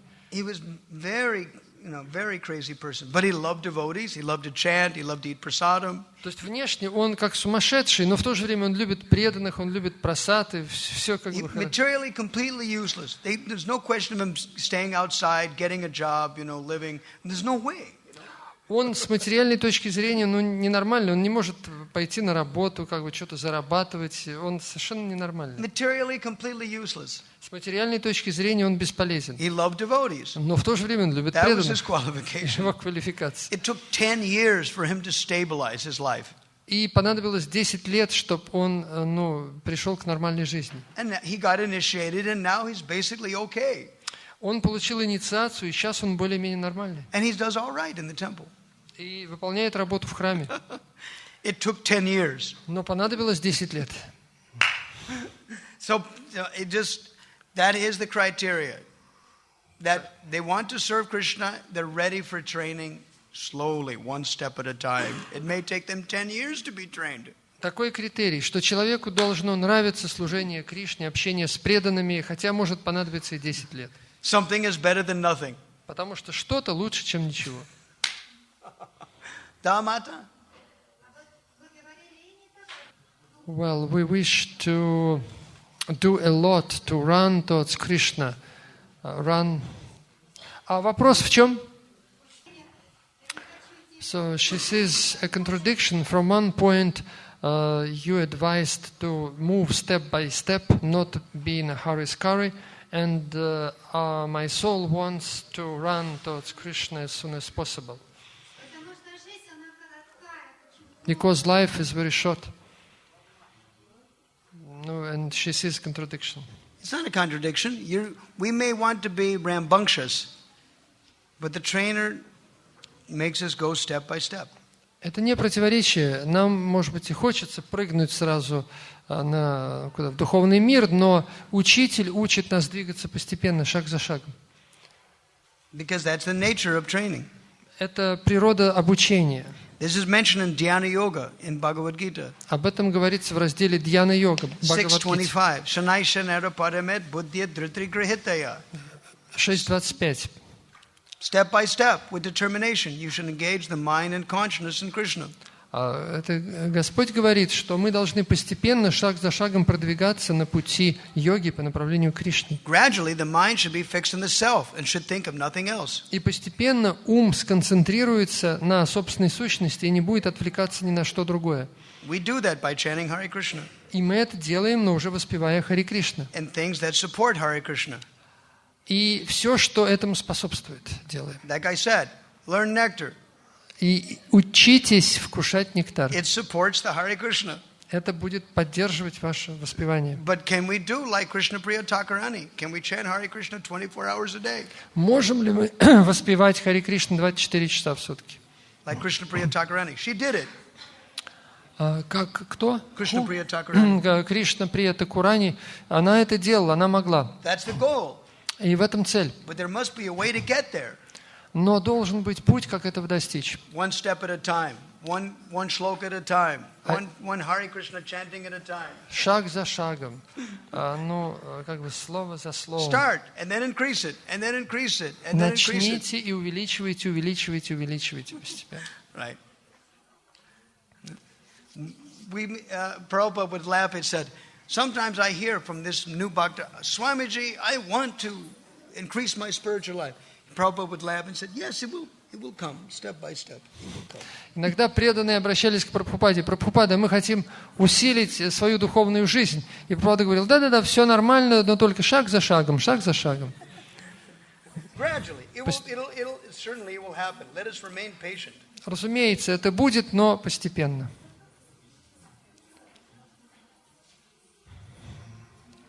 Okay, Hare Krishna. Харе Кришна. Tomorrow from 16. Завтра in the same time? Of course. Завтра в то же самое время From Shloka 16. будет стих номер 16. Бхакти Вишрамбха Мадхава Махараджа ки джай. Шрила Прабхупаде ки джай.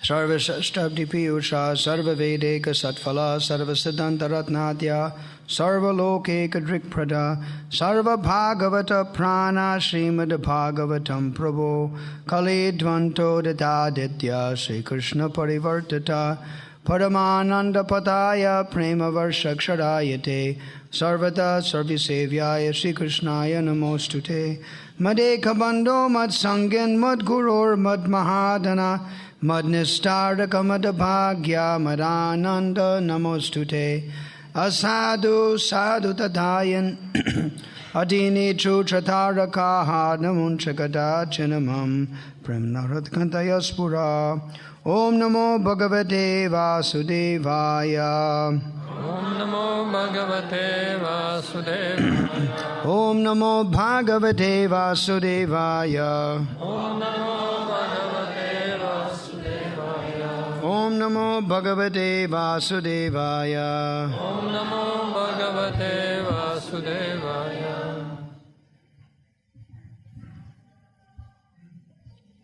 This is Ekadasi.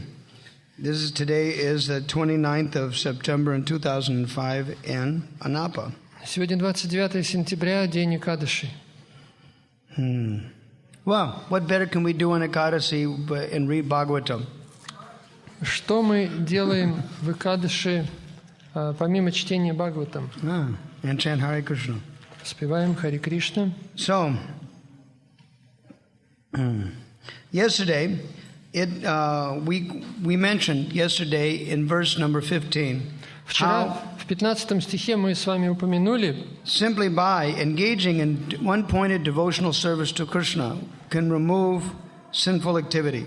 что просто занимаясь полностью преданным служением, мы избавляемся от всех греховных действий. Austerities, penances, these help, of course, to purify the mind and heart. Аскезы и пятимьи также помогают очистить ум и сердце. Therefore, the verse tapasa brahmacharjena was given. Поэтому есть и стих «Тапаса брахмачарьяна» дается. It was given, and it means basically that everyone should practice activities of purification. Это означает, что все должны заниматься своим очищением. One should always be eager to purify the mind and the heart. То есть очищением души и сердца. This is mentioned in Bhagavad Gita, chapter 18, verse number 51. О чем говорится в Бхагават-гите, 18 главе, 51 стих. How one should engage in purifying the consciousness. Каким образом человек должен очищать свое сознание. And we'll bring that up. In relation to verses number 13 and 14. И ссылаясь на стихи 13 и 14. About tapasa brahmacharjena, etc. О тапаса брахмачарьяна. Then it describes about the chapter 18, verse number 51 through 53 describes how one enters into the Brahmabhuta platform.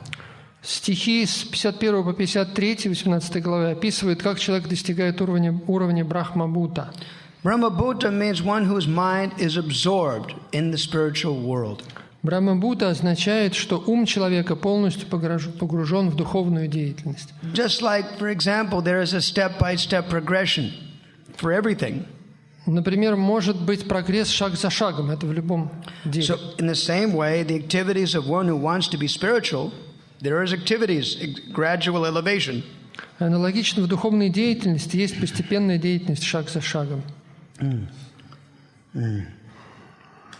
So just like devotees like to quote verse number 54 of the 18th chapter of Gita. Преданные любят также цитировать стих номер 54 этой главы.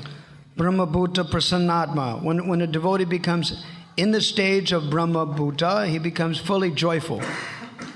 А там говорится, что когда человек достигает стадии Брахма-Бхута, он становится полностью счастлив. They never hanker, nor do they lament for anything. Он никогда не стремится к чему-либо и не скорбит. They're equal to all living entities. Он равно относится ко всем живым существам. And because they engage in devotional service to Krishna. Потому что они тоже занимаются преданным служением Кришне. But how did you get there? How does one get there? Но как достичь этого? Generally, devotees don't quote that. Обычно преданные это не говорят об этом, а не находят. Yeah, that's verses 51 through 53. Об этом говорится в стихах 51 по 53. Which is right here. Вот они здесь у меня. Being purified by his intelligence, controlling the mind with determination. Очищая свой разум и контролируя свой ум с решимостью, отбросив все объекты чувственного наслаждения, giving up the object of sense gratification, being freed from attachment and hatred. Освободившись от привязанности и гнева, one who lives in a secluded place, человек живет в уединенном месте, who eats little, ест очень немного. Akadasi means that. И как раз Экадаши это означает. Who controls body, mind, and power of speech. Кто контролирует ум, тело и речь. Who is always in trance. Кто всегда находится в трансе. Who is detached. Кто отречен. Free from false ego. Свободен от ложного эго. False strength. Ложных усилий. False pride. Ложной гордыни. Lust and anger. Похоти, гнева. Acceptance of material things. От принимать каких-то материальных вещей. Free from false proprietorship. Свободен от чувства собственности. Peaceful. И умиротворен. Such a person is elevated to the position of self-realization. Такой человек, несомненно, поднимается до уровня самореализации. So it means an active application in one's life. Это означает активно применять это в собственной жизни. Just previously here in this in there when we were discussing about 13 and 14. Ранее, когда мы говорили о стихах 13-14. Tapasa brahmacharjena samena cha damena cha tyagena satyasochabhyam yamena niyamena va. These qualities are not just only for celibate people. Вот эти все качества тапаса брахмачарьена, все эти качества не только для отреченных. It is for anybody who is on the spiritual path. Они относятся к каждому, кто находится на духовном пути. It is a prerequisite. Это, реквизит, то есть атрибут.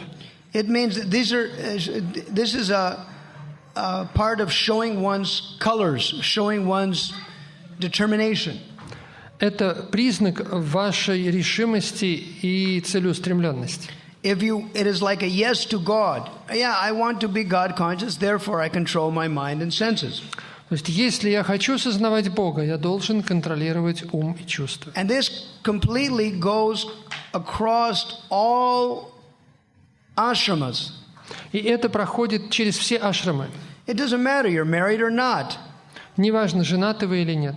You're control the mind and senses. Вы должны контролировать ум и чувства. Even from a platform of health, it makes sense.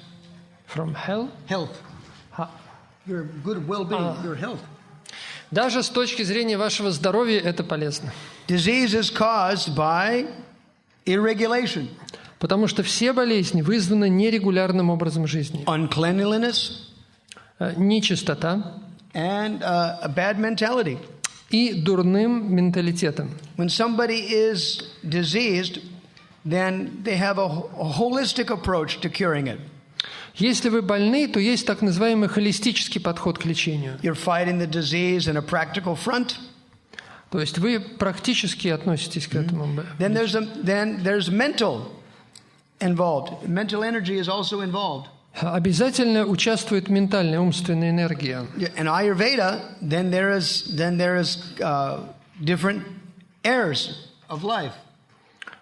Different. Airs, vata, kapha, pitta.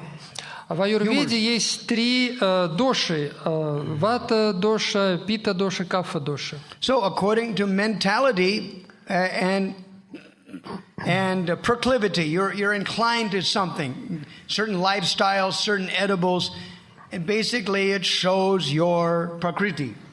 В соответствии с вашим менталитетом у вас вырабатывается определенный образ жизни, ваша деятельность и так далее. So if you have a disease then that's aggravated in that humor, then you would attack it from a mental, physical platform. И поэтому, если у вас болезнь, это означает, что все начинается с умонастроения, что у вас какие-то проблемы в уме. Even the naturopaths have a similar idea. И даже, естественно, натуропатический подход тоже об этом говорит. There's more than one way to destroy some disease. И поэтому есть несколько подходов к лечению болезни. The English word disease means uneasy. You're not satisfied, you're not comfortable, you're not situated properly. Английское слово disease означает, что что-то вам нелегко, что-то вам неестественно, как бы. So, fighting a disease also means one has to have a positive mentality about it. Вот, и для того, чтобы справиться с болезнью, нужно в первую очередь выработать позитивный менталитет. Even up to the stage of terminal. Terminal? Terminal means when you're definitely going to die. You understand that I cannot win the disease, I'm dying for sure. Now let us take that in a positive light also. То есть это вплоть до самого конца, до самой смерти это должно быть. The idea of Brahmabhuta, somebody on the spiritual platform, is that they understand that my life is in the hands of God. Стадия Брахмабута означает, что вся моя жизнь в руках Бога. And I only get what is destined to me. Я получаю то, что я заслужил. He must have some plan. I should go along with the plan. Дается мне сверху план, и я просто иду, выполняю The план. reality is, we must go along with the plan, whether we like it or not. Мы должны выполнять план, хотим мы или нет. If we go along with it voluntarily in a cheerful mentality, it's easier to swallow. Если мы будем делать это добровольно и с правильным настроением, нам будет легче. Therefore, control of the mind, control of the senses is very good. Поэтому контроль ума и чувств очень благотворен. In retrospect, when a devotee makes a mistake, глядя ретроспективно, если преданный ошибается, because we're human beings, we make mistakes. Мы все человеческие существа, нам свойственно ошибаться. We understand, oh, I blew it, I made a mistake, and now I have to suffer the reaction. Ага, я промахнулся, ошибся, теперь приходится страдать. Now, whether there is time to rectify it by lifestyle adjustment, by eating the right foods, by performing the right activities, whether there's time to adjust it or not. И теперь нужно исправить свой образ жизни, правильную диету, правильный образ действий и так далее. The devotee immediately tries to change the mentality. Преданный старается изменить свое настроение, менталитет. Positively take shelter of Krishna more than yesterday. Позитивно, становясь под защиту Кришны, еще больше, чем вчера. Otherwise, these points, tapasa, brahmacharjena, samena cha, dhamena cha, tyagena, all these qualities are very good for spiritual life, but in of themselves they are not spiritual. Все эти качества благоприятны для духовной жизни, хотя, строго говоря, они сами-то не духовны. They're stepping stones. They may help you rise to the spiritual platform. Это определенные ступеньки, которые помогают вам приблизиться к духовной. Because they are not spiritual of themselves, devoid of Krishna consciousness. Поскольку сами по себе они не духовны, в них нет сознания Кришны. It does not mean that householders and worldly people that are serving Krishna can reject them. Поскольку они сами по себе не духовны, worldly people can reject. Yes? They cannot. Cannot reject. They can't reject it. Just because they're not spiritual by themselves, without Krishna, doesn't give us any right to reject it. Нас нет права их отбросить, откинуть. No, we should adopt it, but from a Krishna conscious platform. Мы должны их принять, но с точки зрения сознания Кришны. Which means our devotee friends. In the company of devotee friends, we do these things. И в общении с преданными мы это и делаем. We add these in our lifestyle. Мы таким образом меняем свой образ жизни. When we do it for Krishna, it becomes easy to do. Когда мы делаем это для Кришны, это легче. I remember in my early brahmachari life, Помню, когда я еще был молодым брахмачари, for the purpose of preaching, we were going up in the snow and bathing in the snow and all types of stuff. it's like austerity. Yeah, we were living outside in a vehicle and sometimes bathing outside in the open air in the snow. Значит, когда мы были молодыми брахмачари, мы иногда совершали такие аскезы, что омывались на снегу и в снегу там валялись и так далее. And it was easier. Other people would think, how could they do that? А другие смотрели, как вообще это возможно. But when you were doing it with 30 or 40 other people in a cheerful way, who were in a perfectly cheerful mind, it wasn't a problem at all. Но если с вами вместе 30-40 других преданных, которые очень радостно это делают, то это будет несложно. Your mind, in the beginning, your mind might have felt a little revolting, kind of hesitating, like, how can I do this? But then think, well, they're not complaining, so they're happy about it, so what's wrong? Первоначально ум может протестовать, что это такое, это вообще это жуткая аскеза. Но когда мы видим, что другие это делают, и они счастливы, то мы избавляемся от страха. That made it easier. И становится легче. Actually, there was a joy in it then. И даже наслаждение мы чувствуем. We actually relished it. Наслаждаемся этим. After one has tolerated some austerities, then anything less than that becomes perfectly okay. И если вы прошли какие-то аскезы, то все, что ниже уровня, для вас вообще никакой проблемы. Just like, for example, in last year's Godadesh festival in Lithuania, I gave a sannyasi friend of mine some wheatgrass juice. Sannyasi friend, wheatgrass juice is this chlorophyll, concentrated chlorophyll, green juice. You were drinking. To drink, yeah, half a liter. And it's bitter. It's sweet, but it's bitter. Значит, в прошлом году на фестивале в Литве я со своим другом саньяси пили вот какой-то сок, я название не знаю, но он горьковатый, не очень приятный. Ага, из пророщенной пшеницы. So, and he just took it, and he just poured it down like it was nothing. Я выпил, как ничем не бывало. And so I said, well, you don't find it strange? You don't find it bitter? А он спрашивает, а тебе не кажется, не горьковатый он вообще? He said, in India, I have eaten so much neem, which is very bitter herb. А он ответил, что я в Индии пил сок нима, он гораздо более горький. In comparison to that, this is sweet. То есть в сравнении с ним это кажется сладким. So it was easy. Once you have done more austerity for sometime in the past, anything else lesser becomes nothing, no trouble at all. То есть, если в прошлом у вас была какая-то аскеза, то все, что меньше ее, проще, кажется, вообще ничего не стоит. Now, why is this shloka here? Для чего здесь этот стих? Because it is helpful. Tapasa brahmacharjena, it is helpful for spiritual life. It is good. Потому что он помогает, способствует духовной жизни. Anything that can help you face the greatest challenge of life is good. Все, что помогает вам смело встретить трудности жизни, благоприятно. What's that? What's the greatest challenge? А какой самый большой вызов? Your death. Смерть. That's not easy. Это не так просто. To get kicked out of this body, it is a vehicle. We've been attached to it their whole life. Now get out. Когда вас выкидывают из вашего тела, к которому вы привязаны, убирайся отсюда. It's not easy. Это не так просто. We find it difficult to move from one flat to another. Get out. Для нас проблема переехать с одной квартиры на другую, а тут уже из тела. It's uncomfortable. И поэтому это не очень уютно. We have no choice sometimes. Но нет выбора. I have friends in Ukraine that probably routinely 3 times a year they change their flat because the landlord, ups the rent. They cannot afford it. They change their flat. У меня есть один друг на Украине, который 3 раза в году меняет квартиры, но у него так, он вынужден. Он сдает, что ли? Я не понял. Landlord. А его периодически хозяева выгоняют с квартиры, ему приходится менять. Right? For them, they don't have a choice. They cannot afford to pay that. Ему нет выбора, потому что он нет денег заплатить. So they accept it. It's just okay. It's okay to pack everything up and move 3 times a year. И он спокойно к этому относится. 3 раза в году он пакует вещи, все собирается, переезжает. But the biggest move is when you have to move out of the body.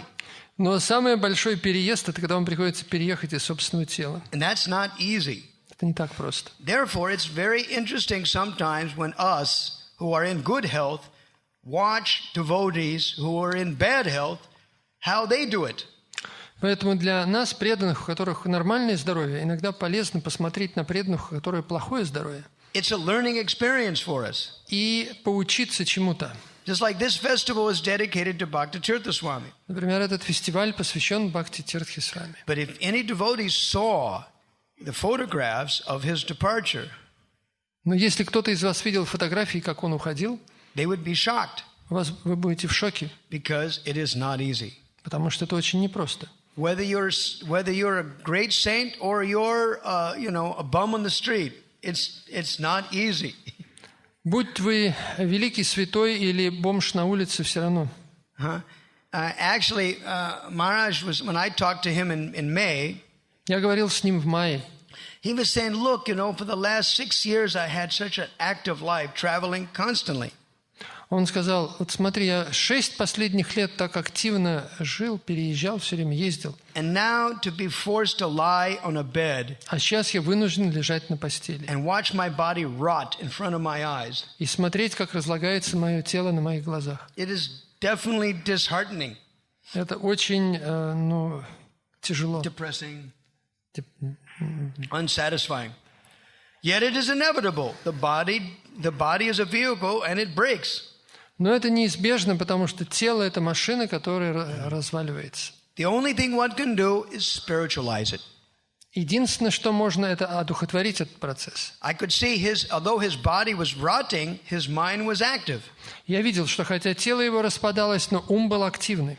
And they do that by hearing and chanting about Krishna in increased ways. И он постоянно воспевал и слушал о Кришне. So, therefore, this is important. All these verses that we're discussing here are all lead-ups to the other verses about Ajamila's life. Все эти стихи, которые мы с вами прочитали, они подводят нас к стихам об Аджамиле. We have to understand these as to educate us. Все это нужно, чтобы нас чему-то научить. In this way, by association with devotees, we can appreciate our value. Итак, общаясь с преданными, можем научиться чему-то, как понимать, что к чему. When you read such things in Srimad Bhagavatam in the company of devotees, then you really think, wow, I am really lucky. I should pay more attention. И когда мы изучаем Шримад Бхагаватам в общении с преданными, мы можем понять, да, на самом деле нам не так уж плохо, мы достаточно удачливы. One reads it and sees the distresses of devotees in the past.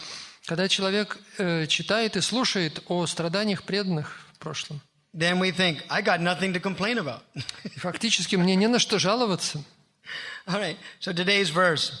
Итак, сегодняшний стих. Na tada yagavana rajan puyeta tapa adibi.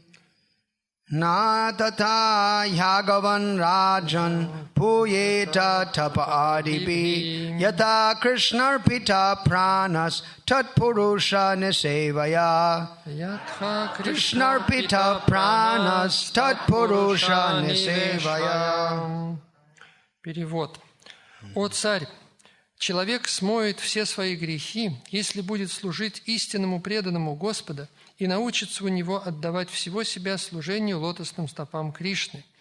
От греховной скверны нельзя очиститься ни подвижничеством, ни покаянием, ни брахмачарьей, ни прочими средствами искупления грехов, о которых я тебе рассказывал.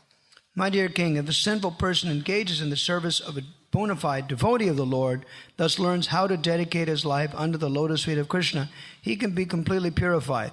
One cannot be purified merely by undergoing austerity, penance, brahmacharya, and other methods of atonement, as I have previously described. So here Shukadeva Goswami is describing to Parikshit Maharaj how important it is to be Krishna conscious in all activities. Итак, Шукадева Госвами объясняет Махараджу Парикшиту, как важно находиться в сознании Кришны в процессе нашей деятельности. The whole thing about death is the doubt that arises in the mind of the viewer, Did he or she go back to God or not? When you're observing somebody's death, anybody that's dying, the big doubt in your mind as an observer is, did he or she go back to God or not? Когда мы смотрим на человека, который умирает, у нас возникает вопрос, единственный вопрос, как вернется он к Богу или нет? If you have very less association with someone, then you may doubt it. И если вы не так много общались с человеком, у вас могут быть сомнения. Specifically, if their life was very sinful. Особенно если у человека греховная жизнь. Just like, for example, that story that I was reading before on the first day. История, которую я вам читал в самый первый день. How the devotee was describing her father was a very big materialist. Когда у преданного отец был большой материалист. Yet her service was somehow or another to help him die in a better consciousness. И задачей преданного было помочь ему умереть в правильном сознании. And actually, because her mother was unable to handle emotionally the death of her husband. Мать этой девушки, was a girl, yes? Мать этой девушки не могла помочь, не могла ничего сделать. She was not able to, mentally adjust herself. Как-то умственно успокоиться, приспособиться. Therefore, she just handed it over to her daughter. Okay, you do it. И она просто все поручила дочери. Давай, ты помоги. So, free from her mother's shackles, she was able to give Jamuna water, Ganga water, tied tulsi beads around his neck, and all types of things. She could do it. She could do it. This young girl could do it because her mother was not interfering. И поэтому, поскольку мать не вмешивалась, она смогла сделать все, что в ее силах, там листочек туласи, воду Ямуны и так далее.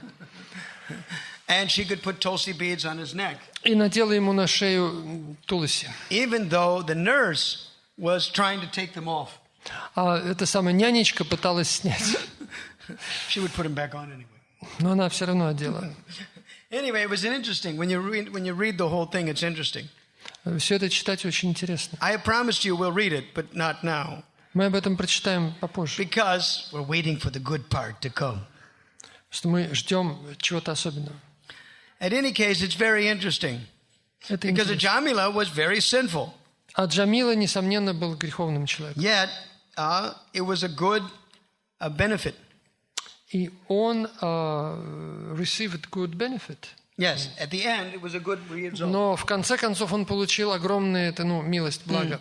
For example, just like so even amongst our own community, our devotional Hare Krishna community. Даже внутри нашего общества Харе Кришна. When somebody dies, then you always wonder, were they successful in the purpose of life or not? Если кто-то у нас умирает, сразу встает вопрос, как он достиг цели жизни, успешен он или нет? We ask our friends, was there kirtan going on? Мы спрашиваем у друзей, а был ли киртан? What was the mentality of the person who was dying? Were they favorable? Were they chanting? Were they taking shelter of Krishna? Каково было настроение умирающего, как помнил он о Кришне, повторял ли святые имена. In this way we try to understand something externally. According to the external symptoms, we try to understand something transcendental or sublime. Итак, по каким-то внешним признакам мы пытаемся понять, что находится внутри, трансцендентный In Padyavali, there is a verse. В Падьявале есть стих by Rupa Goswami. Рупа Госвами. Let's see if I can find it. It says, Siddhir bhavati va neti samsayat atrutasevi nam. It says, if somebody will become perfect or not. Перевод такой: достиг ли человека совершенства или нет? Samsayat atrutasevi nam. In the matter of serving Achyuta, the infallible Krishna, you may doubt it. Достиг ли он служения Ачьюте, Кришне, можно сомневаться. This is in Chaitanya. This is in quoted in.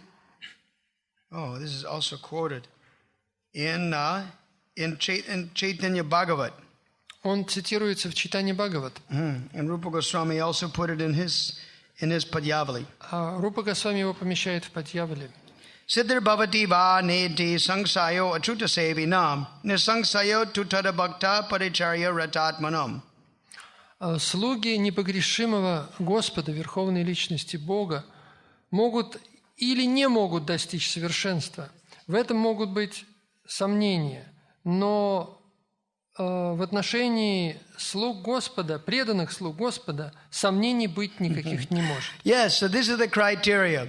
Were he or she that was dying, were they surrounded by devotees? Значит, когда человек умирает, окруженный преданными, Were they good devotees themselves? которые хорошие преданные, Were they really nice in their service to devotees before they died? которые служат преданному еще служили ему еще до того, как он умирал. All these things add up to our analysis. Were they perfect or not? Did they get Krishna's mercy or not? Вопрос, достиг он милости Кришны или нет? The idea of it is that what I've been saying is that Krishna is very merciful. Но Кришна очень милостив. Just like recently when I was in Kiev, Недавно я был в Киеве. I met a devotee who was from Israel, who was a Jnana Mishra, Karma Mishra Bhakta. Он из Израиля и по склонности карма Мишра Бхакта. But he was in the airport and he was lost. He was looking for devotees. He had no idea, how am I going to meet the devotees? Когда он прилетел в аэропорт, то он стал искать преданных. Он не знал, что ему делать, куда He just landed in the airport without phoning the devotees ahead of time. He didn't know, how am I going to meet the devotees? И он стал думать, как мне найти преданных. And he was crying out to Krishna, praying, send me a devotee. И стал молиться Кришне. Show me how I can meet the devotees. Как мне встретить преданных? And then all of a sudden, I walked into the airport because I had some unfinished business. Я по своим делам был в аэропорту. I didn't know that he was in the airport. Я не знал, что он здесь. He just comes over and gives me a hug. Hey, you know. Он меня увидел, и мы обнялись. And he told me the whole story. Он мне рассказал все. So I understood. Krishna sent me to the airport also, not only for my work, but for his work. Ну, я понял, что Кришна прислал меня в аэропорт для того, чтобы встретить его. Just to help this devotee. Чтобы помочь ему. He's not a fully surrendered devotee. He's kind of flaky. Он не совсем уж полностью преданный, у него есть определенные привязанности. But he likes Krishna and wants to serve Krishna to some extent. Но он любит Кришну, ему нравится служить. He comes to Vrindavan. Он приезжает в Вриндаван. So he has a nice mentality. У него хорошее настроение. Little befuddled, mixed up, confused. Немножко есть, примесь определенной, And yet Krishna is very compassionate to him. Но Кришна к нему очень сострадателен. So this gave me good faith. When I saw this, I got good faith. И когда я его увидел, you got good faith. What kind of faith? That if Krishna is so merciful to a person like him, surely he'll be merciful to people that are more convinced, that are more surrendered, that are more dedicated. Что он человек еще более преданный, еще более посвятивший себя, чем я. Right. So I liked it. So this verse here, quoted in Antyakanda 486 of Chaitanya Bhagavat. И вот этот стих читания Бхагават. So it says that if somebody is trying to serve God independently, если кто-либо пытается служить Господу независимо, maybe they'll be perfect, maybe they won't. Они могут либо достичь совершенства, либо не достичь. They're trying. There's two paths, Aroha Pantha and Avaharoha Pantha. One is trying to ascend by your own strength, and the other one is depending on descending grace. То есть есть восходящий процесс и нисходящий процесс. Если человек пытается самостоятельно достичь совершенства, это он делает своими усилиями. There are two types of animals we learn. This is described like looking at the style of example of two animals. И приводится пример двух видов животных. Hello. Stand up. Stand up. You might stay awake as you. Если хотите, можно встать и постоять, если вам неудобно. It might help you. Может, So это поможет. there is a monkey in India. The baby monkey, hangs on to his mother. В Индии маленький детеныш обезьяны цепляется за мать. And she's walking around, and he's underneath her, like, hanging on for dear life. Мать ходит, что-то делает, а он висит у нее, значит, держится за Sometimes шею. on the back, sometimes underneath, Иногда цепляется он на шее, иногда под ней. So this is you're depending on your own strength. Она зависит, she is depending on her The child. child is depending on То есть strength. она зависит от ее силы, способности держаться. Naturally, if he falls off, the mother will grab him or do something, Если она упадет, то мать ее подберет. The other one is the kitten. А другой пример – это котенок. The kitten is picked up by the mother, and she carries it around. А котенка мать держит в зубах и просто перетаскивает. And that was considered the example in Shastras given that example is better. И шастры говорят, что это пример лучше, более правильный. Because the living entity is dependent on the strength of the shelter. Потому что живое существо зависит от прибежища, от того, от кого он, значит, That is better. И так лучше. That doesn't mean we're lazy. Это не значит, что мы ленивы. We try our best in this world, in our domestic life, in our household life, in any service. We try our best. Мы пытаемся сделать все, что мы можем в обычной жизни, домашней жизни или в служении. But we offer the result to the Supreme and depend on the Supreme. Но мы должны полностью зависеть от Всевышнего в результате. The karmis are also working hard. Карми тоже тяжело трудится. And they say, who is God? I am working. И они говорят, а кто такой Бог? Я же сам работаю. In the book, Scientific Basis for Krishna Consciousness, В книге «Научные основы сознания Кришны» it was mentioned that in America, they had a space capsule fire in the 1970s. говорилось, что в 70-е годы была капсула. Что за капсула? Я не понял. It was the Apollo capsule. Аполлона. Капсула Аполлона, когда вот запускали. They had a fire. И там пожар возник. And the public the news commentator said, let all the public pray to God for the safety of the astronauts. И тогда комментатор объявил, что все, пожалуйста, молитесь Господу о спасении астронавтов. When it is beyond their control, then they say, pray to God. Когда это вне их контроля, они начинают молить Бога. As long as they think they can control it, they say, who is God? We are scientists. We'll do it. We'll go to the moon. We'll do this. We are scientists. Who cares for God? Когда все нормально, они говорят, а кто такой Бог? Для чего нам нужен Бог? Мы ученые, мы запускаем свои ракеты. So just see, when they're forced by material nature, they cannot control something. They say, oh, God. То есть, смотрите, когда материальная природа их прижмет, они начинают молиться и говорить, о, Господи, спаси. There's no guarantee. Because of their previous atheistic mentality, there's still no guarantee. Но поскольку у них атеистический менталитет в целом, у них нет никакой гарантии. If one remains a servant of devotees, then there is no doubt. Если человек остается слугой преданных, то сомнений нет, он достигнет успеха. The idea of it is while we are alive, to absorb in tapasya, brahmacharjana, in the mood of service to Krishna. То есть мы в течение своей жизни должны совершать все эти аскезы, тапасья, брахмачарьяна, в настроении служения Кришне. Because as a young brahmachari, I was serving my spiritual master. Как молодой брахмачари я служил духовному учителю. I was serving my friends in the party. Служил друзьям по служению. Therefore, the austerities were happy ones. И поэтому все аскезы были легкими и счастливыми. Sometimes there is loss. Иногда какие-то потери. Soldiers get killed on the battlefield. В процессе сражения солдаты иногда падают. Just like devotees that are preaching, they also get auto accidents. They also sometimes die. Когда преданные проповедуют, тоже бывают разные случаи. Like, for example, there was one famous book. There's a book written about a Vaishnavi who died in the Liberian War in 1990. Одну книгу написала преданная, которая погибла в войне в Ливии в 1990. В 1990 году это было. In the Liberian Civil War.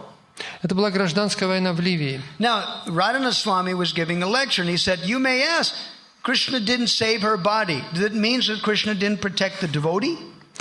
И Радханатха Свами в своей лекции говорил, вот Кришна не защитил ее тело. Does it mean that Krishna did not protect his devotee? Разве можем мы сказать, что Кришна не защищает преданных? But you have to understand her mentality. Но нужно понять ее настроение. By one lady who was a witness, who remained alive, who was a witness. Одна женщина, оставшаяся в живых, это все видела. Because this lady who died was fearless. She didn't care about her body. She just cared to serve the devotees. Та женщина, которая погибла, была совершенно бесстрашна. Она постоянно защищала преданных. Because she was fearless. Even up looking in the face of death, she was fearless. Даже перед лицом смерти у нее не было страха. Krishna did protect her. То есть Кришна защищал ее. Krishna protected her mentality. That was the most important asset to protect. Он защитил ее ум, а это самая важная защита. The fruit of austerities is ante narayana smriti, to remember Krishna at the time of death.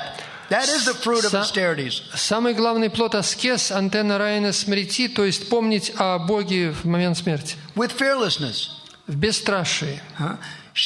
Therefore, Krishna did protect her. И таким образом Кришна защищал ее. The body is going to go today or tomorrow. Тело умрет сегодня или завтра. And of course, it is a pain when we lose a devotee, when we lose a soldier. И, разумеется, для нас очень больно терять преданных, то есть так же, как солдат. When we lose a preacher. Или проповедника. Because, wow, we could have done so much more preaching if that devotee was physically saved. Потому что если бы он остался, было бы гораздо больше проповедей. That lamentation is always there. Поэтому мы всегда скорбим. But everything is in Krishna's hand and not in ours. Но все в руках Кришны, а не в наших. Therefore, if somebody always remained as a servant of devotees, then success is guaranteed. Поэтому, если человек постоянно служит преданным, то успех обеспечен. And this is why we mention it. Вот почему мы об этом говорим. So we'll go back to this verse. Так, возвращаемся к стиху. Tat Purusha refers to a preacher of Krishna conscience. Тат Пуруша относится к проповеднику сознания Кришны. Such as spiritual masters. Например, духовному учителю. Narottam Das Thakur says, Chariya Vaishnav Seva Nishtar Payeche Keva. Without serving a bona fide spiritual master, an ideal Vaishnava, who can be delivered from the clutches of Maya? Наротам Дас Такур говорит, не служа бонафиде духовному учителю, идеальному преданному, кто может освободиться от когтей Майи? And this idea is also expressed in other places. Эта идея, о ней говорится и в других местах. One should serve Mahat, the great persons. Человек должен служить махатмам, великим личностям. And in this way, one can be always saved from bewilderment. И таким образом он будет всегда спасен от заблуждений. So, all right. Now, later on in the purport, Prabhupada says here, of course, if one engages in the service of a pure devotee, the reactions of sinful life are vanquished automatically. А Прабхупада пишет дальше, что если человек служит преданным, то его реакции греховной жизни автоматически исчезают. But devotional service is necessary not to drive away an insignificant stock of sins, but to awaken our love for Krishna. Но преданное служение необходимо не просто для того, чтобы убрать вот наш, так сказать, запас грехов, избавиться от него, но для того, чтобы пробудить нашу дремлющую любовь к Кришне. That is the main reason why we serve. Это главная причина служения. So now we'll go on to the next one. Next verse. Yeah. Verse number 17. Так, стих 17.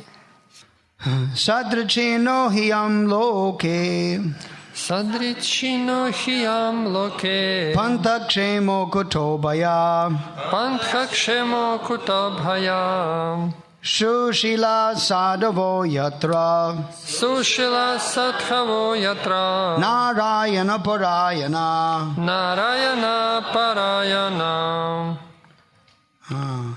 He said, the path followed by pure devotees who are well behaved and fully endowed with the best qualification is certainly the most auspicious path. Поистине, путь, которым идут чистые и преданные, благонравные и наделенные всеми добродетелями, самый светлый путь в материальном мире.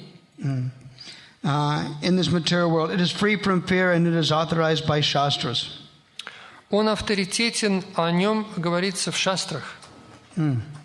Он полностью свободен от страха. The thing about it is that if somebody engages in a spiritual lifestyle, the materialistic people think he or she has adopted such a path because they're useless materially. Как правило, если человек идет духовным путем, то материалисты думают, ну вот он стал преданным из-за того, что в материальной жизни он ничего не успел, не смог. That is their excuse for not adopting it themselves. И для них это оправдание, почему они не встают на этот путь.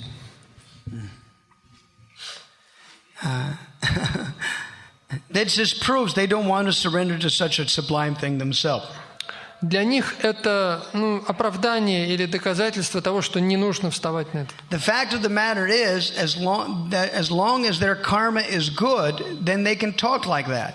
Но суть-то в том, что они могут так говорить до той поры, пока у них есть хорошая карма. But when their karma turns sour, as it often does, но если карма изменится, как было с нами, they're unable to tolerate the reverse in life. Они не смогут уже перенести все жизненные испытания. Just like if somebody has an accident. Например, человек попадает в какой-то несчастный случай. The relatives say, "Oh, why did my relative have an accident like this? There must be no God. Otherwise, he would not have allowed it." Если человек попадает в какую-то катастрофу, то родственники говорят, ну почему это случилось? Почему Бог не защитил его? Значит, его нет. They always talk like that. Всегда так говорят. They refuse to understand that every living entity deserves it. И не хотят понять ту простую вещь, что каждый получает то, что заслужил. Now, in this connection, in conclusion of verse number of this verse, в конце этого стиха, then I've made some points. Я упомянул несколько вещей. Training in Krishna conscious lifestyle under devotee-like doctors of cure acts like sun to remove the fog of ignorance.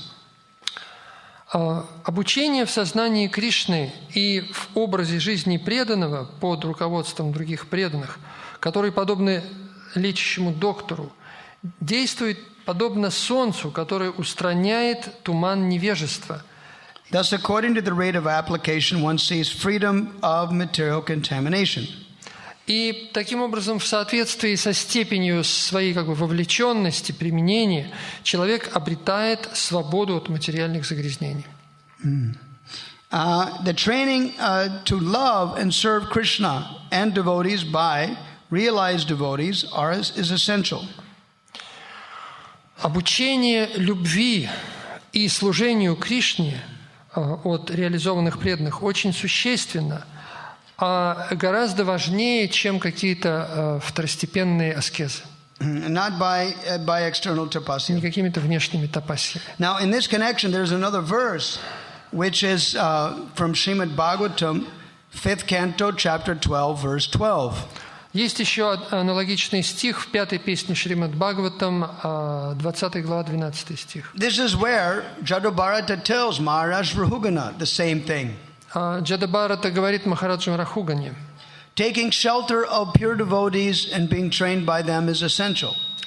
Стать под защиту чистых преданных и получить от них, обучение очень важно. It is not simply a matter of one's expertise in performing severe austerities.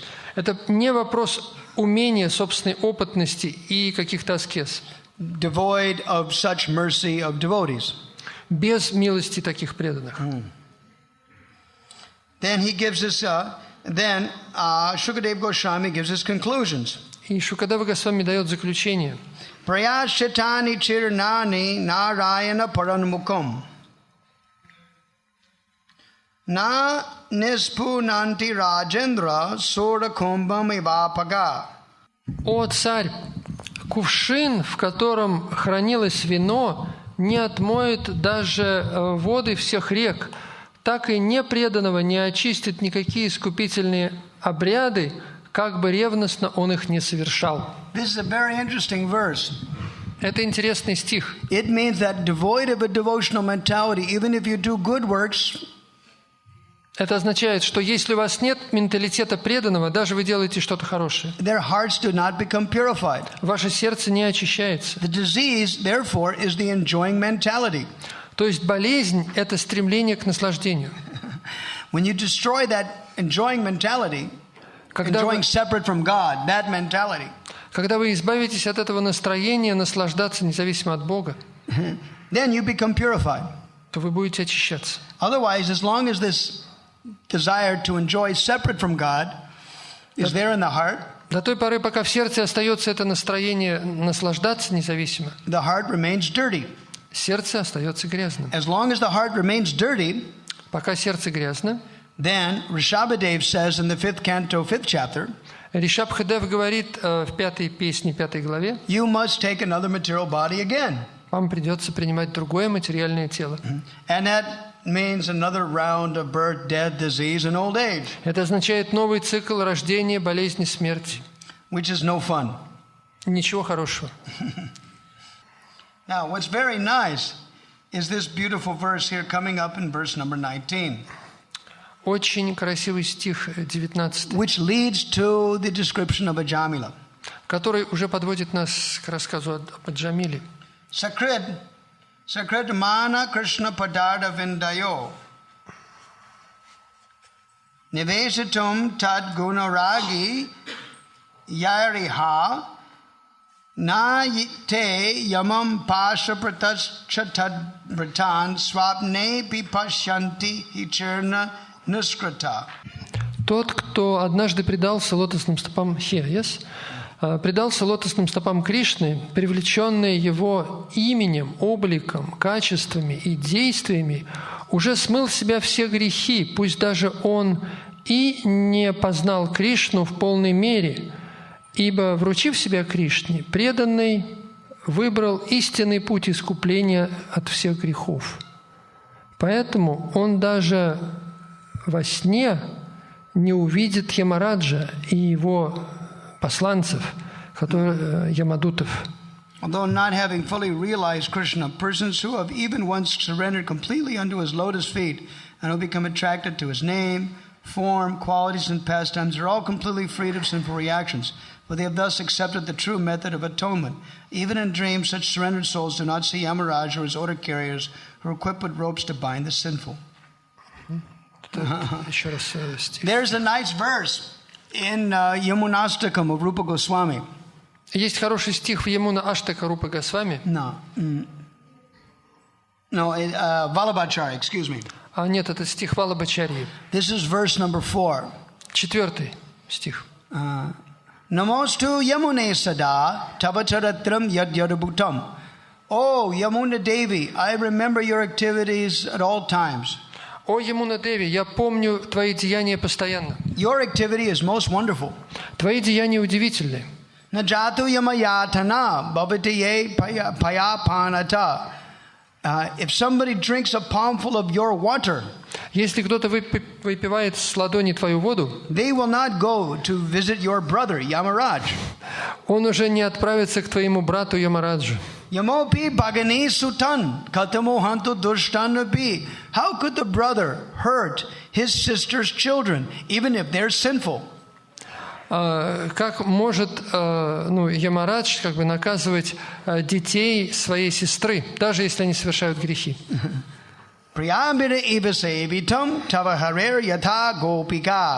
One who serves you becomes just like dear to Krishna, like his gopis. Тот, кто служит тебе, становится Кришне столь же дорог, как и гопи. So this is wonderful, taking shelter of the spiritual nature. Это очень интересно, как можно стать под защиту духовной природы. By taking shelter of the spiritual nature, you get rid of these marshals of hell, the constables. Значит, если вы стали под защиту духовной природы, то вам уже не страшны эти полицейские бога смерти. And in Kali Yuga, the main thing is chanting. В Кали-югу самое главное — воспевание. As that verse we quoted before from Padyavali. Мы уже цитировали стих из Падьявали. Ko pareta nagari porandara. Who cares for the Lord of the nether regions of hell? Кто беспокоится? Кому дело до этого повелителя смерти? Kobabet atadadiya kinkara. Then what to speak of that king of hell's servants? Уж что и говорить об его слугах. Krishna nama jagat ekamangalam. The one thing for the most auspicious thing in the universe is the holy name of Krishna. Потому что самое благое во всей вселенной — это святое имя Кришны. Kantapitam urari koroti chet. If that holy name is kept on the throat at all times. Если это святое имя постоянно у вас на устах, only a devotee who constantly takes shelter of Krishna's name all the time and thus feels the presence of Krishna. Только преданный, который постоянно воспевает святое имя и так чувствует присутствие Кришны, only them только они can make such a bold statement. Могут так сделать такое смелое заявление. It's a bold statement. Who cares? Это очень смелое, очень храброе заявление. Кто боится? Кому вообще дело до Бога смерти? Just like a good citizen of Russia could think, what do I fear for the KGB? But before, in the Soviet days, everybody was afraid of the KGB. Сейчас некоторые, конечно, могут сказать, кому вообще дело, кто боится этого КГБ? Но раньше, в прошлые годы, все боялись. Right, isn't it a fact? Факт. You were always thinking, what have I done? А что я такого сделал? Right? Whether you've not done anything, still you'll be thinking, what have I done? Хоть вы даже толком ничего не сделали, но все равно думаете, а что я сделал? They didn't need any rhyme and reason. I've come to arrest you and we're taking you to Siberia. That's the end of it. You know? Суть в том, человек может даже ничего не сделать, его могут арестовать и отправить в Сибирь. So people were afraid. Everybody was afraid. How can you live your life peacefully? И поэтому люди боялись, как можно жить спокойно. Like that, at all times. So, but a devotee, because you've taken shelter of Krishna's name all the time, they're fearless. Но преданный, который стал под защиту святого имени, он бесстрашен. That didn't mean they didn't try to protect themselves. Не значит, что он не пытается защищаться. Just like I remember that Krishna Kumar in Moscow, once he told me this funny story. Однажды Кришна Кумар в Москве рассказал интересную историю. You must know this story, right? Which story you mean? There's so many, right? He said once the KGB was after them, and they had taken photographs of books in St. Petersburg Library and Microfiche or something like that. They had all these books, they'd taken photographs. Значит, за ним охотилось КГБ, и сделали, у него были фотографии книг из Ленинской библиотеки Прабхупады. So the KGB was, knocking at their flat door, bang, bang, bang. И КГБ стучалось к нему в дверь. And a devotee went into the bathroom and threw these microfilms out the window. And the flat was like, 10 floors up. И преданные, в общем, в комнате открыли окно и выкинули все эти микрофильмы книг в окно от 10-этажного дома. And then they came and they searched the whole flat. They didn't find anything and they left. КГБ пришло, сделали обыск, ничего не нашли. Then afterwards, when the KGB was gone, the devotees went outside and they looked around on the grass, to try to find those films. Когда КГБ ушло, они вышли на улицу, стали искать эти фильмы по траве. But in the meantime, some children had walked by and they found the films and they divvied them up amongst themselves. They had 10 children or something. They just here's your cut, here's your.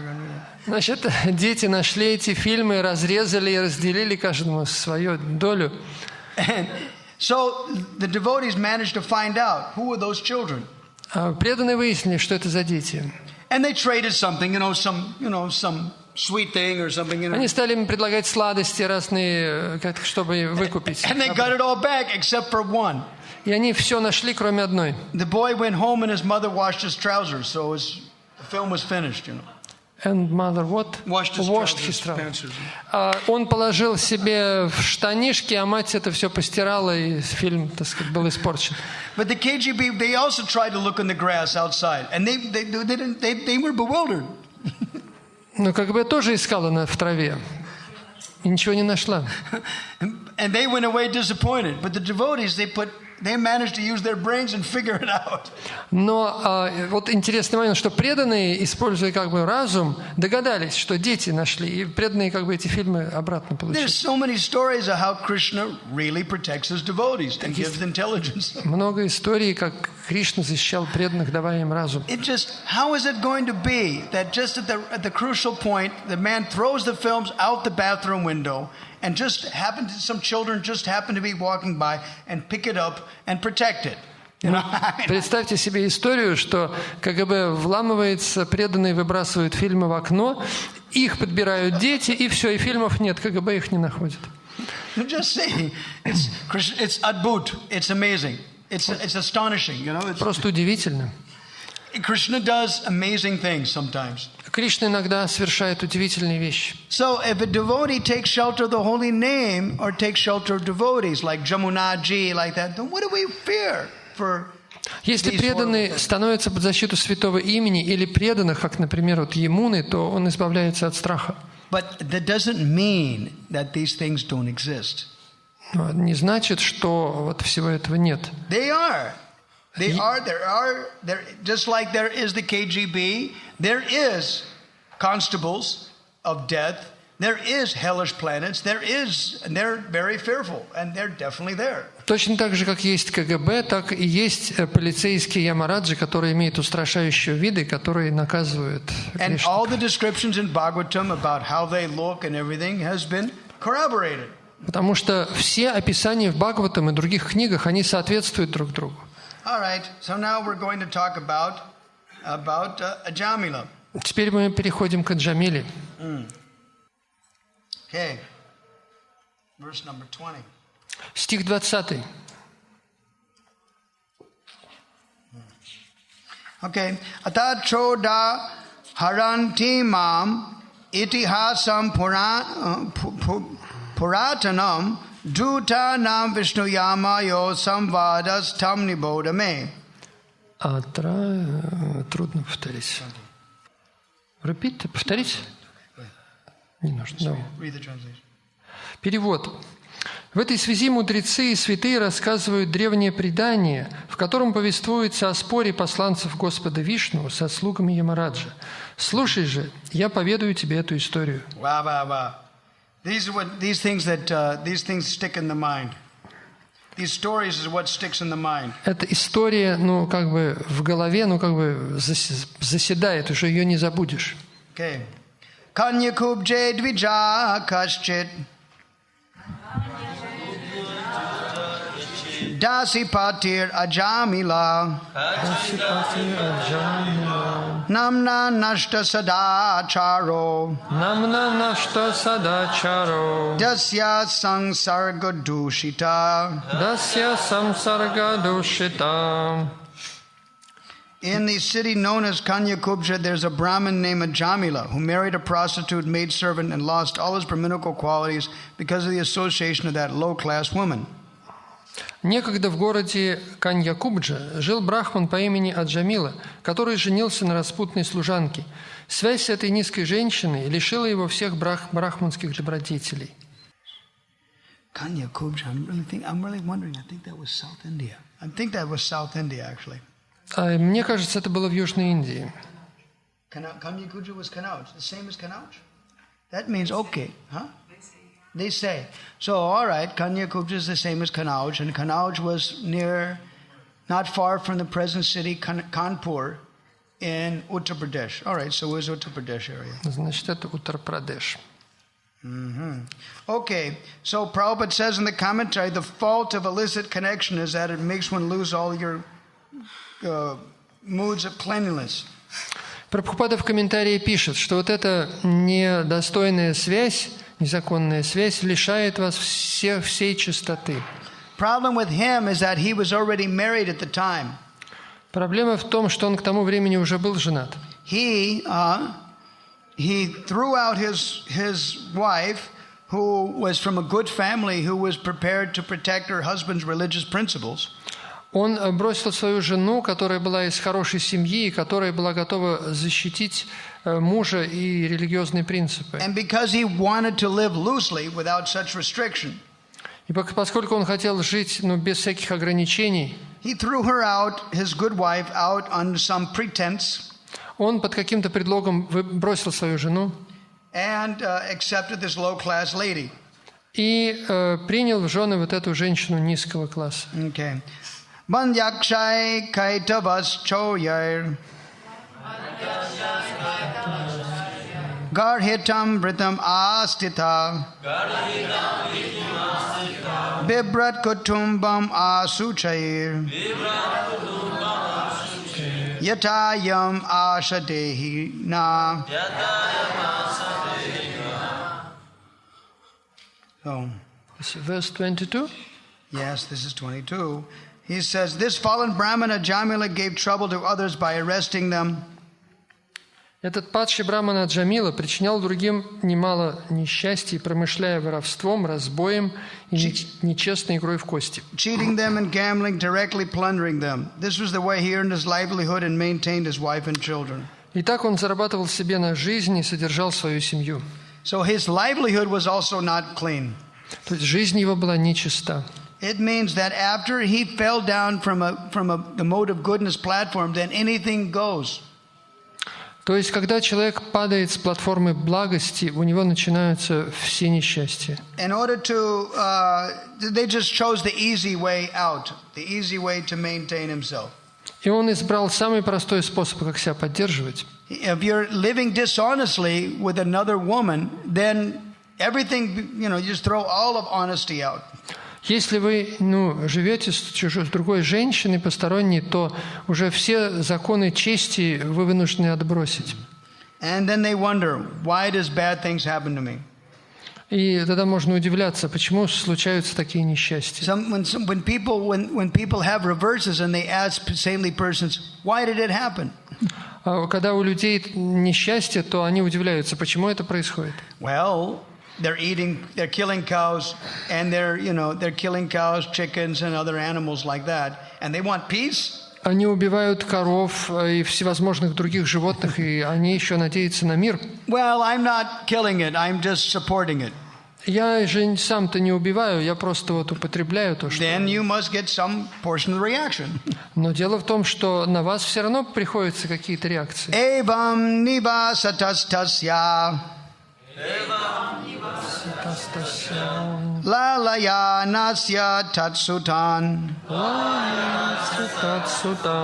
Kalotyagan mahan rajan Ashtasitya sama. My dear king, while he spent his time in abominable sinful activities to maintain his family and many sons, 88 years of his life passed away. Так мой царь в заботах о жене и сыновьях текла его порочная жизнь, и вот ему исполнилось 88 лет. Wow, he's an old man. Уже старик. That means his whole life he was acting quite sinfully from his youthful age when he threw out his wife up to an old age of 88 years old. И так он всю жизнь прожил греховным образом, потому что он в юности бросил свою жену и дожил до 88 лет в греховной деятельности. Tasya pravayasha putra dasatesham tuyo vama balo narayano namna Pitroscha dayato brisham. That old man at Jamila had 10 sons, of whom the youngest was a baby named Narayana.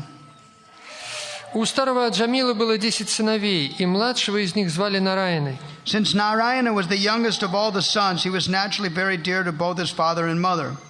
Поскольку он был самым младшим, отец и мать в нем души не чаяли. Wow. So the first thing is that it's interesting that he continued to remain in his household life and have children even at such an elderly age. Обратите внимание, он остается домохозяином и ведет семейную жизнь даже в таком возрасте.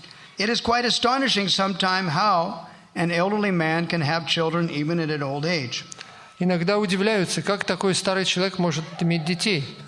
I remember personally, back in somewhere about 1998 or 1999, я помню случай в 98 или 99 году. In America, I was collecting donations on the street. Я был на улице, собирал пожертвования. So I was working one place where there was a construction site. Я был в одном месте, где была стройка, строительство. They were building a flyover. The construction workers were building a flyover. А они строили, какой-то переход. Да. So there was a female worker amongst so many men. И были женщины, среди большинства мужчин были женщины. And she had in the car of her construction car, she had her child there. Да, у этой женщины в колясочке был ребенок. And so I was asking her for a donation. Я попросил ее о пожертвовании. So she was fumbling through her purse to give a donation. Она стала искать в сумочке, искать деньги. So while she was fumbling for her donation, I was asking her another question to divert her mind a bit. Я задал ей другой вопрос, чтобы немножко отвлечь. So I said, "Oh, this child is a likeness of your husband?" Это ребеночек, он похож на вашего мужа? And she says, "I don't know. The child is from one of those men there." Она ответила, я не знаю, это вот сын одного из тех мужчин. And then I looked, and there was construction work going. There must have been about 10 or 15 guys there. Я посмотрел, там было 10-15 парней. I became astonished. Я удивился, изумился. This lady didn't even know who was the father of the child. Эта женщина толком не знала, кто отец ее ребенка. Blew my mind, actually. So, in this case, though, at least Ajamila knew who was the child, who was the father of the child. В данном случае, по крайней мере, известно, кто отец ребенка. Then I was shocked, and then. Once I asked another lady who had a child in her car. Однажды я обратился к другой женщине, тоже с ребенком в коляске. And I said, "Well, that child is quite big child." У вас довольно крепкий ребенок, большой. Your husband must be very healthy. Наверное, у вас очень сильный, здоровый муж. She said, "He's over 50. I was surprised myself." Она His health ответила, is too good. ему уже больше 50, поэтому я сама удивилась, что такой родился сын. So I was quite surprised. Я тоже был удивлен. So here it states that Ajamila was 88 years old and still he had a child. Но в данном случае Аджамиле было 88, но у него был маленький сын. Now in the Vedic age you shouldn't keep having children into your old age. Но в ведическую эпоху вы не должны зачинать детей в таком возрасте. Because in Indian culture that was the tradition. Такова была традиция в Древней Индии. This was another symptom of his degradation. Это был тоже признак его деградации. That he was continuing to go on with his business even in very ripe old age. Он продолжал свое, нечестивое дело даже в пожилом возрасте. So the next verse. Следующий стих. Sabada hridayastasmin. Sabadha hridayastasmin. Arbake kalabashini. Arbake kalabashini. Nirikshamanas talilam. Nirikshamanas talalitam. Mumude jarato brasham. Mumude jarato bhayam. Забавный лепет малыша и его неловкие движения пленяли сердце старого Аджамилы. Он всегда заботился о ребенке и с наслаждением наблюдал за его играми. Because of the child's broken language and awkward movements, old Ajamila was very much attached to him. He always took care of the child and enjoyed the child's activities. So good. This means that this is how he's setting himself up for his death. Таким образом, он приближался к своей смерти. Because it's amazing that in an old age, sometimes old people get energy from the youthful. Иногда в старости у пожилых людей появляется энергия молодого. And this is how they try to be youthful, even in old age. Они пытаются таким образом искусственно чувствовать себя молодыми. In old age, you are living on borrowed time. Borrowed time. То есть, like you take time from some source. You're taking time from some youthfulness. То есть в старости человек пытается как бы брать, одалживать время у своей юности, как это выразить, borrow time. You can die at any moment. You can fall down on the street with a heart attack. So you may die at any moment. Still, you're trying to live and enjoy like a young person by borrowing some energy from the youth. То То есть вы уже очень стары, вы можете умереть в любой момент, но вы пытаетесь наслаждаться, живя как молодой. We would, and Krishna consciousness, we would rather stay young in other ways. Мы, преданные в сознании Кришны, мы тоже ощущаем себя молодыми, но по-другому. Just like in kirtan. Например, на киртане. When the kirtan goes, like it all you see in the evenings and like that, when the kirtan is very nice, we all feel very fresh and very young. Например, когда вечерами идет киртан, мы все чувствуем себя молодыми и свежими. As long as the kirtan goes on, we can continue. Пока идет киртан, мы продолжаем. When the kirtan stops, then the age of the material body creeps back. Но как только киртан кончается, возраст нашего тела возвращается. We really realize that. Напоминаем нас о себе. But that is the way it's always been. Так это происходит.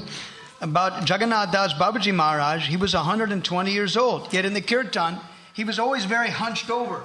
But in the kirtan, he would be very erect and very straight, and sometimes jump out of the basket.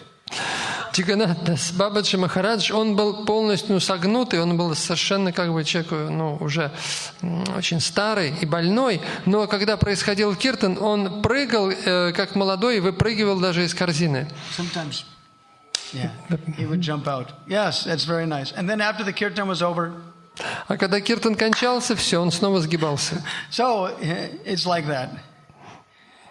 Sometimes when I hear devotees glorify Lord Chaitanya's pastimes, they're so eager to narrate it as if they become 10 years younger in enthusiasm. Иногда преданные, рассказывая об играх Господа Чайтаньи, но чувствуют себя моложе на 10 лет. Да? So now in the next verse, it describes about Ajamila, how we used to always talk to the child and encourage the child. И дальше будет рассказываться, как он говорил с этим ребенком и с ним, что общался. Bunjana prabhiban kadan balakam sneha yantrita bojayan payayan mudo naveda gatim antakam. When Ajamila chewed food and ate it, he called for the child to chew and eat. Когда Аджамила ел, он звал поесть своего сына. Когда пил, он тоже подзывал его к себе и поил его. When he drank, he called the child to drink also. И когда тот пил, тот звал его попить. Always engaged in taking care of the child and calling his name, Narayana, Ajamila could not understand that his own time was now exhausted and death was upon him.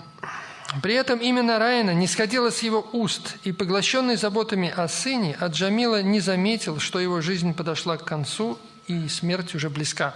For this reason, because at the time of his death, when his death was upon him, he called out the name of his child. Итак, он постоянно помнил имя его сына.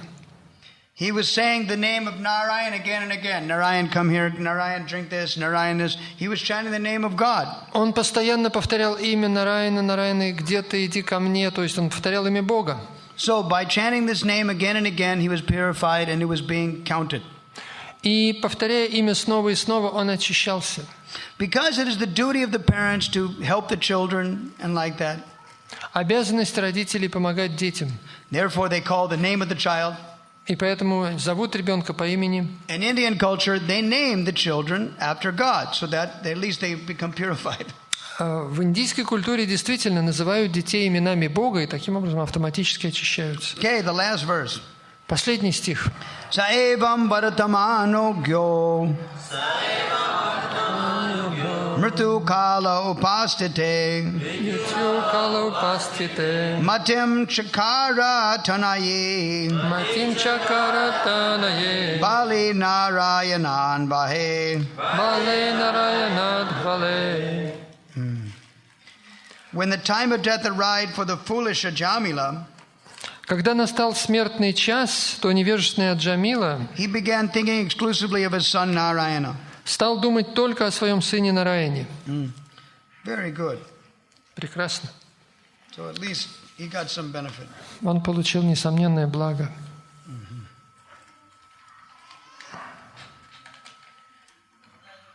All right, I give up.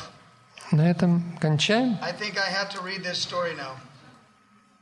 We'll read this story to you now. Мы сейчас прочитаем историю.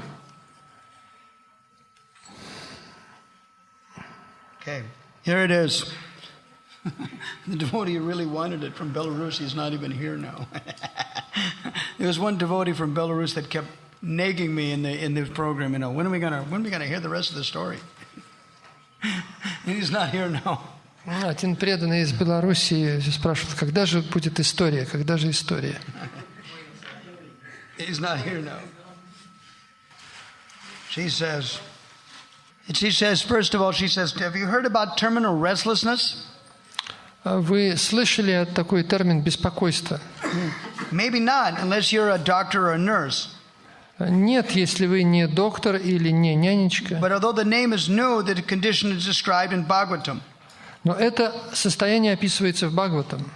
And Prabhupada quotes in a lecture in Gorakhpur.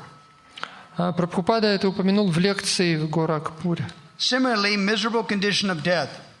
И аналогично то несчастное состояние во время смерти. One is lying in a coma, so many sufferings going on, so many dreaming. Когда человек находится в коме, у него множество блужданий, каких-то снов. And the Yamadutas are coming. И приходят ямадуты. The man in his deathbed cries, he's so much suffering, but there's no remedy.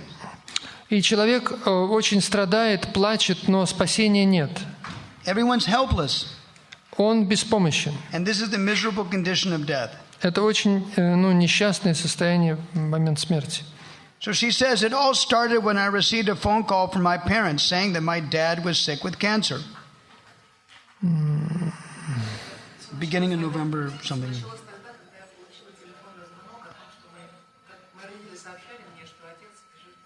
Значит, история началась тогда, когда мне позвонили и сообщили, что мой отец умирает.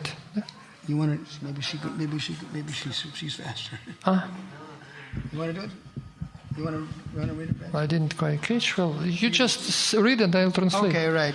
She says, well, I believe in omens, and my right eye started twitching profusely. I knew the outcome would not be good.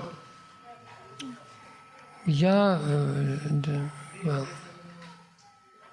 Omens means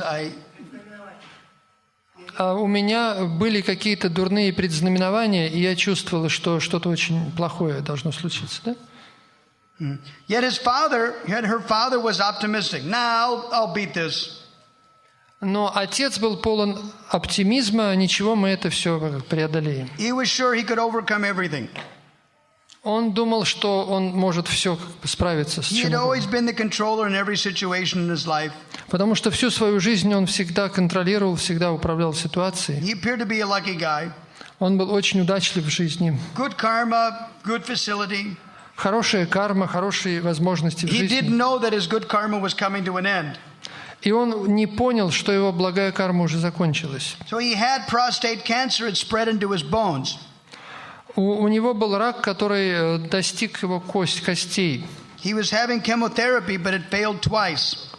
У него была химиотерапия дважды, но ничего не помогло. So I rang him one day.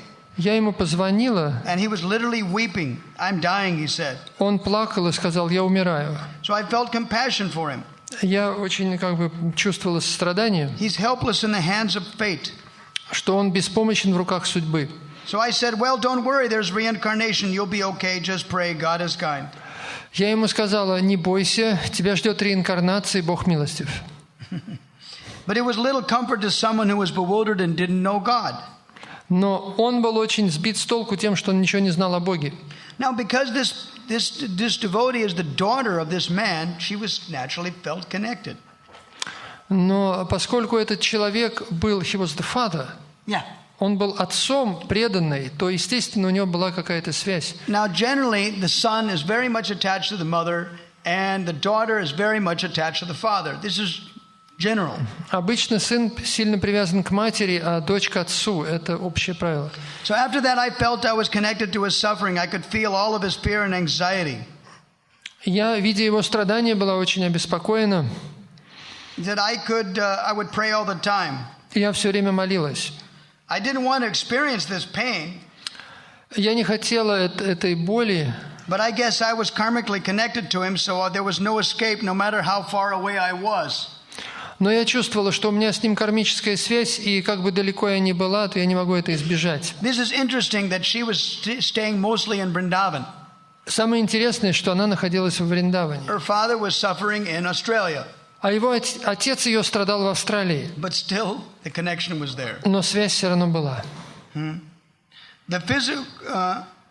The physical suffering was nothing compared to his mental torture.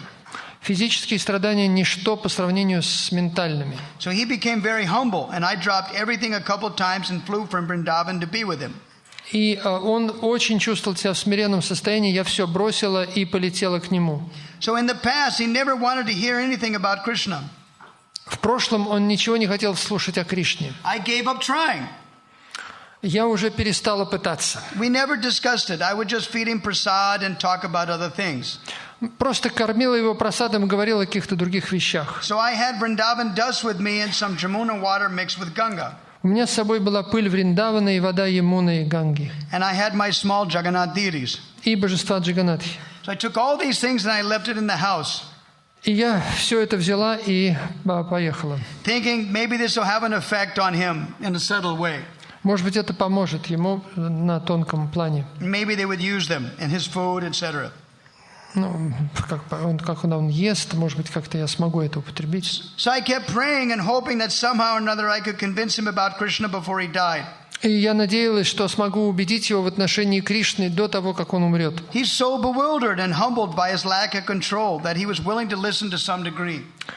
Он был полностью испуган и сбит с толку в таком беспомощном состоянии, поэтому был готов слушать. At the time of death, you're looking for anything in any direction, В момент смерти человек хватается за что угодно, хоть за соломинку, как есть поговорка. So I read some Bhagavad Gita and he said it was comforting. И я почитала ему Бхагават-гиту, и он сказал, what did he say? Comforting. Он говорит, да, это меня успокаивает. And I also read him coming back. He liked it because the reincarnation was something positive to look at for the future. И я также почитала ему статьи обратно к Богу из журнала. Ему это тоже понравилось. Coming back as a book. Remember coming back? Да, из книжки «Возвращение обратно» почитала ему. Right, about reincarnation. О реинкарнации. And he was desperate for that. И он чувствовал отчаяние. I read about Ajamila and I thought maybe I should read this to him, but then I thought, nah. Я ему предложила рассказать историю Аджамилы, но он сказал, нет, не нужно. Anyway, maybe if I'm there chanting for him, it'll be okay. Я подумал, может быть, ему повторять святые имена, и это поможет. I just really believe you could just chant Hare Krishna and all bad things would go away. Я искренне верила, что если повторять Харе Кришна, что все дурного удастся избежать. The material world is such a heavy place, and with my great ego, I was overestimating my purity. Материальный мир такое ужасное место, я к тому же переоценивала свои возможности. Wow, because it means that this departure made her reflect more on her own purity. И этот уход отца заставил ее задуматься о собственной чистоте. If you feel incapable of saving yourself, how can you save anybody else? Если вы не способны спасти самого себя, то как сможете спасти другого? So she said this, that look, I had to fly back to Vrindavan so many times in my family and business commitments. И я должна была вернуться обратно в Вриндаван, потому что у меня были дела и обязанности в семье. But all this time she felt her father kept pulling her back. Но постоянно чувствовала, что мой отец меня держит, пытается удержать. So she said, I had zero mental peace. I really think my father wanted me there and was emotionally dependent on me. Я увидела, что мой отец полностью от меня зависит и хочет, чтобы я осталась. She says, people, meaning the other people around him, are not very sympathetic. Generally, most people are very selfish and they're not very helpful. Обычно люди эгоистичны, и они не могут помочь другому. And he needed a lot of understanding. И им требуется многое понять. So I left my Jagannath deities and I said, please forgive any offense, but to protect my father while I went back to India. Я оставила ему свои божества Джаганатхи, молилась им, пожалуйста, защитите его, потому что я возвращаюсь в Индию. Then her mother rang the phone. Мать, mother? Rang the phone. Позвонила, телефон, мать звонила. And she said, come, please come. He's in the hospital now. We really need you here. So she went to India, and again was a call from her mother. Australia. Please come back. Она уже улетела в Индию, и неожиданно раздался звонок матери, которая снова умоляла: срочно возвращайся, потому что, дела плохи. So she came back. И она опять вернулась. And she moved right into the hospital with her father. И поехала в больницу, где был отец. And she thought she was quite surprised how the hospital facilitated it. Она была удивлена, как ее встретили, как его разместили в больнице. This is due to the increase in the world now of hospice care. Hospice care means that service to the terminally ill people, that they let the relatives do a lot. Значит, это вот такое служение социальное на Западе, хоспис, то есть уже как бы больным, смертельно больным, особые условия.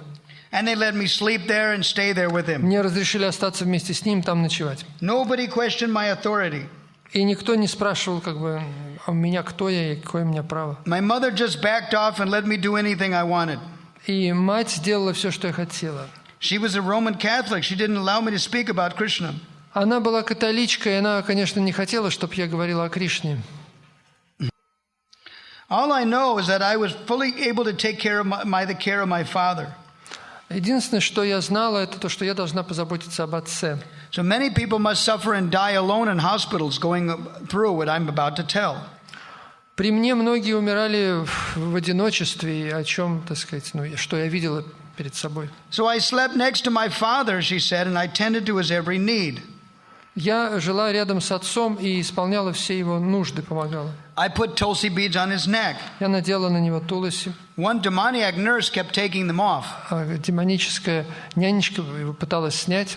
So I got mental about this, and I thought, oh no, my father is so sinful that he's not being allowed to wear tulsi. Я подумала, что, вероятно, мой отец настолько греховен, что ему не дают надеть туласи, носить туласи. Then I got determined. Well, I'm going to keep them on anyway. Но все равно у меня была решимость, я решила одеть все равно, в любом случае. He said the nurse would take them off, and I would smile sweetly, and I would put them on again. И я прямо на глазах этой нянечки ей, улыбнулась и одела снова. So I read some Bhagavad Gita to him. Читала Бхагават-гиту ему. And he didn't eat for 12 days leading up to his death. И я была с ним 12 дней вплоть до самой смерти. For 8 of those days he had only Ganga and Yamuna water and nothing else. Он употреблял только воду Ганги и Ямуны, не больше ничего. I controlled everything that went into his mouth. И я все контролировала, что попадало к нему, что он I ел. even put Vrindavan dust in the water. И даже немножко добавила пыли Вриндавана в воду. Towards the end, he was very perceptive. И до самого конца он все прекрасно ощущал, осознавал. My habit was to wait until he was asleep, and then I would sprinkle some Vrindavan dust on his head in case he died when I was asleep. И я, естественно, засыпала время от времени, и на всякий случай его попрыскала водой и пылью Вриндавана. One night, I sprinkled some dust on him, and he sprang up with a wide-eyed look of amazement. One night, I just sprinkled the dust, Vrindavan dust, and he said, "Oh, you're surrounded by dust." Однажды я вечером, прежде чем лечь, попрыскала на него водой и пылью Вриндавана. And he said, "You're surrounded by dust." Он сказал: «О, столько пыли, ты вся в пыли». So he was quite conscious. То есть он был в полном сознании, он все понимал. So then he got very serious. Он серьезно относился ко всему происходящему. The day before he died, he said there were big dogs in the room and an ugly person floating outside the window. За день до смерти он сказал: в комнате какие-то страшные собаки и какие-то существа в окнах пытаются войти в комнату. In Garuda Purana it mentions that before the Yamadutas come, they have some dogs that come that bark and point to them, to the sinful people. В Пуране говорится, что до того, как умирает грешник, присылают вот таких собак, вот Ямараджи, которые чувствуют, где находится грешник, совершающий грехи. So an ugly person floating outside the window was this Yamaduta. А вот эти отвратительные существа, которые в окнах, это были ямадуты. So the evening before his death, he began to feel disturbed. Untie my legs, he was saying to whom I don't know, and he was visibly distressed. И в последний день я увидела, что он в большом беспокойстве и очень страдает, он что-то видит, что не вижу я. So my mother and my daughter decided to stay overnight at the hospital, which they didn't normally do. Моя мать и моя дочь решили остаться с ним в больнице, чего раньше никогда не было. I went to sleep, and so did my mother. А я пошла спать вместе с матерью. At about 9:30 p.m., my daughter woke me up. She says, "Come quickly, something's happening to Granddad." Дочь меня разбудила в час ночи и сказала: срочно просыпайся, что-то происходит с отцом. So I went over to the bed, and my father was moaning, oh please, I beg you, let me loose, let me loose. И я увидела, что мой отец стонает, и он произносит: «О, освободите меня, освободите меня». His tone was humble and terrified. His eyes were lowered. Он был в страшном страхе, в панике. He was saying these words many times over the next 6 hours. И он много раз произносил эти слова на протяжении 6 часов. He was trying to jump off the bed and hide under his pillow. Он пытался выпрыгнуть из постели, и он пытался спрятаться под подушкой. This was astonishing because he was just skin and bones at this time. В то время был очень худой, у него были одни кости, кожа и кости. He couldn't even pass urine without help from the nurses. Он мочился без всякого помощи. And here he is trying to get up and run away. А тут то есть он не мог раньше встать, а сейчас он пытался выпрыгнуть и убежать. So he was thrashing around like a madman. И он рвался куда-то как сумасшедший. So it's very inauspicious, I thought. So I grabbed my father by the shoulder. I said, "What's happening? Are you okay?" Я взяла его за плечи и сказала: что происходит, что с тобой? He was terrified. He called out his daughter, "I tried to get away, but they've got me. They've got me."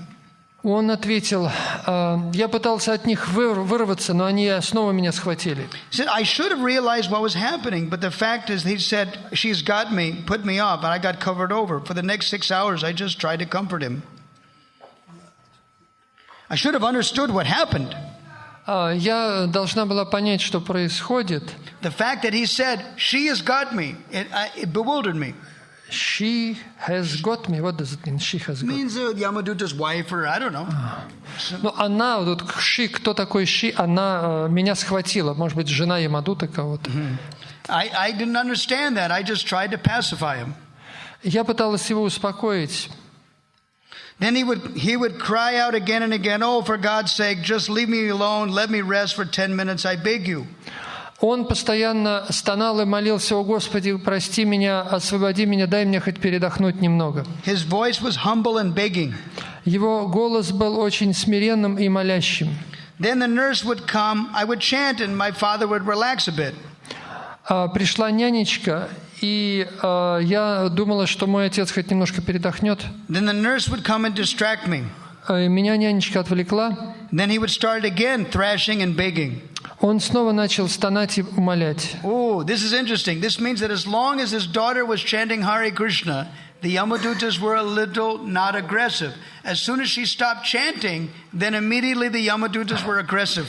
Значит, когда с ним стала заниматься нянечка, дочь стала повторять Харе Кришна, и он перестал стонать. Но когда она прекратила, опять он стал стонать. То есть эти ямадуты, а их все-таки Харе Кришна их отпугивает, они боятся. What's wrong? I would ask him.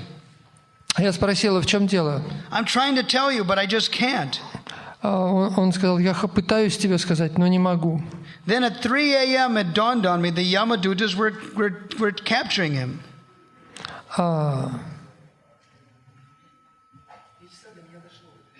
И до меня дошло, что его схватили 3 ямадутов. And I felt foolish for having not realized it until then.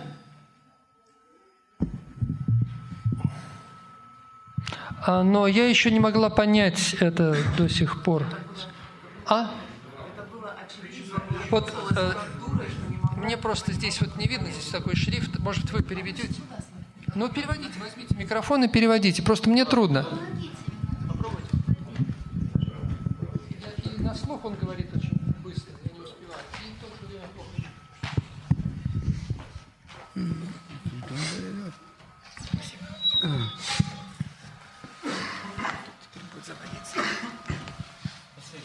Okay. В 3 часа до меня внезапно дошло, что это были ямадуты, которые схватили его. И это было совершенно очевидно. Я чувствовала себя полной дурой, что не понимала этого до сих пор.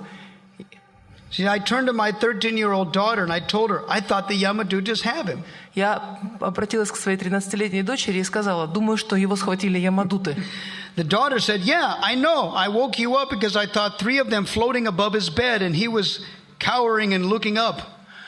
Да, сказала она, я потому тебя и разбудила, потому что 3 из них вот здесь маячили около его кровати. Он пытался спрятаться от них. The little girl had actually seen them and she described how they looked. Ага, дочь была еще невинной девушкой, она видела их. With boar-like tongues coming out of their mouths and glaring eyes, she thought there's some kind of ghost trying to steal his soul from his body.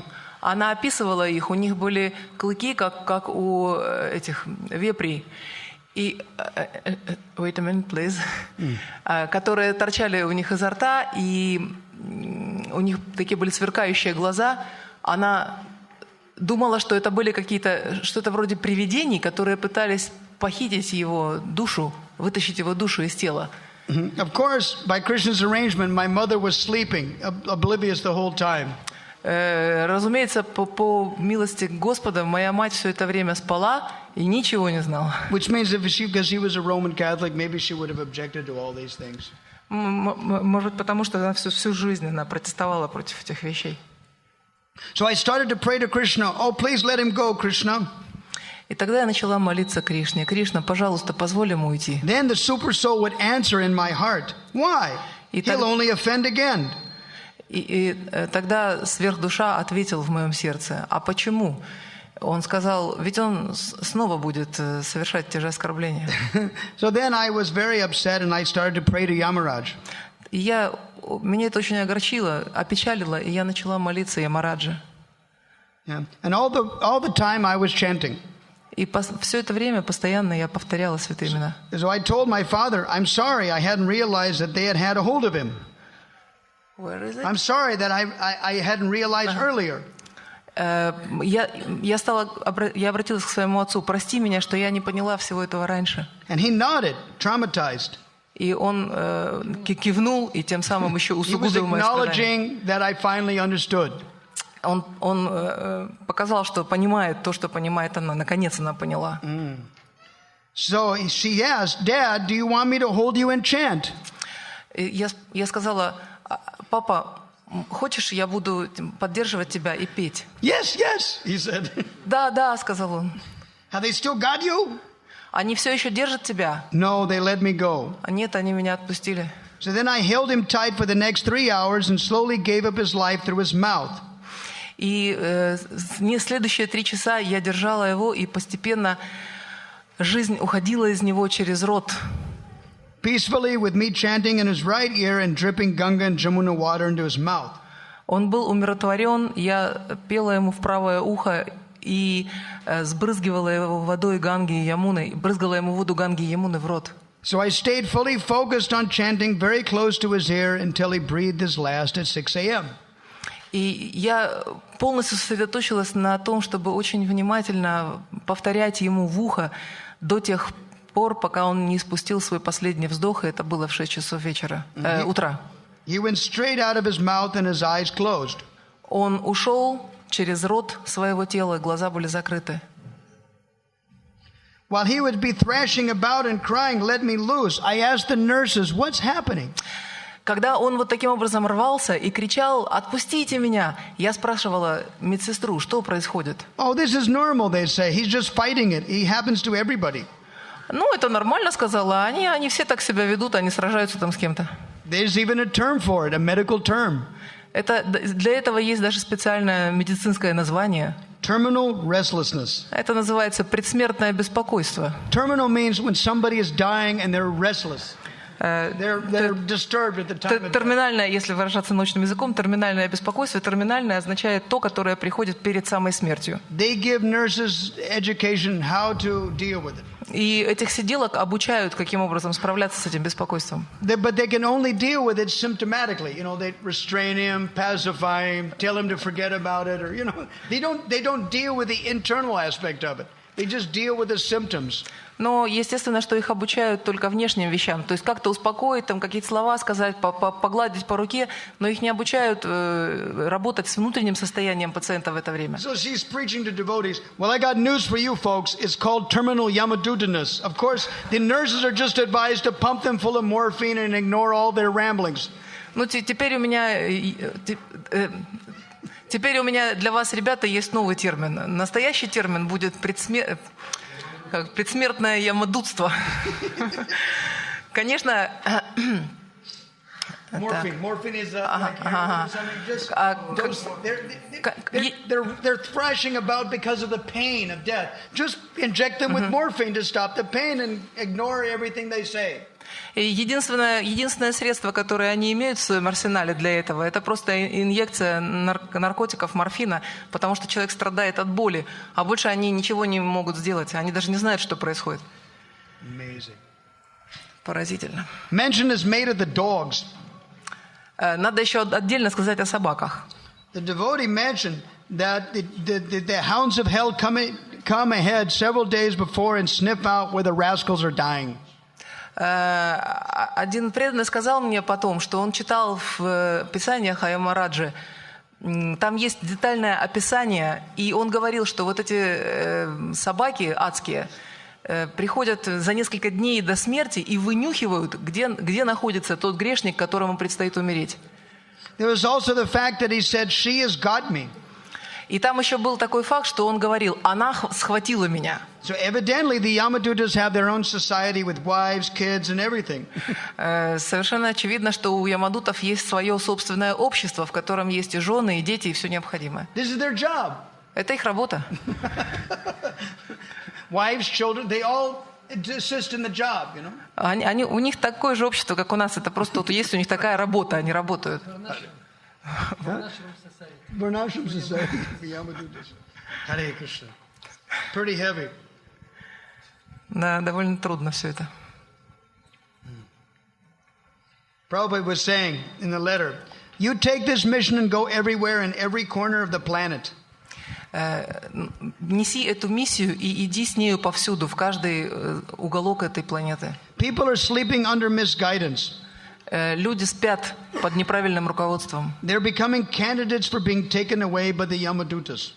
Они становятся кандидатами для ямадутов. Они становятся кандидатами в клиенты ямадутов. This is the position of the whole world. Таково положение всего мира. The Yamadutas will not excuse you. However, you may be very proud of being independent. This is not possible. Ямадуты вас не простят, хоть бы вы даже и очень гордились своей независимостью. Это невозможно. They think there's no life after death. You go on enjoying as much as you like. Они думают,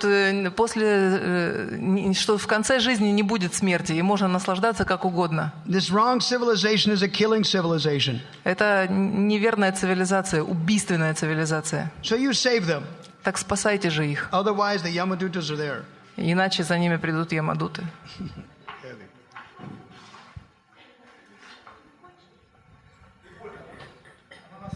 Look at this.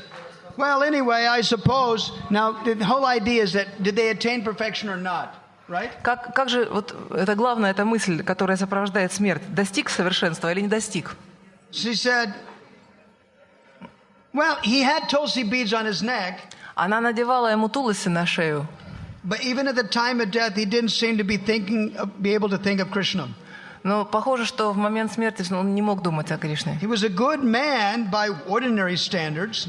Он был неплохим человеком, с обычными стандартами. He used to hunt animals, and he was a drinker of liquor, a womanizer, and a cow eater. Но он, тем не менее, был привязан и к женщинам, и к питью, и к убийству животных. So even she was, even this Mataji was ambivalent. Meaning she was also. Даже эта Матаджи, даже несмотря на то, что она сделала все необходимое, и воду Ямуны, и Туласи ему надела, но даже и она пребывала в сомнениях. Still, we have to say that because she chanted constantly there at the time, it was very good for the man. Но, тем не менее, все равно с уверенностью можно сказать, что то обстоятельство, что она сопровождала его во время смерти, это было очень хорошо для него. Да. All we can say was he was very fortunate to have such a daughter. Ну, точно можно сказать, что ему очень повезло иметь такую дочь. I remember there was another story about a god sister mentioned. A god sister of mine mentioned the story. Еще одна история есть об одной моей духовной сестре. She was in the hospital when her mother was dying. Она находилась в больнице со своей умирающей матерью. And her mother asked, "Is Krishna here?" И мать ее спросила, а что, Кришна здесь сейчас? And then the daughter thought, well, Krishna is not different from his name, and I'm chanting Krishna's name, so yes, Krishna is here. Она стала думать, Кришна не отличен от своего имени. Я повторяю святые имена, следовательно, он присутствует здесь. So she said, yes. А она сказала, да. Then the mother said, oh, that's nice. А мать сказала, очень хорошо. And she smiled, and she left her body. Она улыбнулась и оставила тело. So she told this to Prabhupada. Она рассказала, Матаджи рассказала об этом Прабхупаде. So she said to, the disciple asked Prabhupada, what happened to my mother? Она спросила Прабхупаду, как его ученица, что случилось с моей матерью. And Prabhupada became very happy. И Прабхупада был очень рад. And he said, what a wonderful daughter. Он сказал, какая чудесная дочь. Very good. You liberated your mother. Очень хорошо, ты освободила свою мать. So you got her to appreciate Krishna at the time of her death. Very good. Ты заставила ее почувствовать благодарность или оценить присутствие Кришны в момент ее смерти. Это очень хорошо. So at least the man got to hear Krishna's name, and the Yamadutas stopped attacking him, so he could hear Krishna's name and take advantage of Ganga and Jamuna water and Tulsi beads. At least something. По крайней мере, ямадуты отпускали его, когда он слышал святые имена, и на шее у него была Туласи Мала, и он получал воду Ганги и Ямуны. Ну, хоть что-то. So, and anyway, at least we thought we would share that with you. Ну, так или иначе, вот я захотел этим поделиться с вами. Харе Кришна. Харе Кришна. Yamadutas are real. Ямадуты реальны. All right, tomorrow more.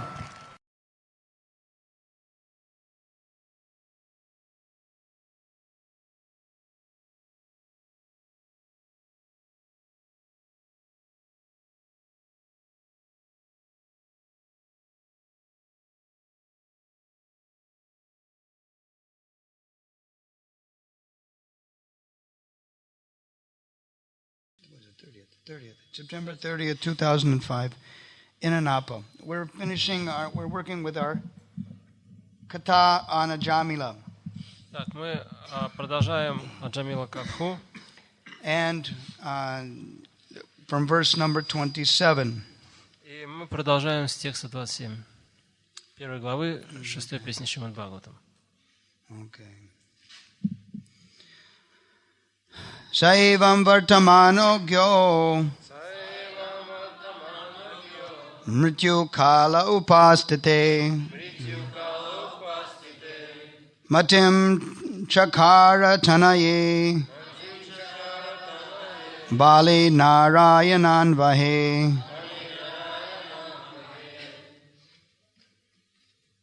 When the time of death arrived for the foolish Ajamila, когда настал смертный час, невежественный Аджамила, he began thinking exclusively of his son, Narayana. Аджамила думал только о сыне Нараяне. In the second canto of Srimad Bhagavatam, Prabhupada's purport says, Шрилпада говорит в комментарии, во второй песне Шримад Бхагаватам, Shukadev Goswami says, Etavan sanka yoga bhyam swadharma parinishtaya janmalabha parak pungsham ante narayana smriti. The highest perfection of human life achieved either by complete knowledge of matter and spirit, by acquirement of mystic powers, or by perfect discharge of one's occupational duty, is to remember the Supreme Lord Narayan at the time of death. Высшее совершенство человеческой жизни, которого можно достичь, либо познав природу материи и духа, либо овладев мистическими силами, либо безупречно исполняя предписанные шастрами обязанности, состоит в том, чтобы в конце жизни вспомнить Верховную Личность Бога. Шримад Бхагаватам 2.1.6. So somehow or other, Ajamila consciously or unconsciously chanted the name of Narayana at the time of death. Осознанно или неосознанно умирающий Аджамила произнес имя Нараяны. And therefore he became all perfect simply by concentrating his mind on the name of Narayana. И поскольку ум его был сосредоточен на святом имени, антенна Нараяна Смрити достиг совершенства. It may also be concluded that Ajamila, who was the son of a Brahmana, was accustomed to worshipping Narayana in his youth, because in every Brahman's house there's the worship of Narayan Shila. Кроме того, Аджамила был сыном Брахмана и в юности, судя по всему, поклонялся Нараяне, потому что в каждом брахманском доме поклоняются Нараяна Шиле. And this system is still present in India. In a rigid Brahman's house, there's Narayan Seva, worship of Narayana. Этот обычай сохранился в Индии по сей день. Нараяна Сева, поклонение Нараяне.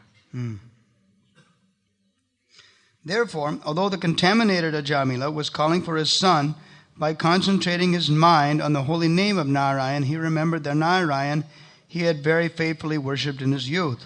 Поэтому, когда грешный Аджамила, взывая к сыну, произносил святое имя Нараяна, он вспомнил того Нараяну, которому преданно поклонялся в юности.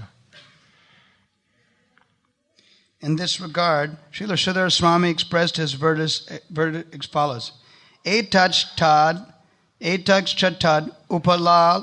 upalalanadi Sri Narayana namucharana mahat Meena tadabhaktir eva bhut iti siddhanto payogitvenapi drashtabhyam. Шрила Шридхара Свами пишет по этому поводу. According to Bhaktisiddhanta Saraswati Thakur, it is to be analyzed that because Ajamila constantly chanted his son's name, Narayana, he was elevated to the platform of bhakti, although he did not know it. Согласно Бхакти Сиддханте, когда Аджамила произносил имя Нараяна, он сам того не ведая, возвысился до бхакти. Although he did not know it. Хотя он и не осознавал этого. Similarly, Srila Viraragava Acharya gives us his opinion. А вот мнение Шри Вирарагава Ачарья. Evam Vartamana Sadvija Mrityukali Upasate Satyagyo Narayanake Putra Eva Matim Chakara Matim Asaktam Akorot Ityartha. Although at the time of death he was chanting the name of his son, he nevertheless concentrated his mind upon the holy name of Narayana. Хотя этот брахман взывал со смертного одра к сыну, ум его при этом был поглощен святым именем Нараяны. Srila Vijayadhvaja Thakur gives a similar opinion. С этим соглашается Шрила Виджаядхваджа Тиртха. Mrityu kale deha viyoga lakshana kale mrityo sarvadosha papa harasya harer anugrahat Kale data jnana lakshane upastate hridi prakashate tanaya purna jnane bale panchavarsha kalpe pradesha matre narayananvahe murtive sesi matim smarna samaratam chitam chakara bhaktyasmad ityartha. So it's very nice how Srila Prabhupada is quoting the previous acharyas exactly what they say in this connection. Замечательно, что Шрила Прабхупада, он приводит точные цитаты ачарьев на эту тему. Because when you read Bhagavatam, many times the original verse that's in the Bhagavatam doesn't tell you these details. Поскольку когда вы читаете Бхагаватам, изначальный текст, это вот мула, она может быть не описывает все в деталях. Now it doesn't tell you these details, but you have these questions in your mind. It may not tell you the detail, but you're thinking about it. What's the detail? Может быть, там и не приводятся подробности, но вы начинаете думать об этих подробностях. So the commentaries give us the detail. Поэтому комментарии нам как раз вот и дают эти подробности. Well, like previously, one of the Russian devotees here was asking me about memorization. They said, should I memorize just the Russian translation and forget the Sanskrit?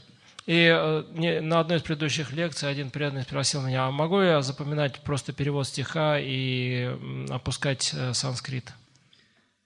My answer is no, you should definitely memorize the Sanskrit too. Мой ответ был определенно: нет, вы должны также заучивать и санскрит. The motivation may be because of the translation.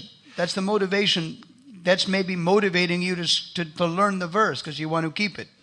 Возможно, перевод стиха будет тем мотивом, который вас побудит к тому, чтобы запомнить шлоку. But ultimately, the original sound vibration is what's purifying. Но изначально это то, что вас очищает, это вот эта звуковая вибрация на санскрите. But there is another indirect benefit you get by memorization. Но есть еще такой косвенная польза, которую вы получаете, и когда заучиваете шлоки. The benefit is that the more you come in contact with the words, the more the meaning of each word sticks in your brain. Это чем больше вы заучиваете разных стихов, тем больше в вашем уме застревают значения определенных слов. Previously, Huns, the Germans, were very good at learning Sanskrit. Ранее гуны, это немцы, они знали санскрит, изучали санскрит. In fact, even now, when you look at some places where they have transcribed Sanskrit into Roman, и в некоторых местах, если вы будете как бы возьмете транслитерацию санскрита в латинский шрифт, most of the sites that you're finding, the websites that you'll find to be able to download it, different Puranas, different Brahmanas, Aranyakas, different Vedas, you'll find the sites are from Germany. И многие сайты, если вы зайдете в интернет и попробуете скачать разные веды, Пураны, Упанишады, то увидите, что многие из этих сайтов, они располагаются в Германии. At any case, the point is that for devotees of Krishna, it is a plus. В любом случае, для преданных это большой плюс. It is a plus if you can learn it. И если это так, то необходимо учить. Granted, maybe not everybody can. Может быть, не каждый в состоянии это делать. My personal opinion is, as it always is that the mind is like a muscle. If you use it, it gets stronger. Those that have no determination, they don't want to exercise their mind. Но мое личное мнение, что ум, он подобен мускулу. Если мы его будем тренировать, тогда он будет развиваться. Просто нам часто бывает лень это делать. Basically, if they want to do it, they can easily do it. Но в основном, если человек хочет это делать, то он сможет это сделать. Like I said from the very beginning of this lecture series, one should memorize that which attracts your mind. Как я говорил уже в начале нашего семинара, что необходимо заучивать те шлоки, которые на нас производят впечатление, которые нам нравятся. The reason is because if it attracts your mind, you will have the impetus or the motivation to learn it. Поскольку причина в этом в том, что если это вам нравится, то у вас будет определенный стимул для того, чтобы это учить. If you learn it, it becomes a bank balance. И когда вы это выучите, это пойдет на ваш банковский счет. In happiness or distress, in fortune or in loss, it can remain with you as a permanent asset. И в счастье, в несчастье, если вы проигрываете или побеждаете, это будет оставаться с вами как вечное достояние. And when you consider that devotees by their nature are not very good businessmen and businesswomen, generally. They have not a strong tendency to work materially. И обычно преданные, в целом, в общем, они не очень хорошие бизнесмены, и как бы у них нет такой особой тенденции зарабатывать деньги, склонности. Because they know that's intense hard work, and who wants to work hard for something that's temporary? И у них нет такой как бы склонности, наклонности как-то тяжело трудиться, потому что какой смысл тяжело трудиться ради каких-то временных вещей? They work just to make ends meet and just to get by. That much work. Они работают только чтобы как-то там поддержать себя и купить какие-то необходимые вещи. I even found out that sometimes for devotees for coming to a festival like this, they will save the whole year in order to come to a festival like this. И я часто как бы сталкивался с тем, что преданные для того, чтобы поехать на подобные фестивали, они целый год копят деньги. So that's all right if you work so hard and you keep in mind, I have to come to the festival of Sadhu Sangha. Therefore, making that endeavor, that mental application, to save that much benefit. И это нормально, если человек, он работает как-то тяжело в течение года, чтобы собрать деньги, если у него в уме сидит такая цель, что вот я так заработаю денег и поеду на фестиваль. What about this wealth? А как вот насчет этого богатства? What about this food? Food. Food of Bhagavatam. Как вот насчет вот этой пищи, имеется в виду Бхагаватам? Food of nectar. Пища нектара. This is stated in Chaitanya Charitamrita. Об этом говорится в читании Чайтамрите. It's Madhya Lila, chapter 25, verse 278. Мадхья Лила, 25 текст 278. Ye lilar amrita bine kaya yadi annapani tabi bhaktera durbala jivan. A devotee who simply eats ordinary grains.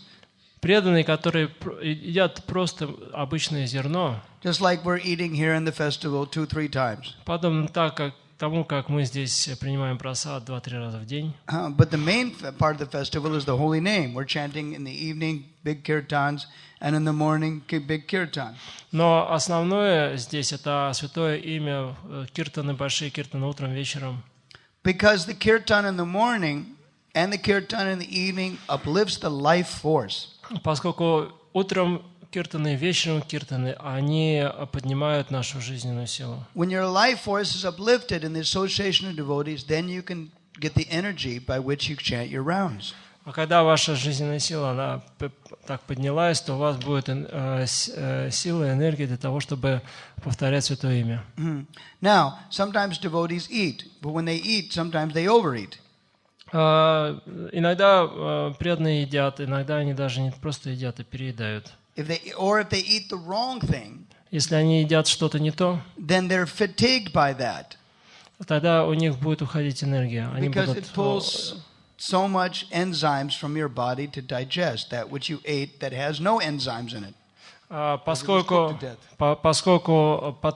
телу потребуется куча дополнительных энзимов для переваривания пищи, которые как бы ваше тело не предназначено. It was cooked to death, boiled to death. И тогда оно как бы это будет Cooked to death. You boil something until it's dead. И тогда это будет перевариваться до смерти. To tell you frankly, specifically, I'm finding it now at the age of 50 that raw things have more energy in it. И вот поделюсь с вами своим мнением, что вот уже в возрасте 50 за 50 лучше всего есть такую грубую необработанную пищу, сырую. Because the enzymes are not killed. Поскольку эта пища, она не убивает энзимы. If you take that, and if it happens to be the right ones according to your material body's nature, и если вы будете питаться таким образом в соответствии с природой вашего тела, you'll get energy. Тогда у вас будет энергия. You won't fall asleep. И вы не будете спать. You won't feel tired. И вы не будете уставать. So the naturopath states, if you fall asleep after a meal, you didn't win, you lost. И общее правило таково, что если вы после того, как приняли прасад, засыпаете, а не получаете энергию, значит, вы проигрываете, а не выигрываете. And you feel it.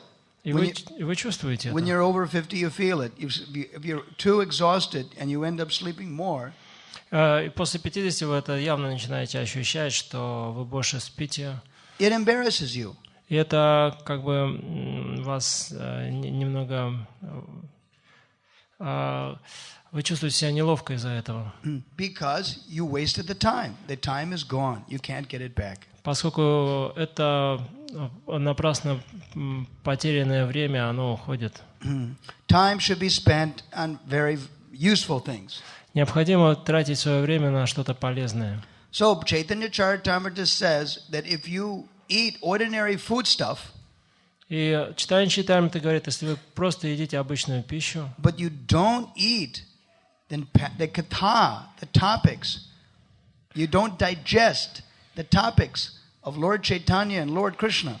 Но если вы не перевариваете, если вы не усваиваете Кришна Катху, рассказа об играх Кришны и Господа Чайтаньи, Tabi bhaktera durabala jivan. a devotee has a very difficult life.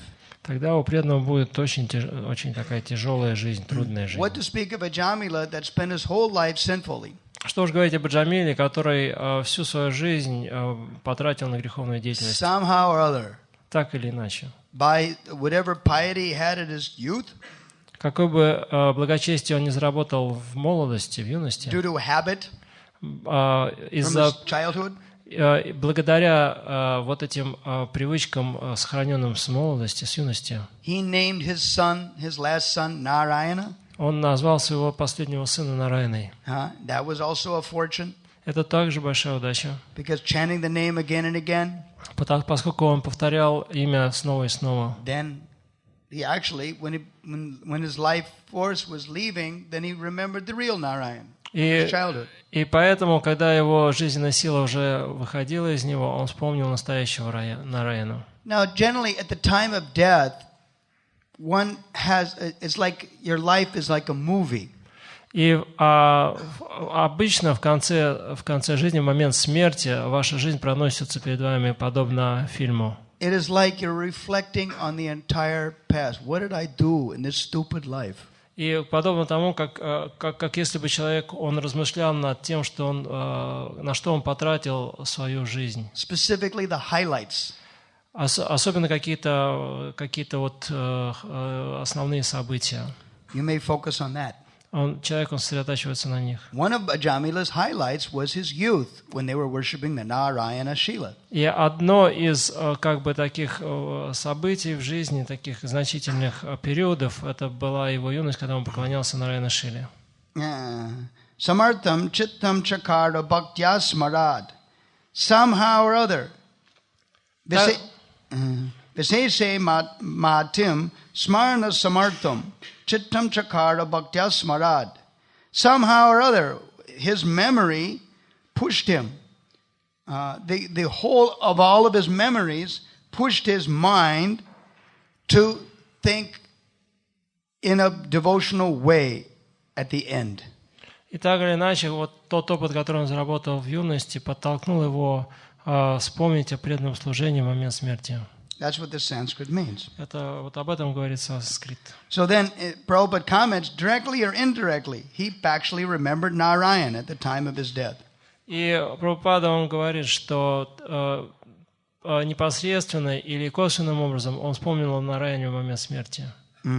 So that is the benefit here. Таково благо. So this is the benefit of Vedic culture. Таково благо, получаемое от ведической культуры. To remember Krishna.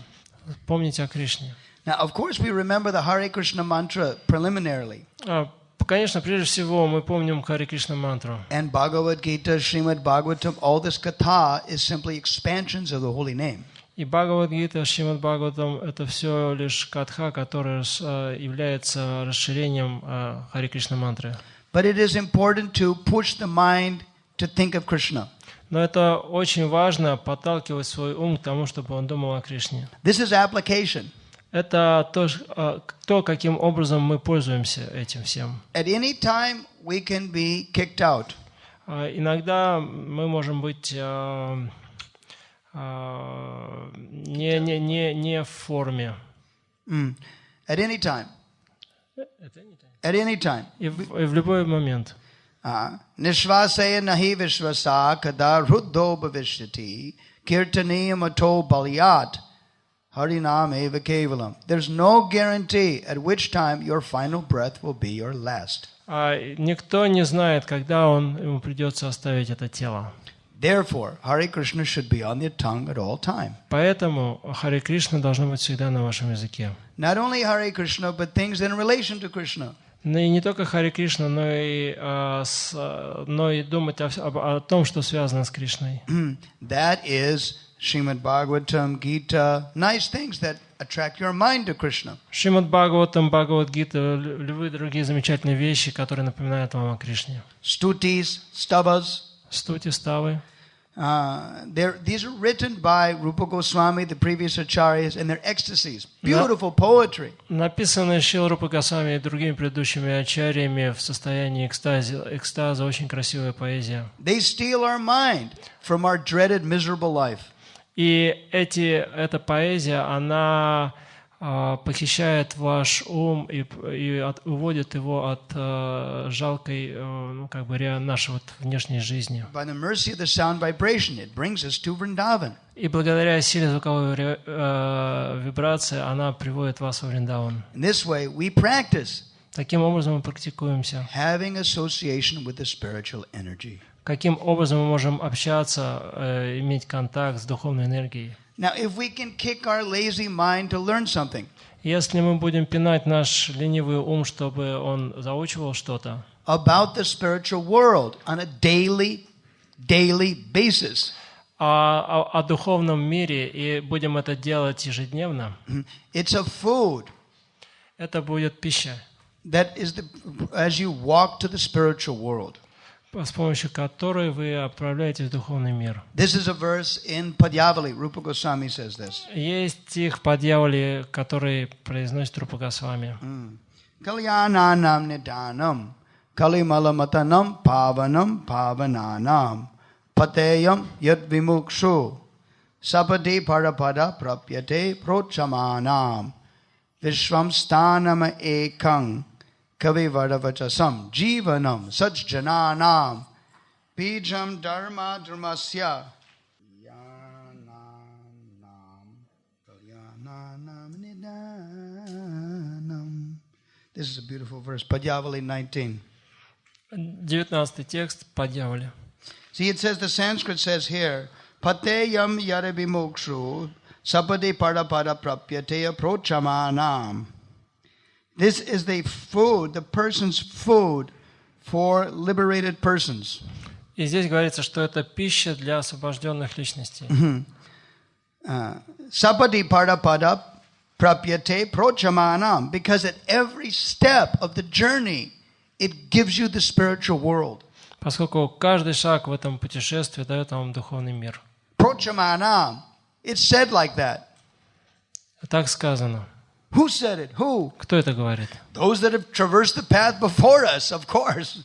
Те, кто прошли по этому пути до нас. Said by who? Those who give the evidence. That's who. Те, кто дают нам это свидетельство. Our previous acharyas. That's who. Именно наши предыдущие ачарьи, вот кто об этом They're говорит. all pointing the direction. Они все указывают на направление. For those who eat that food. Для тех, кто питается этой пищей. If we don't, we become weak. Но если мы не делаем этого, мы будем We слабыми. lose energy. Мы потеряем And энергию you might die also. и даже можем умереть. Now, there's other people that's described in Bhagavatam, in the 5th canto, В пятой песне описываются люди, that if somebody does not drink this nectar, что если кто-то не пьет этот нектар, then they're walking dead persons. то он просто ходячий мертвец. That's it. Bhagavatam is so heavy. Вот и все. Бхагаватам иногда Бхагаватам дает такие довольно тяжелые And сентенции. depression is like that. И тоска, она подобна этому. The tendency for suicide, the tendency, miserable life is this. I'm going nowhere. I'm going nowhere. I'm just a walking dead person. И склонность к самоубийству и к тоске и прочим вещам происходит из-за того, что человек, он думает, что я иду в никуда, и поэтому он пребывает в таком состоянии подавленном. My life is useless. То есть он ходячий мертвец, моя жизнь бесполезна. My home life is useless. My job is useless. I'm not getting anywhere. Моя семья бесполезна, работа бесполезна, я вообще иду куда-то в пустоту, никуда. It's the reaction of my previous sinful activities, obviously. Очевидно, что это последствия моей предыдущей греховной деятельности. In this way, many human beings become depressed. Поэтому многие люди, они очень подавлены. The number one, statistics are there that the number one killer of young people is suicide.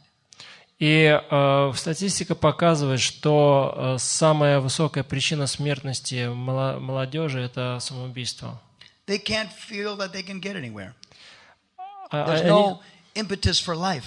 У них нет какого-то побуждения к жизни, позыва к жизни. But the Hare Krishna mantra does this. Но Харе Кришна мантра, она дает это. Kalyananam nidanam. It's the one seed of all auspiciousness for the living entity. Seed. Есть всего лишь одно семя, которое может дать что-то благоприятное жизни человека.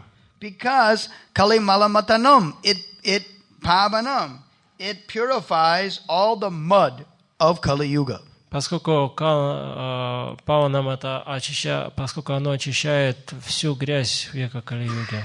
Pavanam, pavananam, of all types of purifying things, it is the most purifying thing. Из всех вещей, которые очищают, она является самым сильным. Vishramasthana ekam, it is Kavivarta Vajasam. It is the one pleasure garden of that where the best of poets take rest. Garden.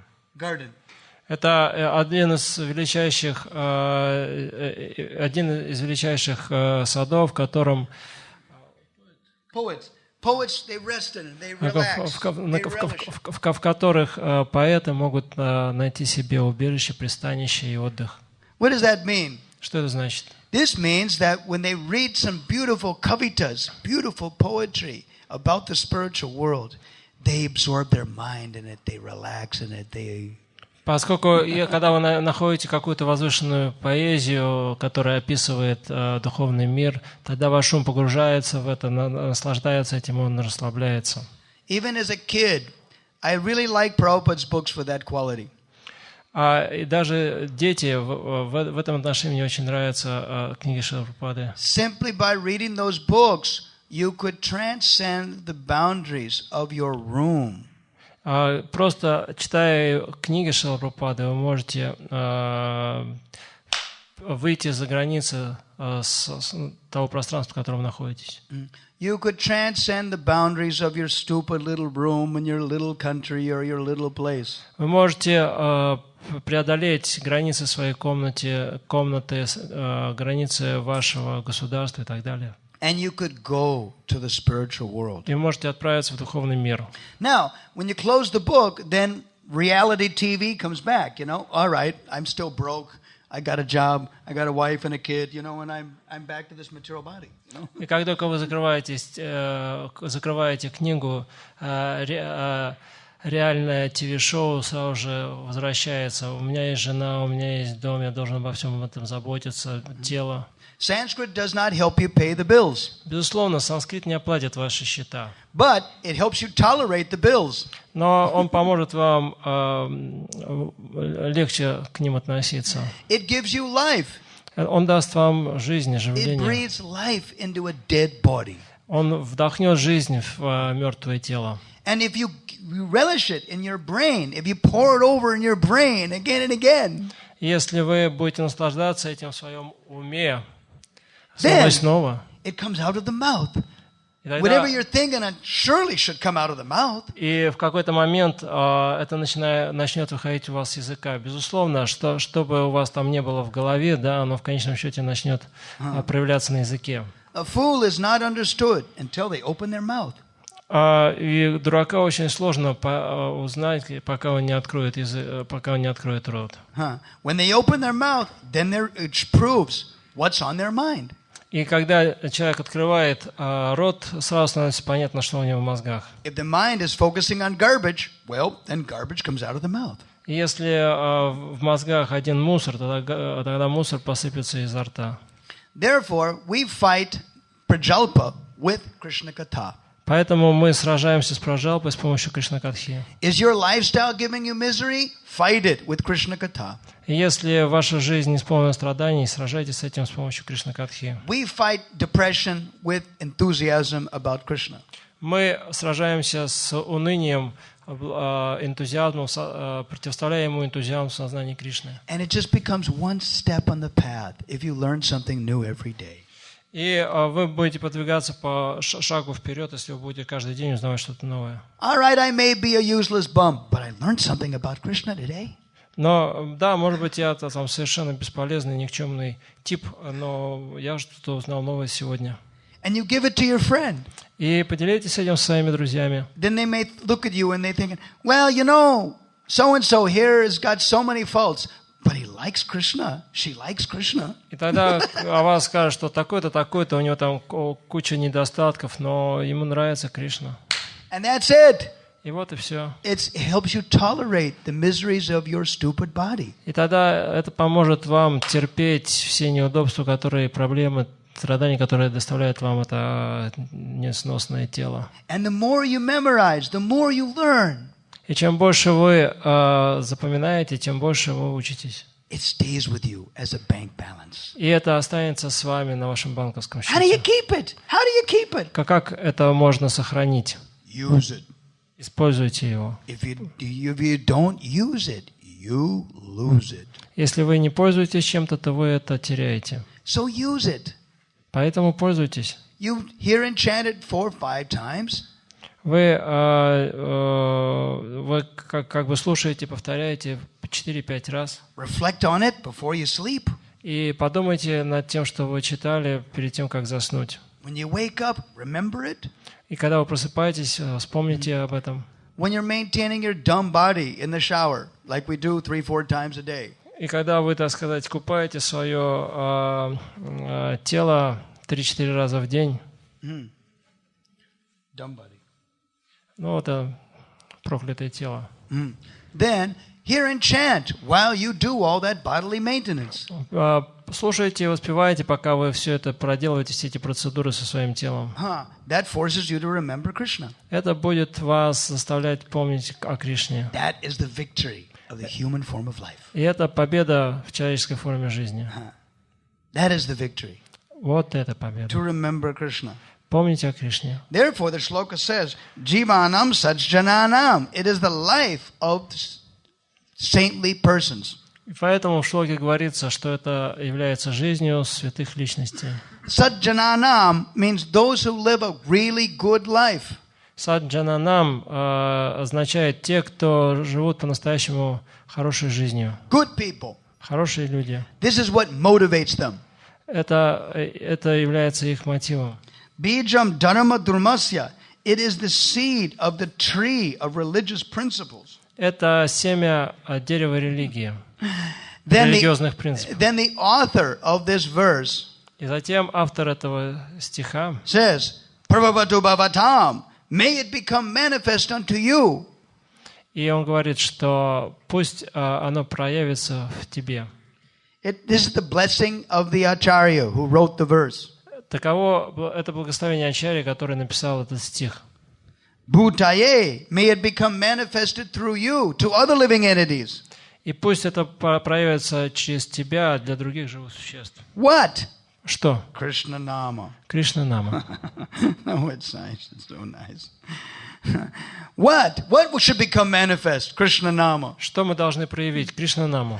And if Krishna Nama is manifested through our life, если в нашей жизни проявится Кришна Нама, then the chances are greater at the time of our death we can chant what we've learned. И шансы на то, что мы вспомним в момент смерти то, что мы учили, сильно повышаются. Now look, Ajamila, we have to say that Ajamila was a lucky fellow. Мы должны признать, что Аджамил был таким удачливым парнем. Actually, you may think he's a little too lucky. Мы можем подумать, что он немножко too lucky. Too lucky.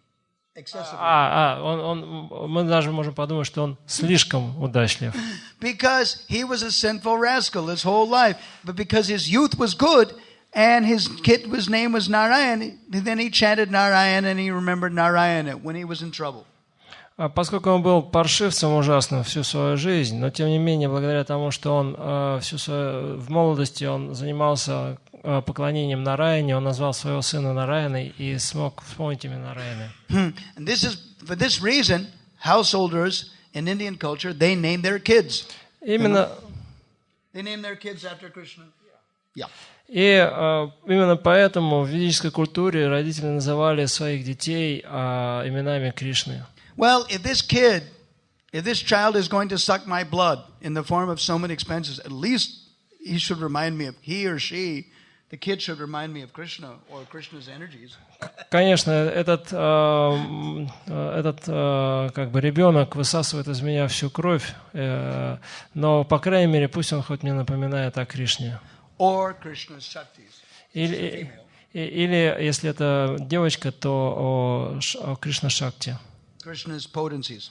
Об энергиях Кришны. Right. Something is better than nothing.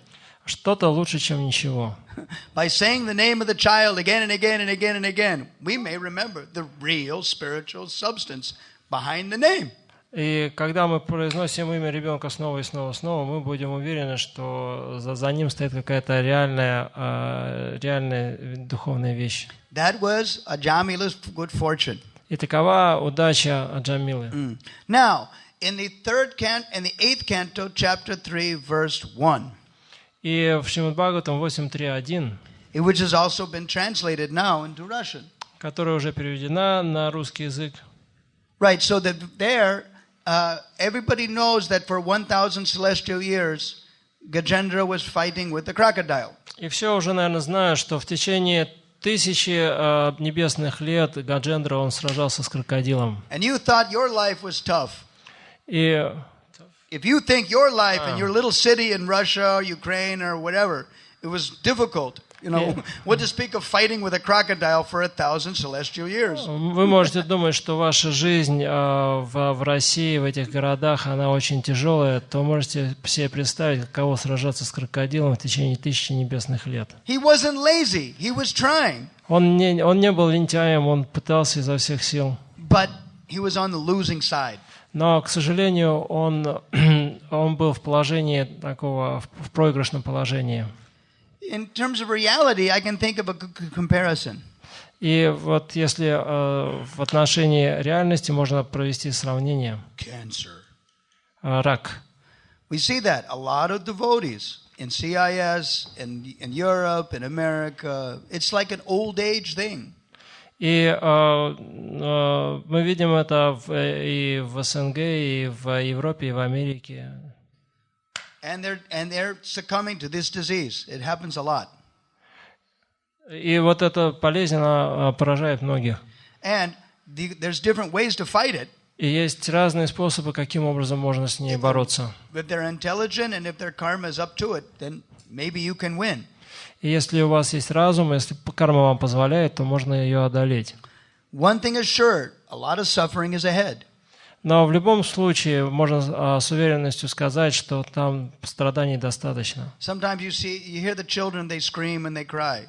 Можно иногда видеть, как дети кричат и вопят, плачут. Харша шока.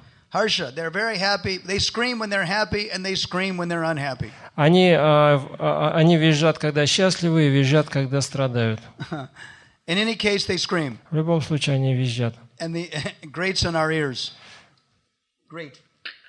Grating in our ears. И это так сильно действует на уши. We wish they would scream in the other universe. Мы хотим, чтобы они орали в каком-нибудь другой вселенной. But we're not so lucky. Но мы не так удачливы. At any case, but that's nothing.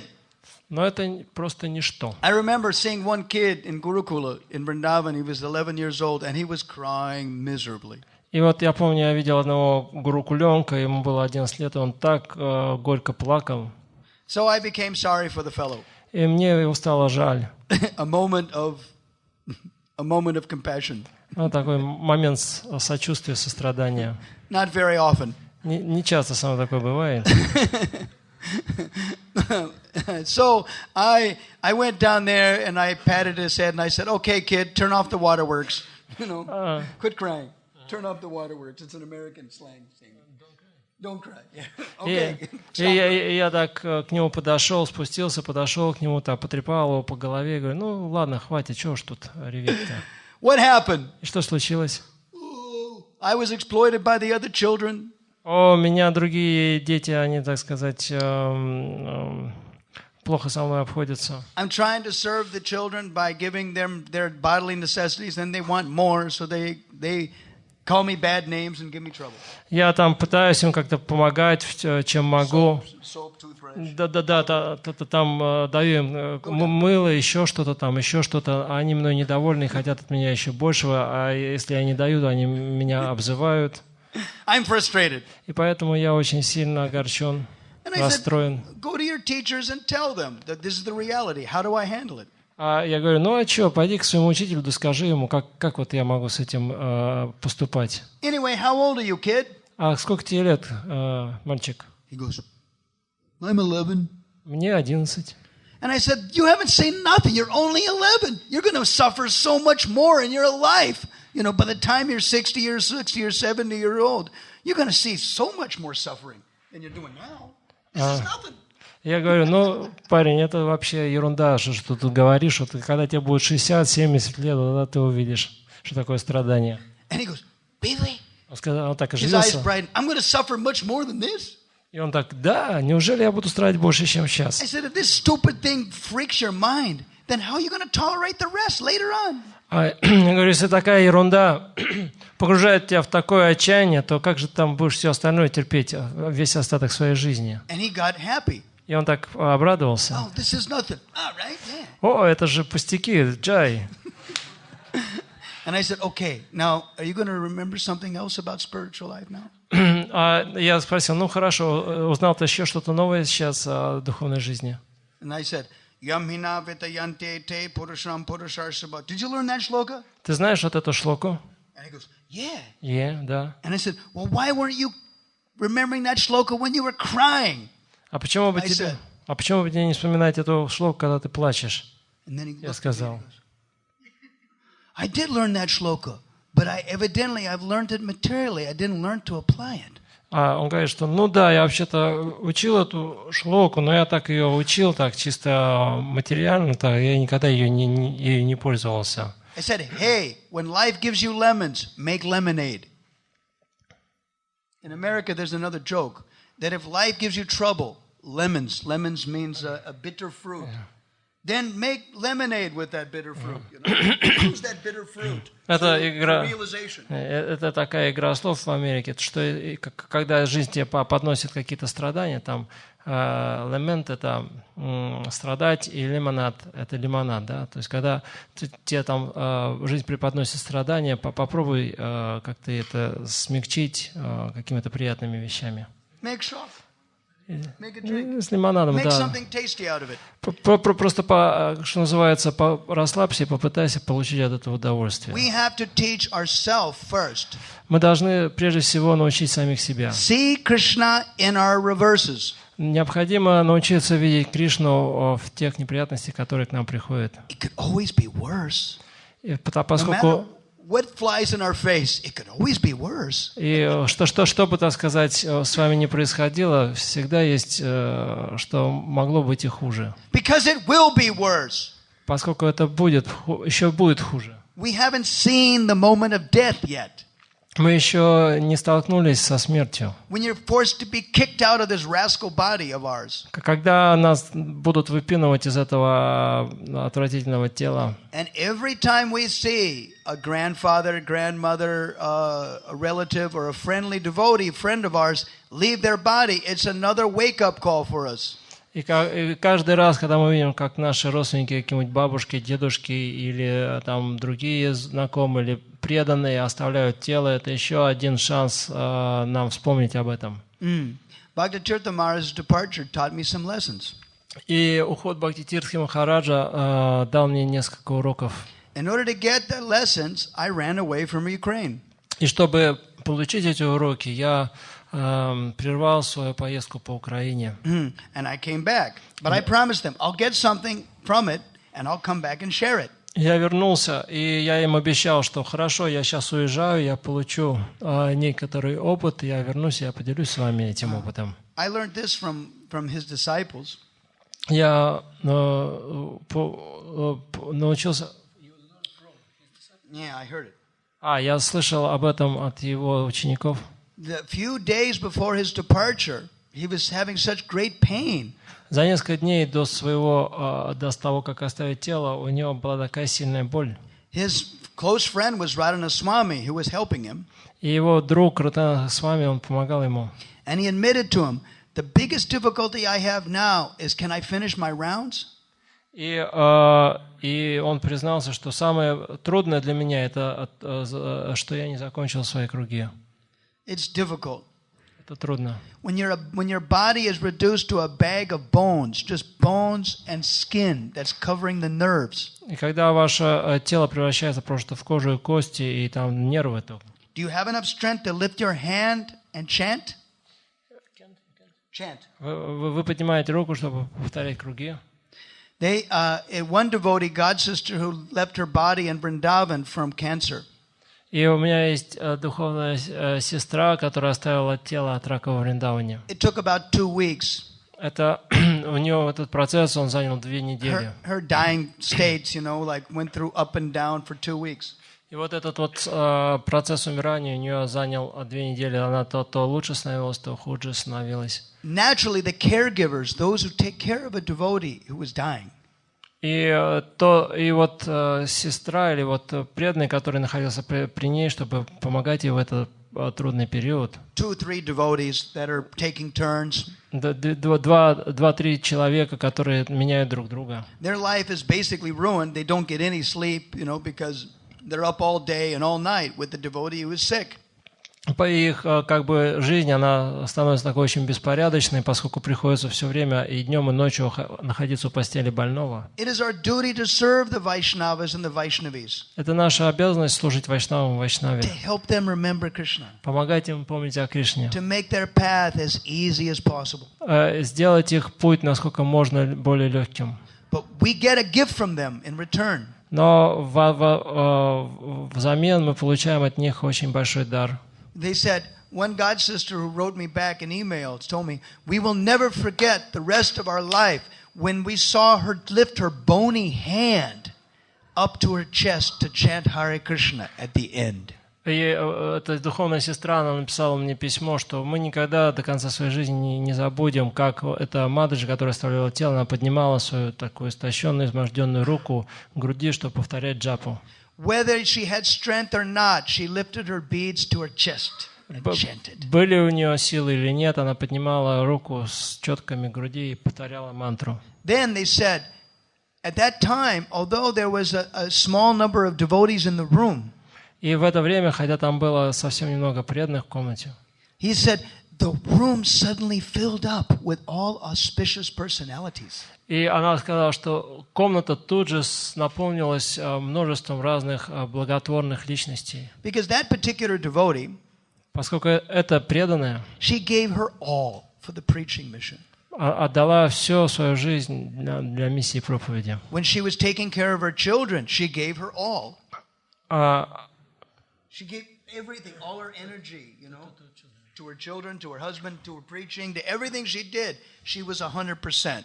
И все, что она делала это со 100% отдачей. Воспитывала ли она детей, служила ли она мужу, проповедовала она. She even managed to collect interviews from of those who knew Srila Prabhupada intimately in years past. Она также собирала разные интервью с теми, кто знал Шрилу Прабхупаду. And she collected them and printed it into a book. Она собрала их и опубликовала в книге. And her husband was able to finish printing the book. И ее муж, он закончил издание книги. That was her final offering to Srila Prabhupada. Это было ее последним подношением Шриле Прабхупаде. Her husband showed her the cover. This is what the cover of the book looks like. И ее муж показал ей обложку книги. Вот, посмотри, так будет выглядеть книга. She was really happy. И она была очень счастлива. So even in dying, there was an offering to the spiritual master. Даже сама смерть, она может быть подношением духовному учителю. An amazing devotee. Очень удивительная преданная. And because they were amazing, because they were devotees that gave 100% throughout their whole life. Поскольку она была преданной, поскольку она дала все на 100% в свою жизнь. Therefore, at the time of their departure, so many auspicious personalities came from the subtle platform to wish them well. Именно поэтому в момент оставления тела комната наполнилась благоприятными личностями на тонком плане, которые желали ей блага. My god sister Sangita, who is a registered nurse for terminal hospice care. И моя духовная сестра Сангита, которая является такой профессиональной сестрой, которая ухаживает в хосписе за смертельно больными людьми. She has seen hundreds of people go through the stages of death. Она видела сотни людей, которые проходят вот этот период умирания. Yet she said every devotee that dies, every Vaishnava or a Vaishnavi of substance that leaves their body, we learn a new lesson each time. И она говорит, что каждый раз, когда я встречаюсь с этим случаем, когда вайшнав или вайшнави оставляет тело, я получаю новые уроки. Because they don't die like ordinary karmis die. Поскольку они оставляют тело не так, как умирают обычные карми. Specifically, if the mind is absorbed in Krishna, they don't die like the karmis. Особенно в тех случаях, когда их ум полностью поглощен мыслями о Кришне, они умирают совсем по-другому, нежели обычные люди. And sometimes Krishna extends their, well, in one sense it's extending their suffering, but sometimes they extend in their body long after the doctor said they should have died long before, you know. Иногда Кришна продлевает сроки жизни вайшнавов достаточно существенно по сравнению с предсказаниями врача, хотя с другой стороны можно сказать, что он продлевает страдания. Just to teach us. Просто чтобы научить нас. And so when she was departing, they said, it is as if the sky opened up for 30 seconds. Everybody held their breath. And all these auspicious personalities were in the room just to invite that devotee to the spiritual world. И она сказала, что когда она оставила тело, тогда там вот эти небеса разверзлись где-то секунд на 30, и все эти благотворные личности, они приглашали ее в духовный мир. Now, back to Gajendra. И вернемся к Гаджендре. When a devotee understands that we're on the losing side of time. И когда преданный понимает, что он находится в проигрышном положении во времени, just like Gajendra understood. Подобно тому, как это понял Гаджендра. Then only Krishna and only Krishna can give relief. Только Кришна может дать избавление. Therefore, they heighten their eagerness to learn about Krishna. И тогда он начинает очень жадно стремиться узнать о Кришне. Fortunately, Gajendra, he remembered a mantra that he had memorized in his previous life as Indradumna Maharaj. К счастью, Гаджендра он вспомнил мантру, которую повторял Индрадюмна Махарадж в прошлой жизни. I really took that in because kings are very busy administrators. Вот очень интересная вещь. Цари являются очень такими занятыми, администраторами, занятыми людьми. Just like, managing this festival. Подобно тому, как организовывать все на этом фестивале. Yeah, all these devotees, you got Shuddha, Vyasaki, the whole list is there. All these names of devotees that do stuff during the festival. Там есть целый список преданных, которые организовывали этот фестиваль, Ваясаки, Шудха и так далее. For them, there is no festival. Для них это никакой не фестиваль, поскольку они работают для того, чтобы он состоялся. Some of these devotees will go home and they'll probably, shut off the world for 2 weeks to recuperate. И, возможно, кто-то из них после фестиваля отправится домой и запрется там на 2 недели, чтобы прийти в себя. Because the festival is no festival for them. Поскольку для них фестиваль это не фестиваль. But and administrators are always pushed. This is broken, fix this, do that. И постоянно их дергают, организатор постоянно, это нужно сделать, это нужно отремонтировать, то сломалось, здесь не работает, здесь не сходится. There's no end to problems. И бесконечные проблемы. But in the midst of all the problems, they learn about Krishna. Но посреди этих проблем они чему-то учатся о Кришне. I like that. Indradumna Maharaj remembered something very sublime about Krishna. Индрадюмна Махарадж всегда что-то учит возвышенное о Кришне. And that carried over into his next life as an elephant. Имеется в виду вот царь Индрадюмна, и он взял это с собой, это осталось с ним в следующей жизни. And in 3 or 4 places in the Srimad Bhagavatam it mentions this. И об этом говорится в 3 или 4 местах Шримад Бхагаватам. In the 11th canto, chapter 14, Krishna tells Uddhava. И в 14 главе 11 песни Шримад Бхагаватам Кришна говорит Уддаве. The opulence of my devotees is not subjected to destruction. А богатство моего преданного, они никогда не разрушаются. This does not mean material opulence. Это не имеется в виду материальные богатства. Sometimes, иногда. But mostly it doesn't mean material. Но, как правило, это не относится к материальным каким-то богатствам. Hearing and chanting about Krishna is eternal bank balance. It's permanent. Слушание и воспевание Кришны является вечным нашим счетом. Provided we keep it. Provided that you hold it, you keep it. Shrutadharana, yay. То есть, поэтому нужно это держать, сохранить. We should practice holding it. Мы должны практиковаться в том, чтобы сохранять это. Just like a person who is lifting weights, they're practicing daily. They're lifting weights, and they're practicing holding weights. Подобно тому, как какой-нибудь тяжелоатлет, он практикуется в том, чтобы тягать тяжести всякие. Same thing with the mind. То же самое относится к уму. Practice holding the weights of the spiritual kata. Практиковать, держать вес Кришна-катхи. But we're not asking you to hold painful weights. Но мы не говорим вам о каком-то там весе, который вы не можете выдержать. If you hold it, you should like it. Если вы можете это выдержать, вам должно это нравиться. Therefore, in the Bhagavatam, 10th canto, it says, Manobhiramat. Поэтому в 10-й песне Бхагаватам говорится, Manobhiramat, it is very pleasing to the mind. It is not a bitter medicine. This medicine of Krishna Katha is very pleasing to the mind. Это лекарство Кришна-катхи, оно очень приятно для ума, и это не какое-то горькое лекарство. And it destroys. И оно разрушает. Dries up the ocean of miseries. И высушивает океан страданий. It helps us to remember the spiritual world. И это помогает нам помнить о духовном мире. Now hold it. Теперь храните это. Relish it. Наслаждайтесь этим. Talk about it. Говорите об этом. Pass it out to your nearest and dear ones. И делитесь этим с тем, кто вам дорог и кто близок к вам. In this way you make other people fortunate. И таким образом вы сделаете других людей удачливыми. When you see their face brighten, и когда вы увидите, что их лица начинают сиять, then that gives you more impetus. I should learn another one. Это вам даст еще больший толчок к тому, чтобы научиться еще чему-то. Because you never know when you're going to need it. Поскольку вы не знаете, когда вам это понадобится. When your fortune is down and your material body is rotting before your very eyes.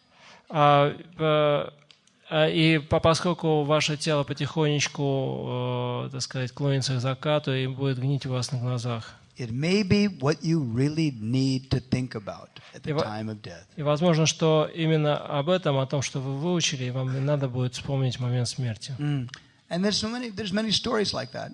И есть множество историй.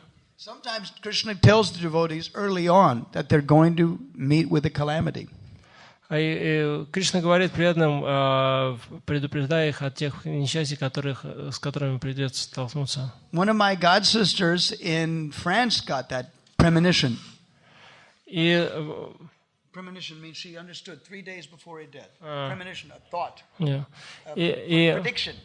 И одной моей сестре, духовной сестре, как бы она за 3 дня, за некоторое время, она поняла, что вот через 3 дня она тело оставит.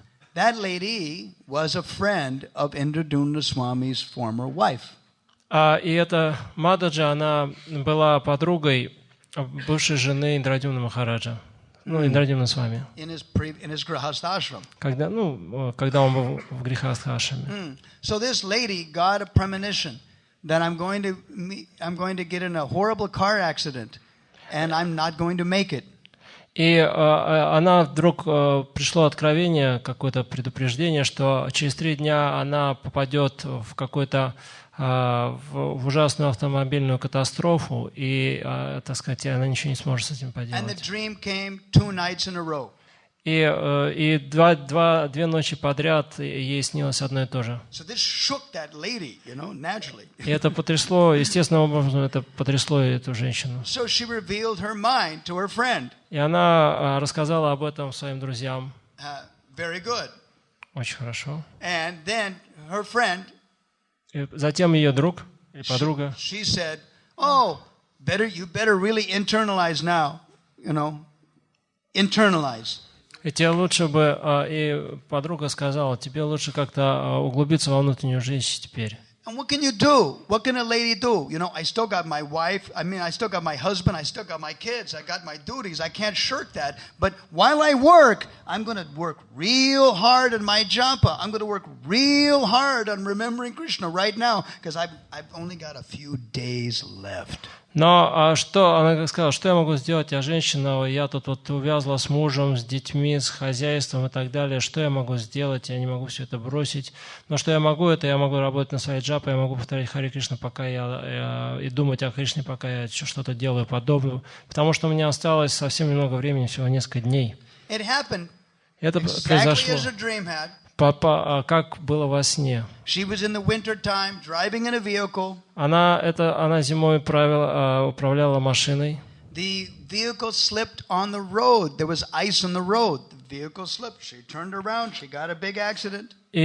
вот машину на скользкой дороге, на подмороженной дороге начала заносить и крутить, и она попала в аварию.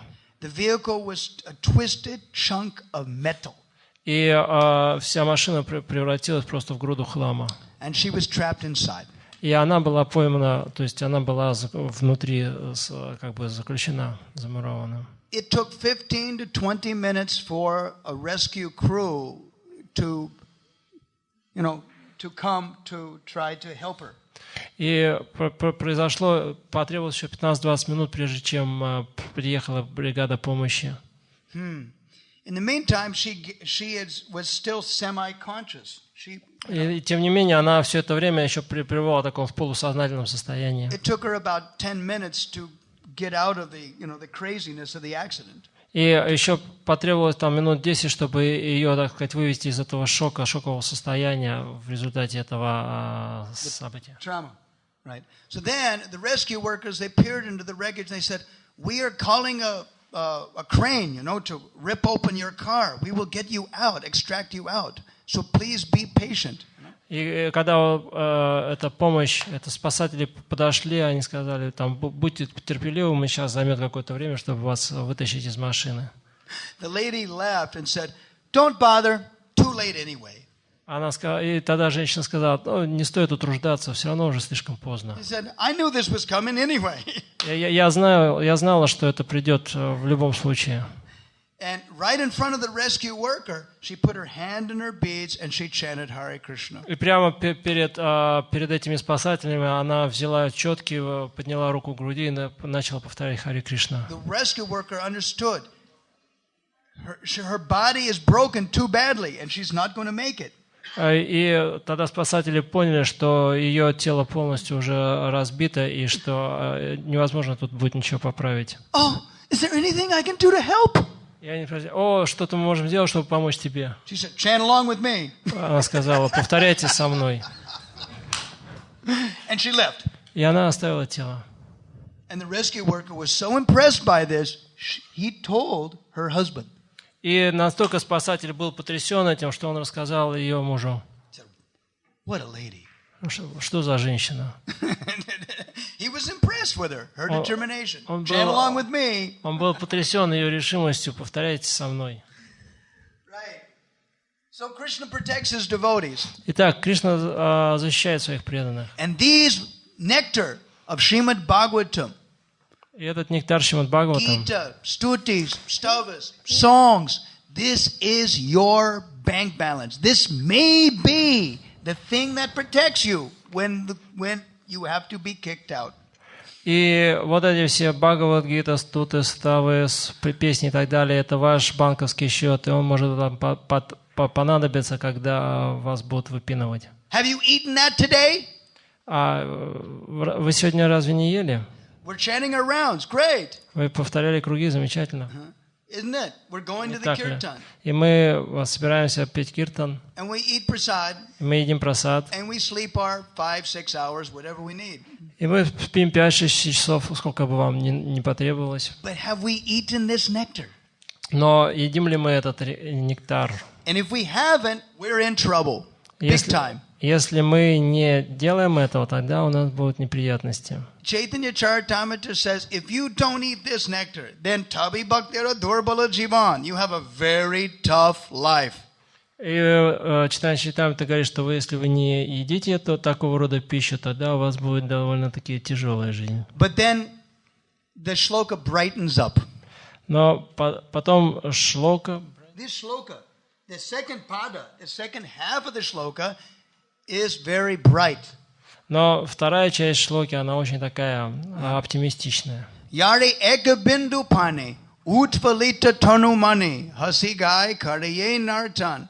But if a devotee will drink even one drop of the pastimes of Krishna and Gauranga, Что если преданный выпьет хотя бы одну каплю нектара игр Кришны, повествования об играх Кришны и Гауранги, utvalita tanumani, the body and the mind blossom like a flower. тогда его тело и ум начнут цвести подобно цветку. Hasi, they will laugh. Он будет хаси, то он будет смеяться. Gaya, they will sing. Он будет петь. Karaye nartan, and they will dance in ecstasy. И они будут танцевать в экстазе. Laughing, singing, and dancing comes when you relish this nectar again and again in the mind. It brightens your life. И ваша жизнь она начнет сиять, если вы будете наслаждаться этим нектаром раз за разом. И вы будете смеяться, петь и танцевать. This is called a normal devotee, perfectly normal. И это называется совершенно нормальный преданный. If you are not laughing, singing, and dancing, Если вы не танцуете, поете и смеетесь, if you're allowing yourself to be dull, miserable, dumb, если вы позволяете себе быть таким тусклым, полным страданий, несчастий, that's abnormal. это ненормально. Normal is to be blissful, to be bubbly, to be happy, to be in the face of everything. И нормально означает, что мы полны счастья, мы, так сказать, бурлим жизнью, и мы полны блаженства, независимо от того, в каких условиях мы находимся. If something is spiritual, even one drop relished deeply would be enough. И если вы, то есть вам достаточно будет наслаждаться хотя бы одной капелькой чего-то, что относится к духу. Therefore, in many verses in Bhagavatam it says, "Sakrit, just once." И поэтому во многих шлоках в Бхагаватам говорится «сакрит» всего лишь раз. 10, 12, 39. Sakrit, it says. 10, 12, 39 говорится «сакрит» один раз. And 10 canto, 47 chapter, verse 18. 10, 47 песня. Yeah. 10, 47, 18. Да, 47 и 18 текст. 10, 47, 18. Radharani says, Sakrit. Радхарани говорит «сакрит». Even once. Даже если всего один раз. If something is so spiritual, so sublime, если что-то очень духовное, очень возвышенное, this means that even once it can change your life. Всего лишь один раз вы это прочитаете, это может изменить вашу жизнь. And once it changes your life, that means that you'll never forget it. А что значит изменится ваша жизнь? Это значит, что вы никогда не сможете этого забыть. These things that you learn that change your life. Те вещи, которые вы изучаете, они меняют вашу жизнь. When you inhale that, when you eat that, it stays with you. И когда вы будете это делать, когда вы будете есть это, тогда это останется с вами. And whenever you remember it, it shakes you. It just simply shakes you. И чтобы вы не запомнили, это потрясет вас. It penetrates you to the core. это вас проймет до самого мозга костей.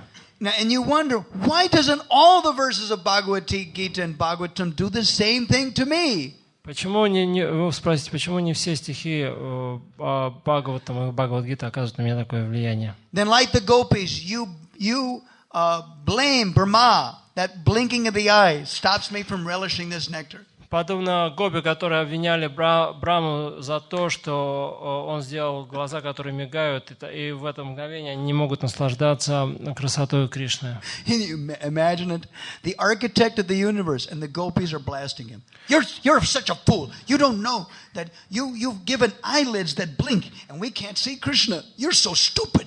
И как гопи обвиняли главного, можно сказать, архитектора Вселенной, и говорили, какой глупец, ты сделал глаза, которые моргают, и в это мгновение мы не можем видеть Кришну. He doesn't know how to create anything. А ты вообще ничего не можешь создать. What can we do? Amazing. It is amazing how the gopis can blast Brahma, you know, the creator. Как гопи, они могут ругать Браму. Because they say, in 10th canto, 21st chapter, в 21 главе 10 песни, they say in, I think that's verse number 8.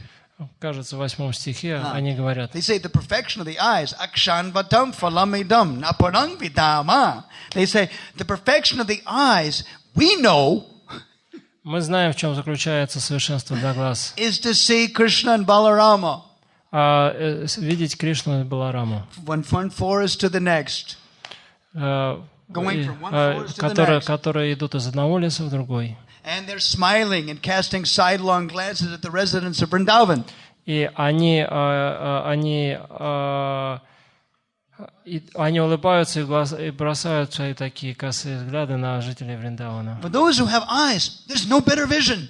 И если для глаз нет ничего лучшего, что можно было видеть. So these verses of Bhagavatam, they give us Krishna. They put Krishna with all his beautiful qualities right in front of our eyes. И вот этот стих Бхагаватам, он дает нам Кришну, он как бы рисует его прямо перед нашими глазами. And once you drink that liquor of that topic, и как только вы читаете вот этот нектар этих тем, all of your illusions and intoxications go away. All of your material illusions and intoxications go away. Вся ваша материальная иллюзия и опьянение, они уходят. Shri Govinda padam bojo marano mahad adabhutam yatapayano namuyanti. He said, the liquor distilled from Lord Govinda's lotus feet is certainly very amazing. И вот пьянящий напиток, который исходит от лотосных стоп Господа Говинды, настолько удивителен. That vodka. Это не водка. Huh? That vodka. Это водка. That vodka. Это водка. Huh? The liquor.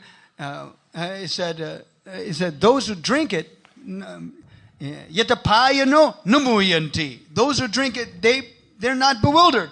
И те, кто пьют его, никогда не будут сбиты с толку или введены в заблуждение. They're not intoxicated. Они никогда не опьянеют. Muyanti yatapayana. But if they don't drink it, then those persons are definitely intoxicated by material world. Но те, кто не будут пить этот напиток, они точно будут опьянены материальным миром. So did we get drunk yet today?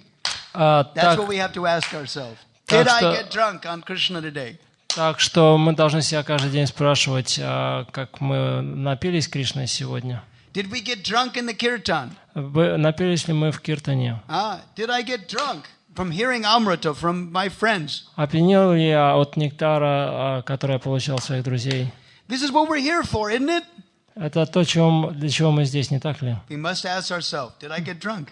Поэтому мы должны спросить, не опьянел я или не опьянел? Just like one of the disappointments I have in this festival. И вот одна неприятность, которую вот я на этом фестивале, так сказать, переживаю. That in the tent area it is not flat. The ground is bumpy and. То, что площадка, на которой стоит тент, то есть вот этот пандал, она такая неровная, там ямы и бугорки.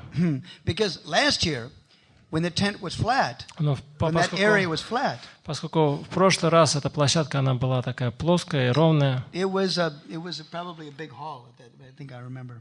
Похоже, что это был какой-то большой зал.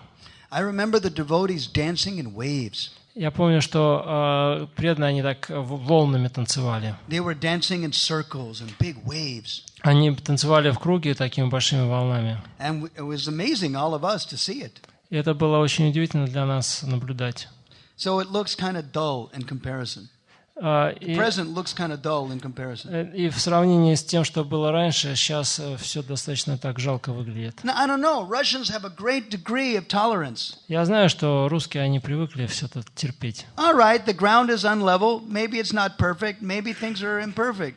Ну ладно, пол неровный, может несовершенный, но мало ли что несовершенное. But we have 2 more nights left, huh? Но у нас еще осталось 2 ночи, не так ли? Where's the dancing in waves? А где же вот это танцы волнами? Is it possible? Это вообще возможно? I don't know, but Я that's не what you знаю. have. That's what your feet have to show. Not Your feet, because they grab each other's shoulders and they dance in a circle. Can they do it? Могут они это показывать, когда вот так ходят паровозиками? I don't know. Я не знаю. Anyway, but at any case, aside from the dancing, our mind should always dance with the nectar of Shrimad Bhagavatam. Неважно, танцуем мы и не танцуем, наш ум может всегда быть погружен в нектар Шримад Бхагаватам. Then every day, when you read Bhagavatam, if you learn something new, then every day your mind is dancing. И каждый день, когда вы читаете Шримад Бхагаватам, ваш ум всегда танцует. Then we have something to think about. У нас есть о чем подумать. If we get kicked out of this body. Когда нас будут выпинывать из этого тела. We should not fast. Мы не должны поститься. Because we're fasting. If we're not eating nectar of Bhagavatam and Krishna Katha, we're actually fasting. We're actually wasting away. Our body is wasting away. Поскольку именно если мы не слушаем Кришна Катху, Шримад Бхагаватам, Бхагавад-гиту, тогда мы как раз постимся. Another thing I learned from Bhakti Maharaj's departure. Еще одна вещь, которой я научился из ухода Бхакти Махараджа. I asked him about balance. Я спросил у него относительно такого баланса, равновесия в I said, when you're деятельности. traveling and meeting with devotees, how do you manage everything? Я спросил, когда мы путешествуем, встречаемся с преданными, как вот достичь в этом такого равновесия? And he looked at me with big eyes, like. И он посмотрел на меня такими большими глазами. And he said, I was probably the most unbalanced of all of them. Я, наверное, самый несбалансированный из всех вас. He said, however, if you try to make the biggest impact when you travel.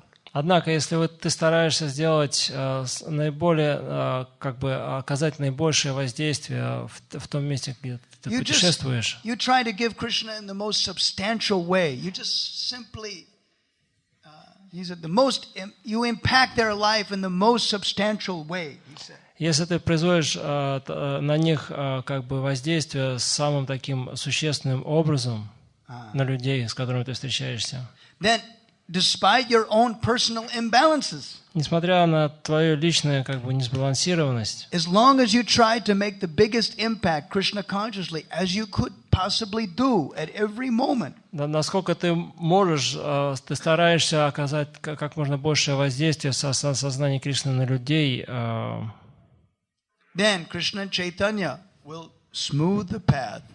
Тогда Кришна Чайтанья, он сгладит твой путь, даже если ты не сбалансирован. That was remarkable. That statement was remarkable. Это очень такое замечательное утверждение. And that's really underlines the point about the departure of a Vaishnava or a Vaishnavi of substance. И это подчеркивает тот момент, когда мы говорим об уходе Вайшнавы или Вайшнави по сути. If every moment of their life they're trying to give 100%.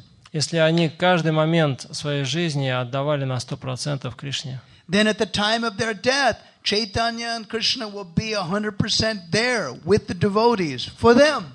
тогда Кришна и Господь Чайтанья в момент смерти будут на 100% с ними в момент смерти. That's great. И это замечательно. Now, just like this God sister in France that left her body, she had no devotees around her. И вот эта духовная сестра, которая оставила тело в автомобильной катастрофе, с ней рядом не было преданных. But she knew about it. She knew it was coming. Но она знала о том, что это произойдет, что это грядет. Ее ум был полностью приготовлен. And who was her association? И с кем она общалась? It was a karmi rescue worker. Она общалась просто спасателем обычным карме. Don't worry, we'll get you out of there. Не волнуйтесь, мы скоро вас вытащим из машины. Don't bother. Не стоит беспокоиться. I knew this was coming. Я знала, что это уже грядет. Really? Is there anything I can do to help? Да, а что-нибудь чем могу я вам помочь? Yes, chant along with me. Да, повторяйте со мной. I loved it. Мне очень это нравится. Even if your association is a karmi at the time of death, you can still chant along with me. Даже если в момент смерти рядом с вами карми, то вы можете сказать: повторяй со мной. Look at this. She was preaching to the end. Chant along with me. Только посмотрите, она до самого конца проповедовала. This is 100%. Это вот называется 100%.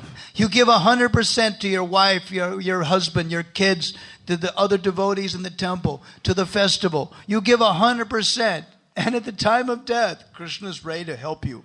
Вы даете на 100% себя жене, мужу, детям, фестивалю и так далее. И тогда в момент смерти Кришна на 100% отдаст себя вам. So I want the devotees here not to fast any longer from Shrimad Bhagavatam and the nectar of Krishna consciousness. Don't fast any longer. Я хотел бы, чтобы больше преданных не постились, больше в своей жизни преданные не постились на Шримад Бхагаватам, Бхагавад-гиту. If somebody is sick and you want to feed them, sometimes in the hospital they force you. They give you an IV. They force you to eat this, take this solution. Если кто-то болен, то попадает в больницу, то его как бы насильно кормят, ему вводят питательные вещества через вены. The author says, Prabhavatu Bhavatam, may it become manifested to you and to all living entities. He's asking you, drink it.